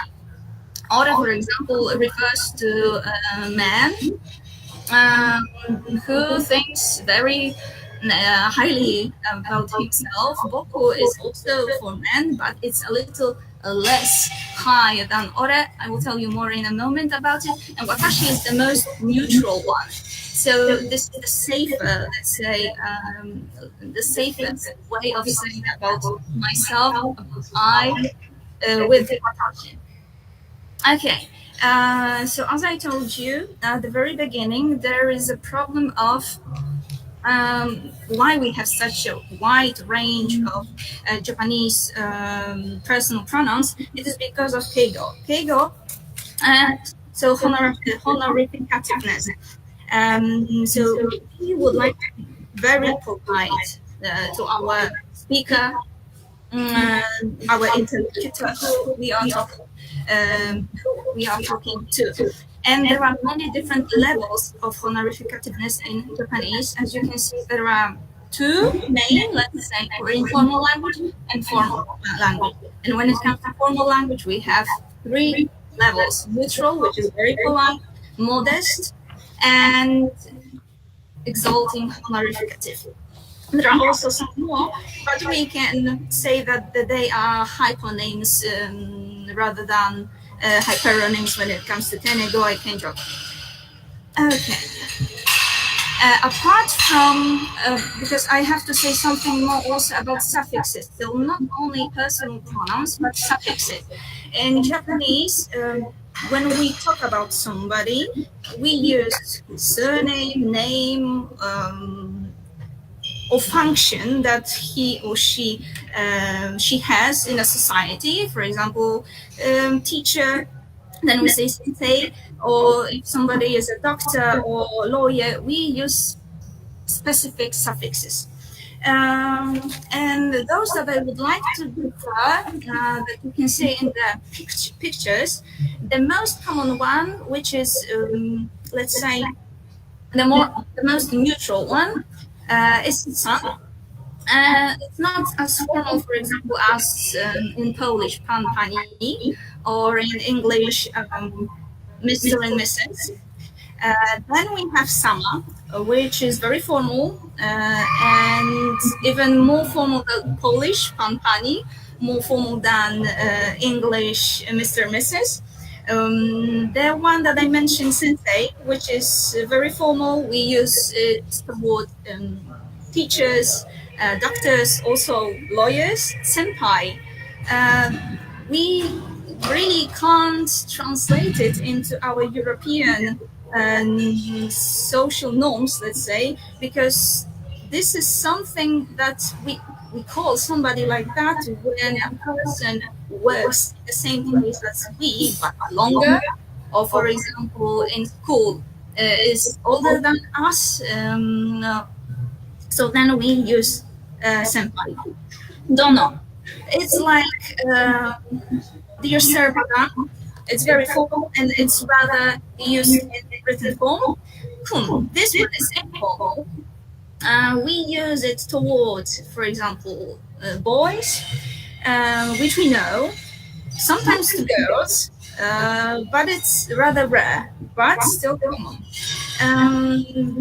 These pun, I mean, is used by people have who has greatest status, let's say, towards those who they are talking to, or they have the same status, let's say. So let's imagine friends the same age, the same gender.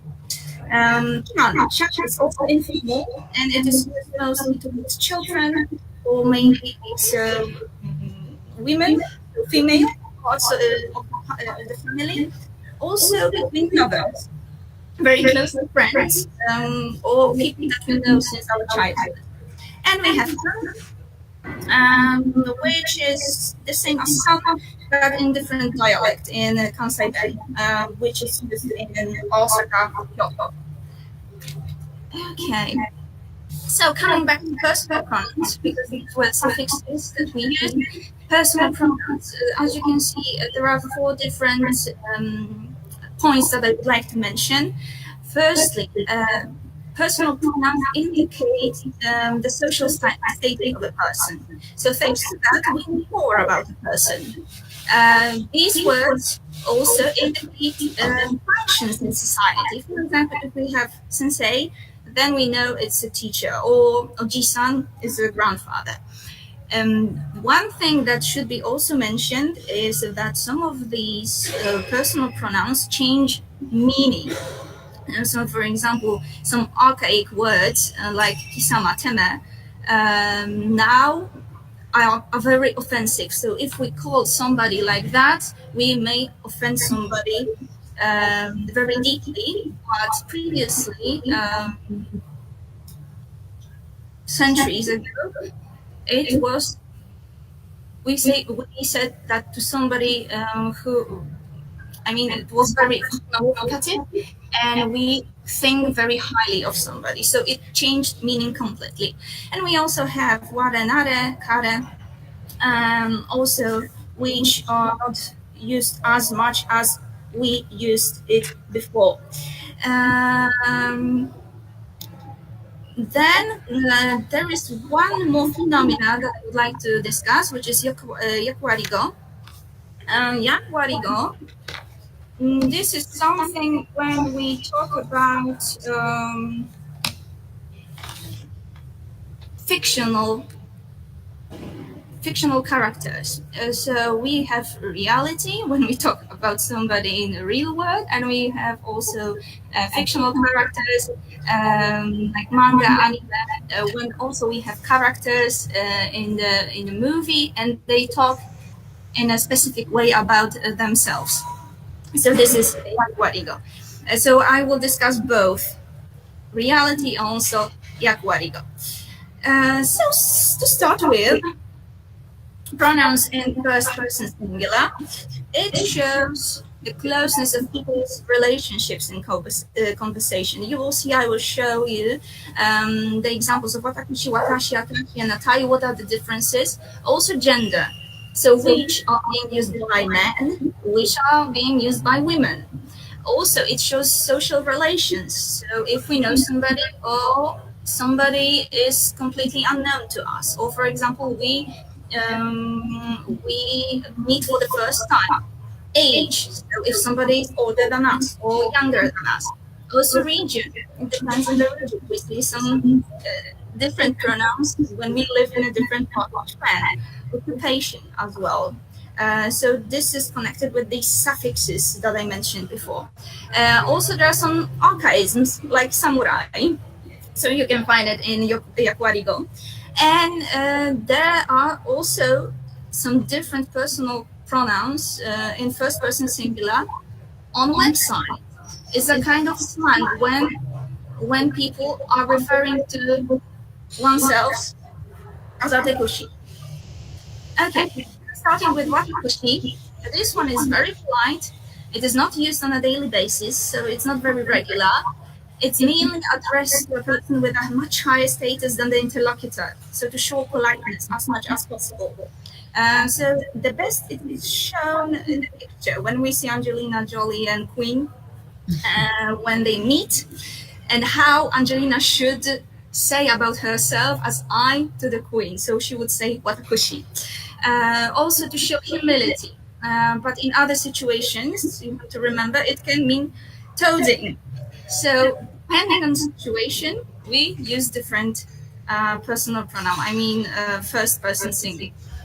Actually, this one is the most neutral, general, the safest, let's say. So if we do not know how to refer to oneself when we speak to somebody, the best way is to just stick to watashi. It's very straight and polite regardless of the situation.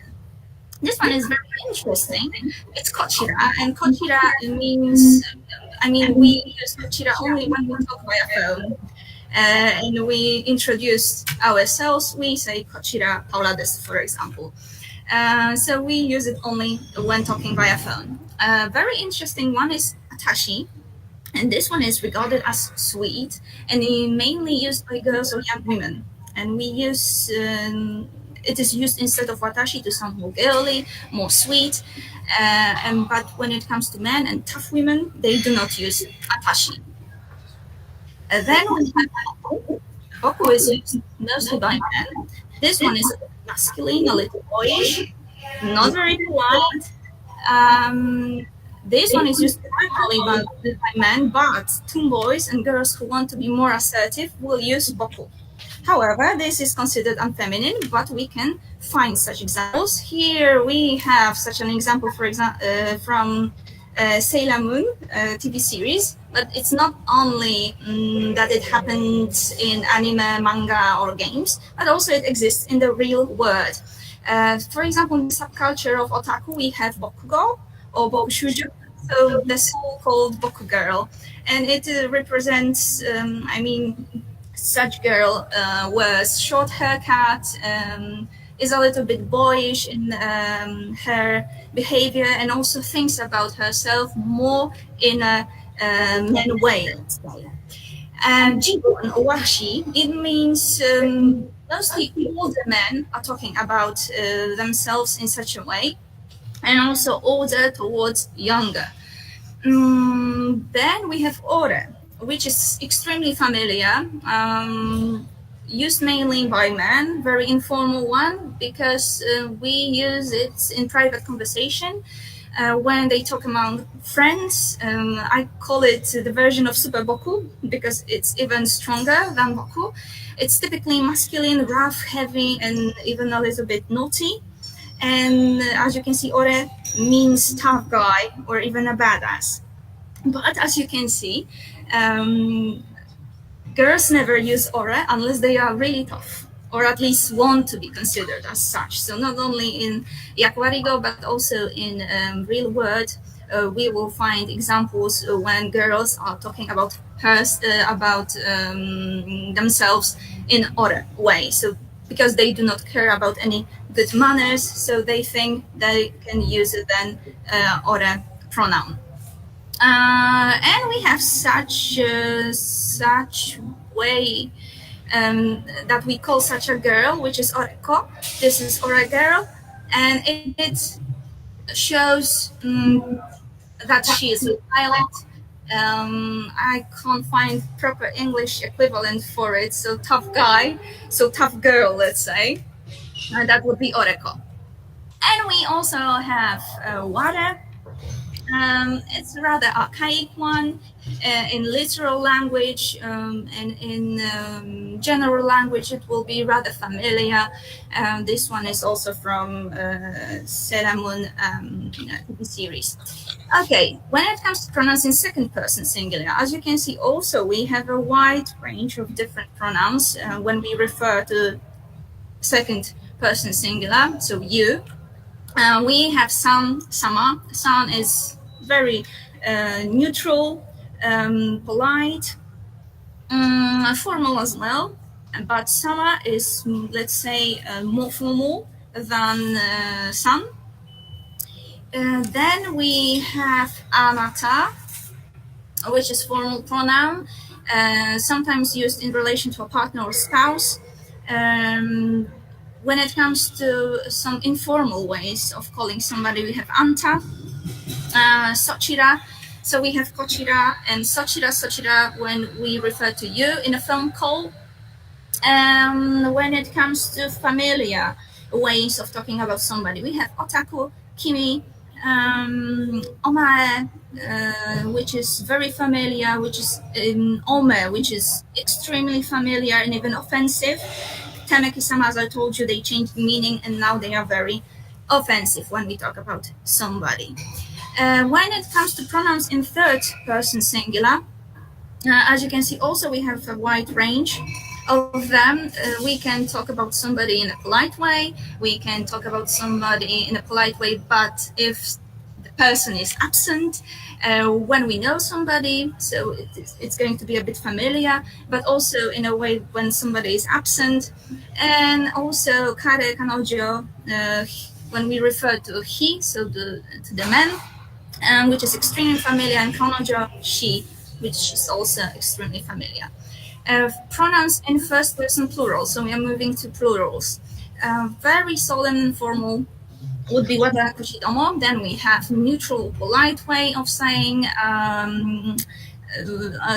pronouns in first person plural, so watakushi tachi. We have some neutral ways, which will be polite, so watashi tachi is the most neutral way, the safest way, let's say, and other as well. You can see we have those which are familiar, which used mainly by men, which are used mainly by mostly by men. So bokura, ore, oretachi, orera, which refers also to the first person singular as I presented before, and also those which are archaic, only found in literature. As for example here, watakushi domo, they will say about themselves as we. Paula, sorry, just to interrupt you just 1 second. You've got 1 minute left. Yeah, I know, and I'm finishing.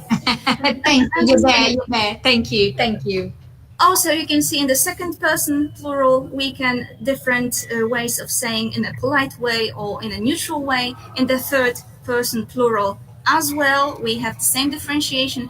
And then we have the problem which pronoun to use actually with this wide range of personal pronouns, because it is completely different comparing to European languages. So in each Asian language, let's say, there is a problem of honorificativeness. If we are not familiar with it at the very beginning of the of learning any Asian language, then we have problems with how to translate and how to understand it.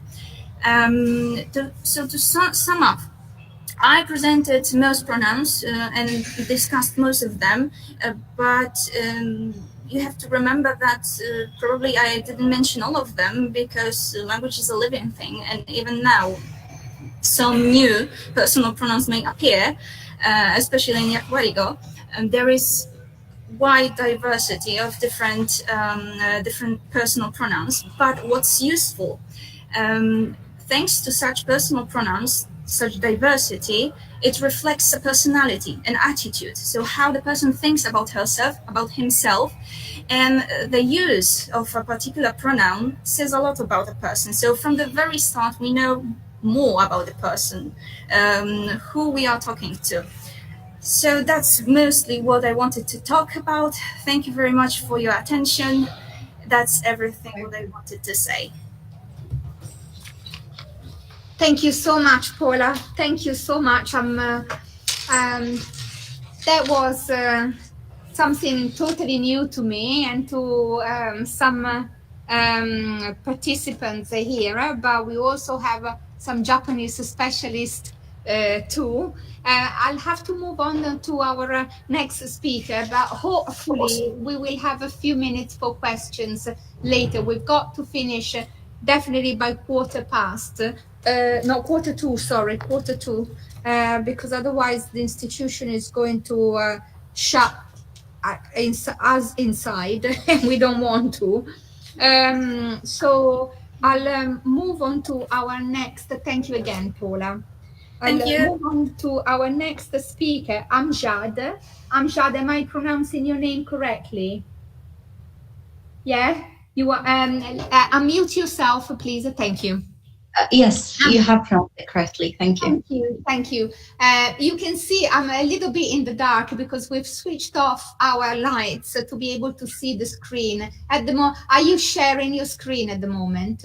Yeah, I have just shared my PowerPoint presentation. Can you see it? I can see. Amjad, I'll introduce you first. Is a freelance English Arabic translator and a PhD candidate at the University of Leicester. She is interested in translation of informality from English into Arabic, given the diglossic nature of Arabic.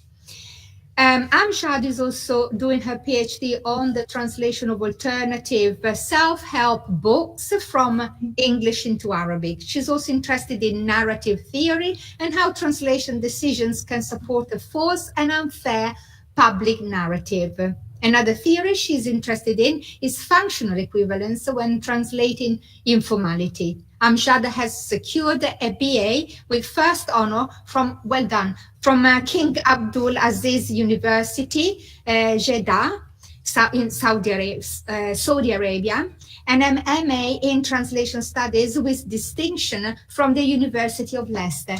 Thank you so much for being here, and I give you the floor, Amjad. Thank you. Thank you very much. So today I will be presenting my paper on translating women and gender from English into Arabic, the subtitle of Not Giving an F as a case study. So in today's presentation, I will be talking about the self-help genre, translating self-help, translating gender between languages, alternative self-help books, and then I will be discussing narrative theory. I will be presenting a couple of examples as this paper is still a work in progress, and then I will point out a few discussion points. So first of all, self-help is a popularized account of psychology that is aimed primarily at women, yet most best-selling self-help books are less compatible with a feminist approach. Another piece of criticism that has always been talked about when discussing self-help is that self-help usually seeks change happening through individuals at the expense of seeking solutions in collective, feminist, and political activism. So usually self-help puts this kind of responsibility on individuals to improve their lives on their own, when most of the time the environment or the society around them is what is causing their problems. Translating self-help is very difficult because usually self-help books adopt a contextualized style of writing, because usually people's problems are embedded in their culture. And also for solutions to work, they need to be feasible for the reader in their culture. So when translating self-help, you're not only transferring meaning, but you need to kind of transfer the whole context for it to be understandable for your reader. The challenge is even more difficult when the self-help book has other elements that may be different between one culture to another, such as gender. So translating gender between languages is also difficult because different cultures have different takes on gender. And different cultures may be at different levels in their discussion on gender equality. Since the early 2000s, there has appeared a new subgenre of self-help, which I like to call alternative self-help. The alternative self-help books are very different than traditional or ordinary self-help books in the ideas they present and in the register they adopt. So traditional self-help books are usually very positive. They are kind of sugar-coated. They try to encourage the reader that every goal can be reached as long as they work very hard, and that eventually everything is going to work out. Whereas alternative self-help books are more realistic in their view to the world and to problems and hardships in life. They present ideas such as accepting that life sometimes is difficult and that success is not always due to hard work, but sometimes some privileges or luck can be the reason behind a person's success. The other difference that appears between ordinary or traditional self-help books and alternative self-help books is in the register. So traditional self-help books usually adopt a very positive and motivational register, whereas alternative self-help adopts a very informal register full of slang and swearing. So as you can see, you have the F word on the cover of the book that I am talking about today. Another thing that I noticed in this particular book is that there were many elements that show gender equality and a positive view towards survivors of sexual assault. So I was curious to see how did the Arabic translations correspond to these features.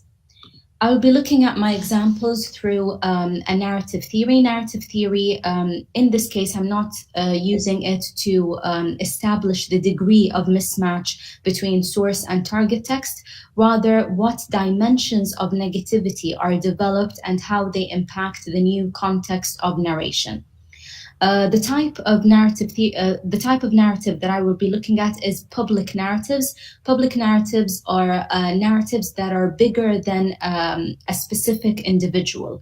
So they are narratives, they are the most powerful types of narratives because they are supported by powerful institutions that have the power to selectively appropriate and force on the individual's consciousness.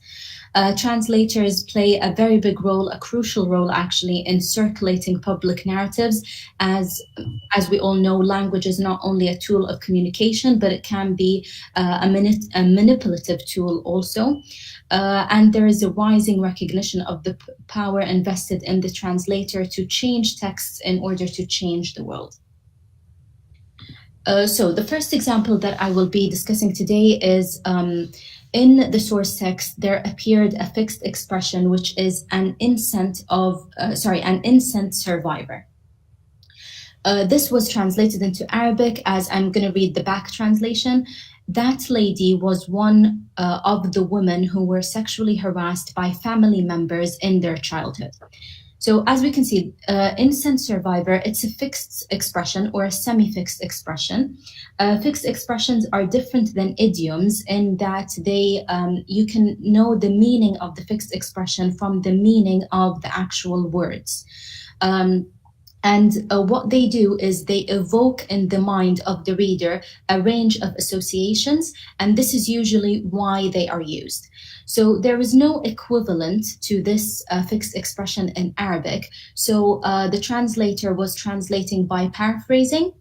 But I think what he has done has caused neglecting the feminist sense the fixed expression gives by saying that lady was one of the women who were sexually harassed, as putting survivors of sexual assault into a group and kind of showing otherism. Also, the paraphrasing is supports the negative narrative that a survivor of incest is less than, is different than. The fixed expression was used again In this example, it was is a survivor of incest. This was translated again. This was, to me, a golden opportunity for the translator to introduce the expression, but instead it was translated as is a victim of incest that happened in the past. So again, this is translating by paraphrasing, and instead of saying survivor, saying victim. This is also neglecting the feminist sense available in the fixed expression, and also supporting the negative narrative that a survivor of incest is a victim and is weak and will not be able to get out of this situation. Throughout the text, although the author is male, he made sure to alternate between female and male pronouns. I think this might be done because he wants to show gender equality, or maybe he wants to show that his text is suitable for both genders. So one of the examples is this: the true measurement of self-worth is not how a person feels about her positive experiences, but rather how she feels about her negative experiences. This was translated: the true measurement of self-worth is not how man views positive experiences, but rather how views the masculine verb negative experiences. So in this situation, Arabic is a language with gender category, and the masculine form is the unmarked form. So this is a grammatical issue that cannot be avoided. So I don't see that it plays into a negative narrative. It's just a linguistic and grammatical issue that is very difficult to be avoided. The last example is the example that you can see. You can check your boyfriend's text messages and find nothing. So this was translated: you can check your girlfriend's text messages and find nothing. I don't see any linguistic reason why this was changed from boyfriend into girlfriend. So again, this change has caused avoiding the feminist sense that is presented in the source text and adhering to the negative narrative that women are controlled by men. So a few discussion points that I would like to talk about. In Monday's, Jeremy Monday's discussion on translation and ideology, he pointed out that we shouldn't read too much into things. So according to Monday, although lexical grammatical choices of the author usually reproduce an ideology and convey a representation of reality that usually favors the powerful side. When the translator is involved, there is he has to alter certain meanings. These alterings are not always for ideological reasons. So although it's very exciting to jump and say, yes, this is for ideological reasons, but this may be done unconsciously.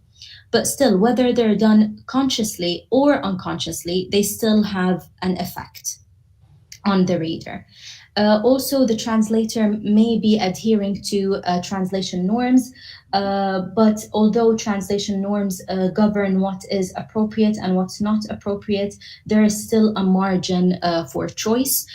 So change is expected, but it should be justified. The third and last point is something that was raised by Newmark. He argued that translators should correct source materials in the name of the moral facts as known. So translators do have the authority to correct what they see as immoral. But still, how can it needs to be justified, and it opens up an important discussion on what is moral and what is unmoral. So to conclude, this text in particular and many alternative self-help books show many elements that are very progressive on the discussion of gender equality.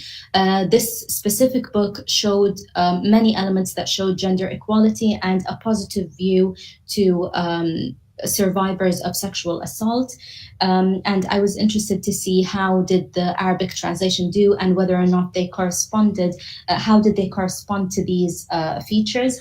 There were many changes, and the changes can be explained away to ideological reasons or translation norms, or the translator deciding to correct based on his moral views. I see that.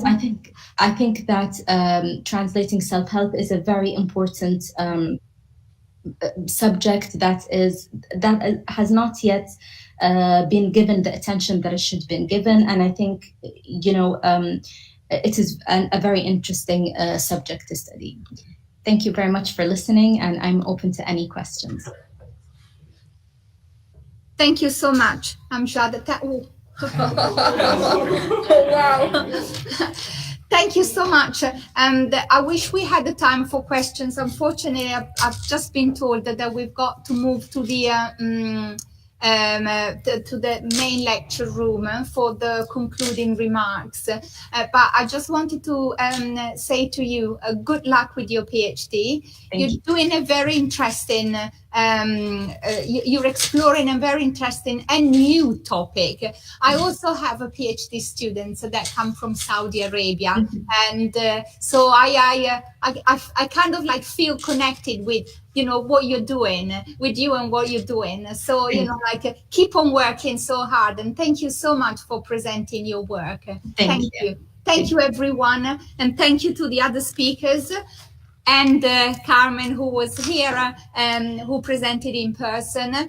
I'm sure that you'll have questions from our audience as well. And thank you to the presenter from Poland. Best wishes to your research too. And unfortunately, we've got to go. But thank you again. Bye bye, everyone. Thank you. Thank you. Thank you.